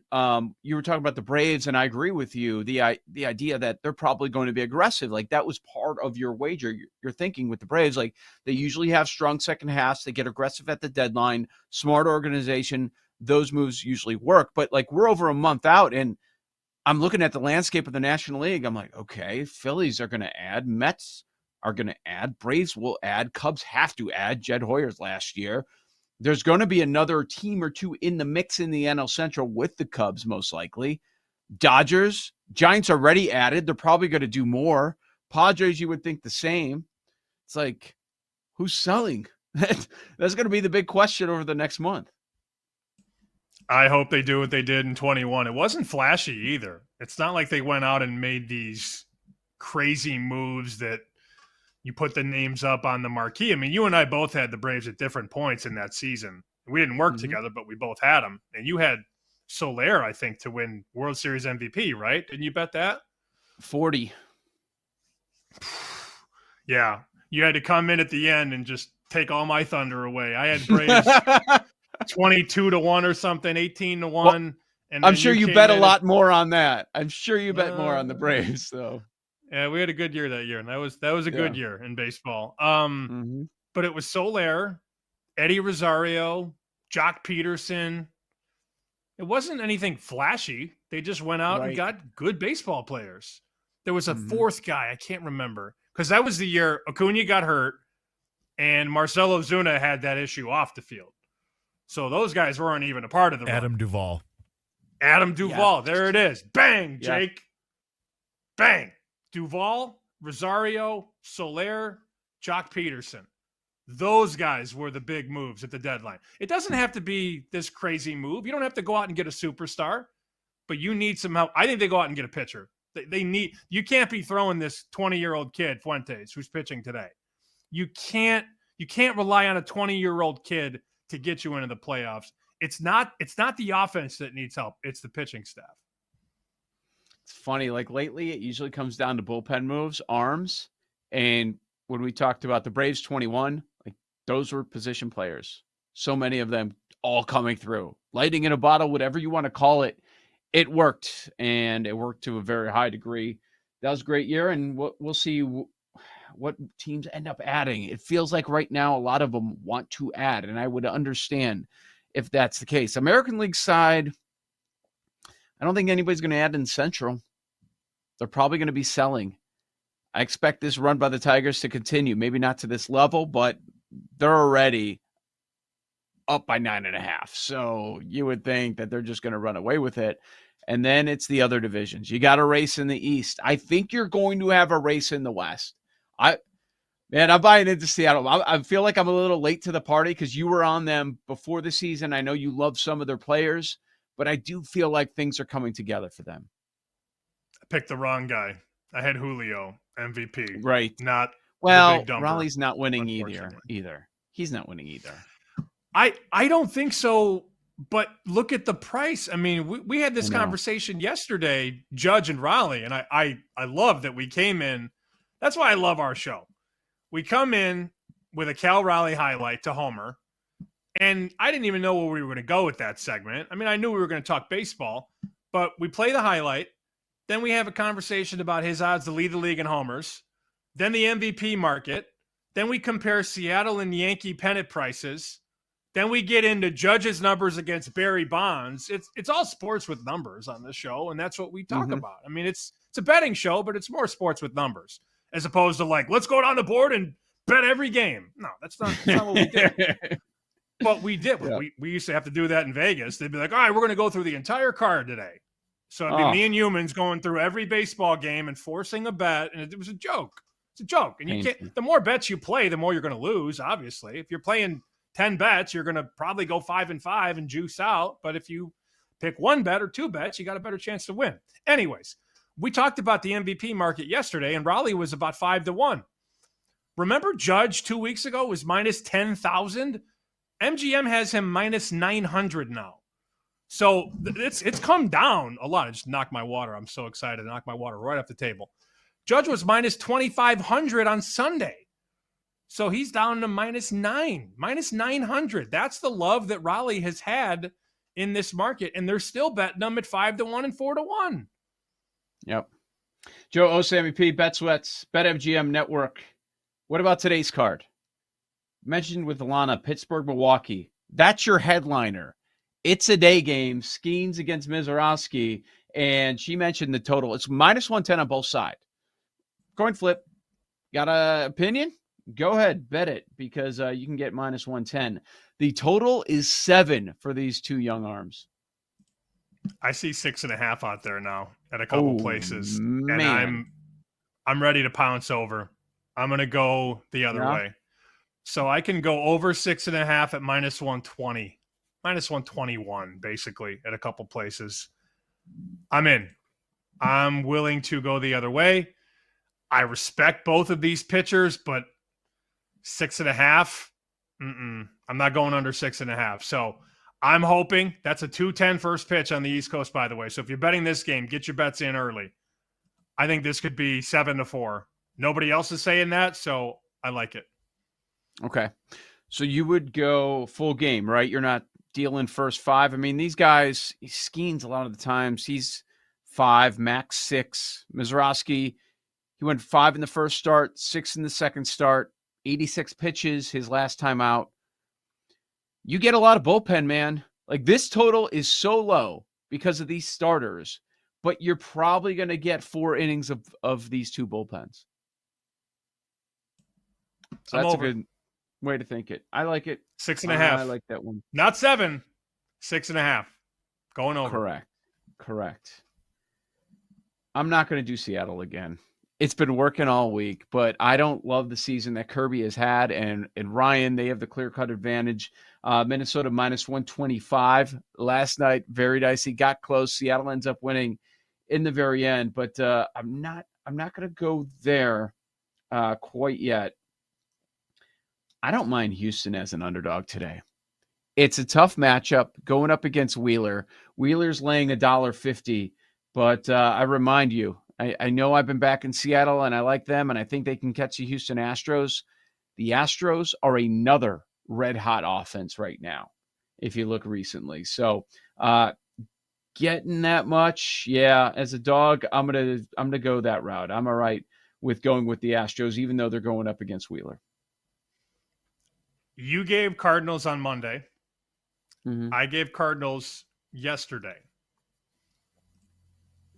Do we do it together today and go back? In fairness, that was Jake. He had that good call on the Cardinals. Oh, Jake had Cardinals Monday? I'm sorry, Jake. Yeah. So is it my turn? Yes. Is that what we're saying? I'm basically trying to get us to the Cardinals again. All right.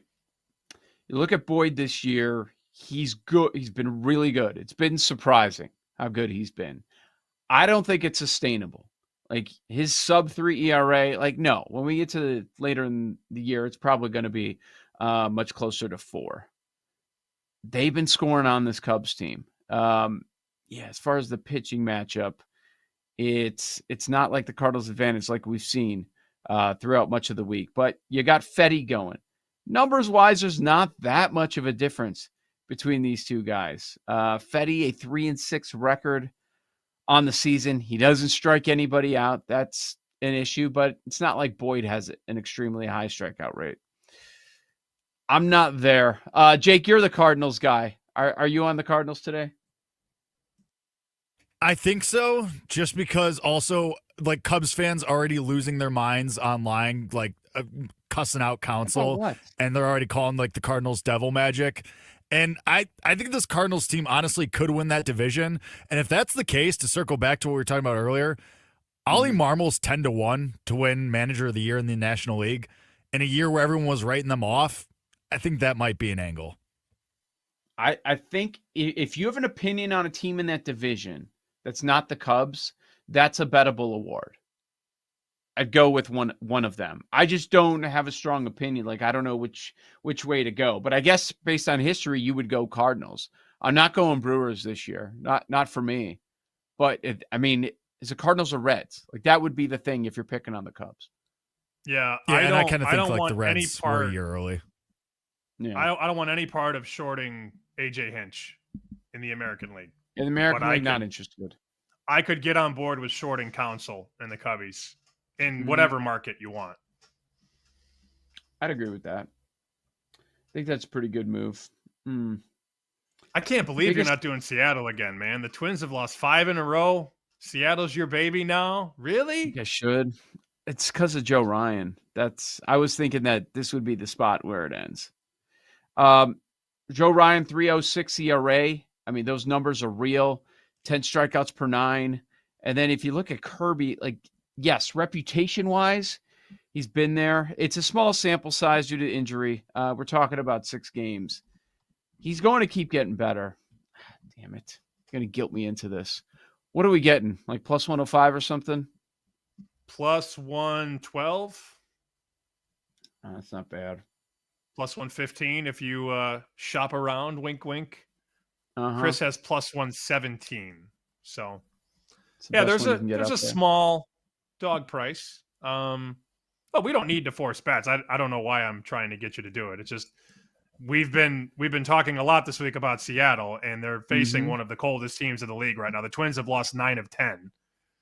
Yep. And I understand that they give the ball to one of their better pitchers, but they're just not playing good ball.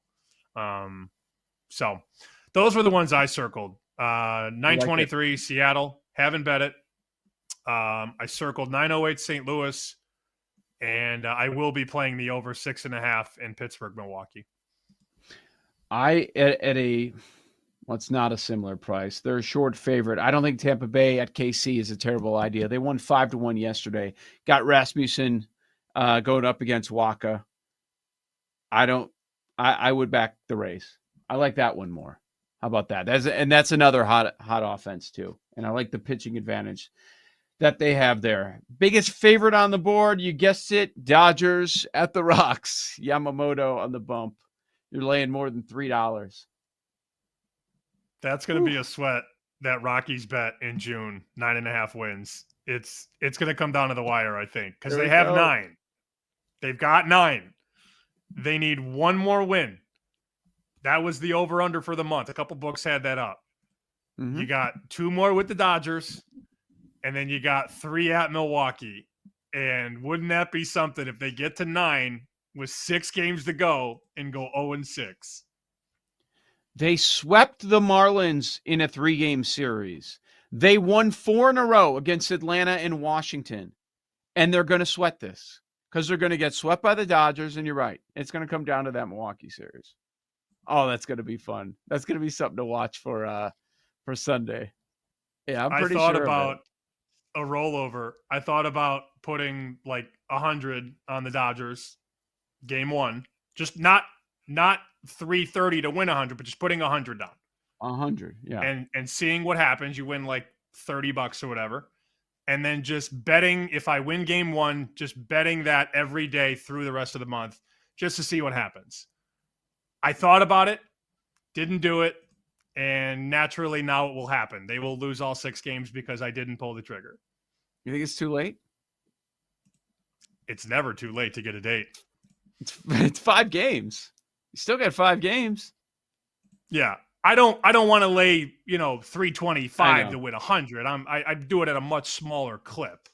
Because you could get cooked if you do it the wrong way. But I also wouldn't martingale it. Like I wouldn't be betting against the Rockies until they lost either. It's just an idea that I had. Just go against them the next 6 games. Already 1 for 1 on the Rocky fade around the 9.5 win total for the month of June. Yeah. Rockies with some tough games coming up. Dodgers, Brewers, Astros. And then it all goes back to one thing. 4th of July weekend. Nothing better than White Sox and Rockies. I would go, but it's in Denver, no, unfortunately. Yeah. Would you really? I would. You would go? 100%. Yeah, I'd go. Terrible. Any other games that stand out? I'm looking, not a ton really pops to me. How about you? No, I think we've gone over most of it. Yep. I don't know why I have this gut feeling about this over in Milwaukee. Like, I don't usually wake up and think I'm going to bet over low totals, but I think the total should be closer to 7.5.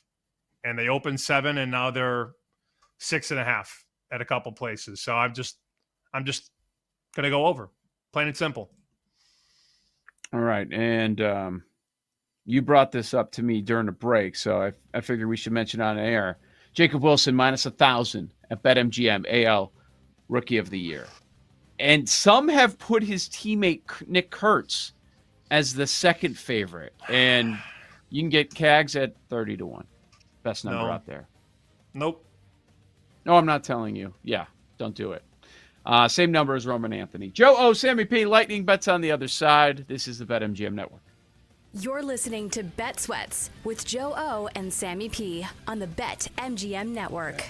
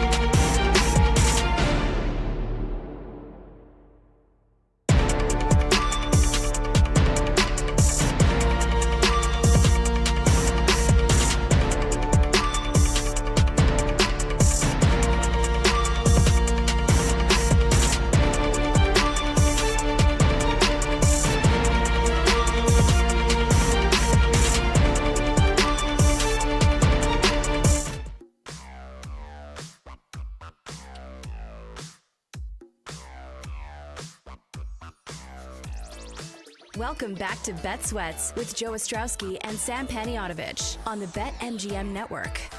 Lightning bets coming your way in just a few minutes. Joe Ostrowski, Sam Panayotovich. Some people would say Joe O. Sammy Peen. Backstory there.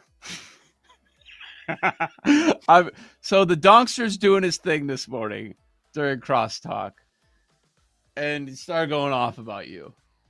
Just going on and on about you wearing something very little below your waist, and I guess the Donkster's turning a page in his life. I don't know if this is going to continue, but anyways, he was talking about you, getting a little excited, and the P stands for peen. I've heard a lot worse. Thanks. I said, like, now all day when I'm resetting, when I'm going to break, coming back from break, every time I say Joe O. Sammy P, I'm going to think about that, and it's like in my brain. So now it's going to pop out one of these times. So very proud that we got through a 3-hour show. I did not say Sammy Peen in there until then, which I did intentionally, just to tell that story. What I have no issue with it. I know some of your other co-hosts would be crying right now and calling HR. I don't care. It is what it is. It's fine. We can make fun of each other. Wait, want to talk about who? Which one? I think next week we should power rate your favorite co-hosts of all time. I think I'd rather do least favorite. Okay, fine. We can do that too. Whatever you want. Do coworkers. I mean, because Eli wasn't a co-host, but he needs to be very near the top of this list. Okay, rewind real quick.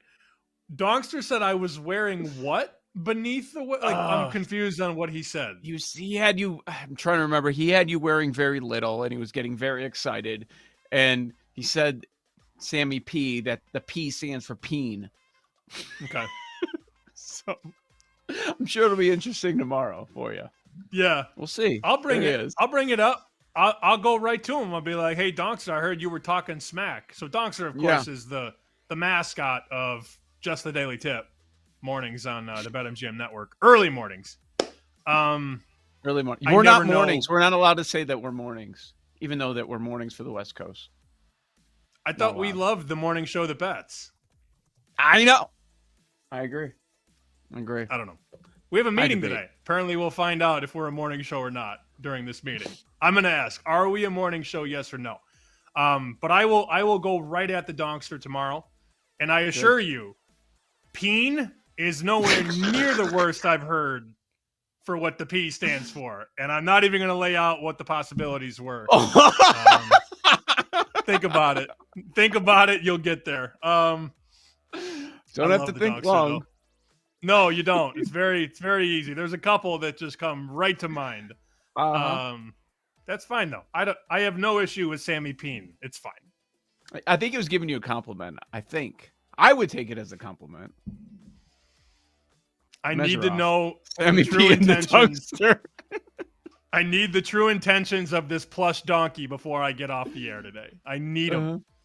All right. We'll try to get that to you coming up here.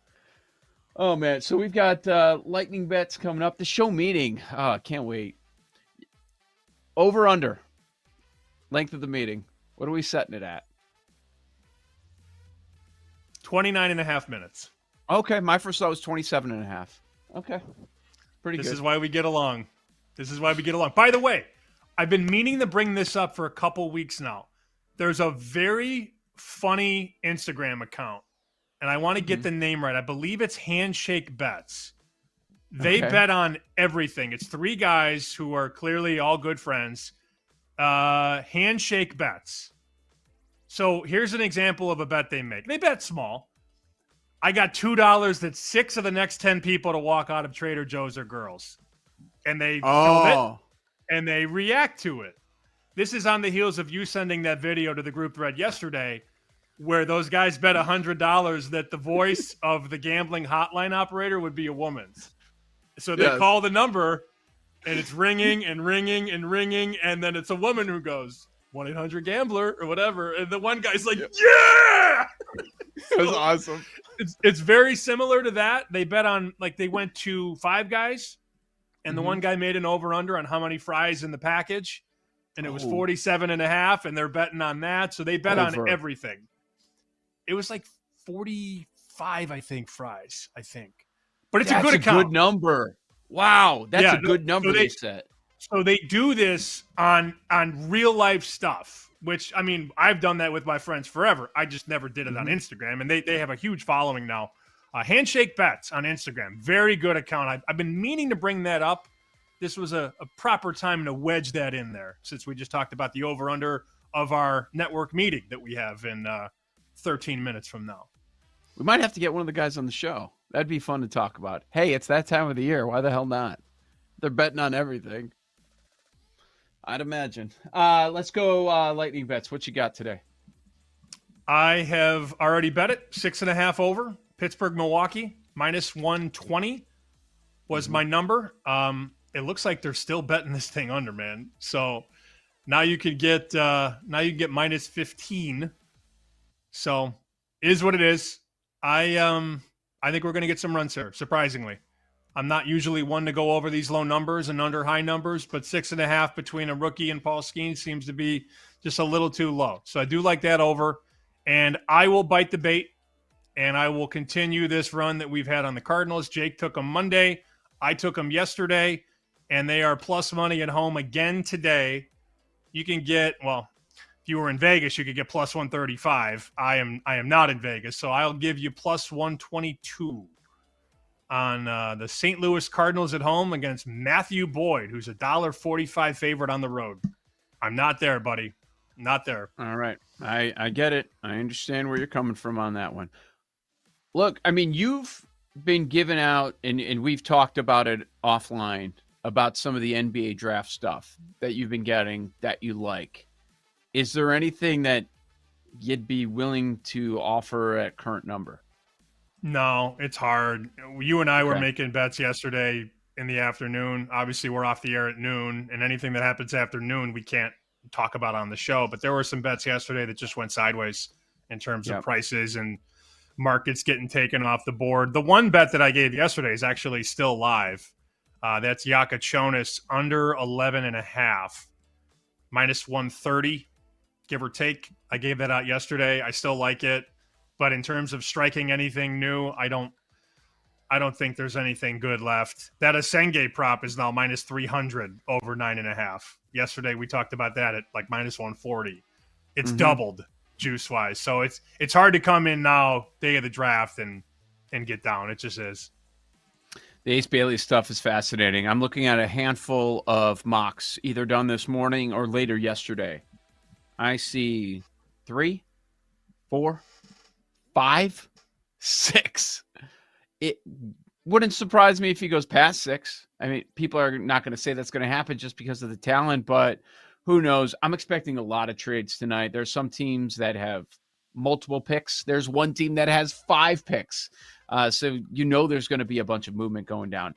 I still like Fears as top 5 price. You can find about plus 175 to go number 5. I think that's where he ends up going. But hey, a little bit of security if Knipple does not go number 4 overall, even though that's where most people have him going. I'm seeing mocks with Knipple going 8. That's kind of interesting. I still think he ends up going 4, most likely to Charlotte there. But the consensus seems to be Flag, Harper, Edgecombe, Knipple at your top 4. Maybe we'll be saying later in the day that the numbers get so far out there that maybe there's information available where we think the draft ends up starting at 5 as opposed to 3, even though it still looks like 3 right now. All right, so still like Fears with that play, and then a couple Major League Baseball looks. I'm going to back Houston. I know it's tough to fade Wheeler, but I'm going to go with Houston. Red hot offense getting plus 145 against the Phils, and I will lay a short price with Tampa at Kansas City. Back in the Rays again in the Rasmussen Waka pitching matchup. So there you go. That's what I'm thinking for today. All right, let's go to Paul Aspen. Paul, where are you looking? I couldn't get anywhere with golf at the Rocket Mortgage, so I guess I'll just pretend like I'm Colin Morikawa's caddy and take the week off, because that's going to fix everything, Colin. Firing your caddy. I guess the Cams have some good history here. But yeah, so not much for me there. That's kind of all. But the mic is working today, so that is there you go. a plus. That's good. That's good. You're saying my list of favorite co-hosts or co-workers would be short? I disagree. I got a lot of favorites. Well, we dipping back into the score archives? No. I think Just the doing list. here. I think the other list would be longer. Was my number of people from this show that make the favorites list over 1.5, under 1.5. Over. I agree with that. 2.5. Joe G, Chris Mack, Steam. Joe G. It's easy. Over. Steaming. No, I mean over, currently Jake. of the current 5, 1.5. What do you mean current? The people they work now. If I like you or not? Yes. What? I thought we were talking. He's avoiding co-hosts. it. He's filibustering. Okay, what is the exact question? That's what I'm wondering. Out of me, Sam, Paul, and Gertch, the amount of people that make the favorites list, over, under 1.5. Over. Do I have to list We got everybody? there. Yeah. Finally we're- got there. We're over. No, it's a long. The Gertch one. That's where I hesitate. With these takes. Mystery Science Theater guy. I don't know, man. Sometimes he throws me for a loop. Jake, you got any baseball bets? I'm kind of shocked none of you said Mackenzie Gore is a dog against the Padres. I was a little surprised by that. I think that's going to be one that I look at least in the first 5. Yeah. I just don't love back in the Nationals, but I understand. Every time Gore pitches, he's an underdog, and you end up looking at that number. It's just a matter of what is that bullpen going to do? What's the offense going to do? All right, we're going to have We have very small window left to talk about this. Vacation Paul, that is a deep V, buddy, if I've ever seen one. Good Lord. That's strong. He's getting ready Look for at the that. Woo! Whoa! Ow, Whoa! ow. No end in sight. Oh, there it is. No end in sight is crazy. Did you just do like a werewolf thing? He just tucked it in. I'm just checking. Yeah. Just checking. Joe O, Sammy P. Back tomorrow morning. We'll talk about the NBA draft, 9 a.m. Eastern on the BetMGM Network. Thanks for listening to Bet Sweats. If you missed anything on today's show, make sure to listen back on the Odyssey app or wherever you get your podcasts.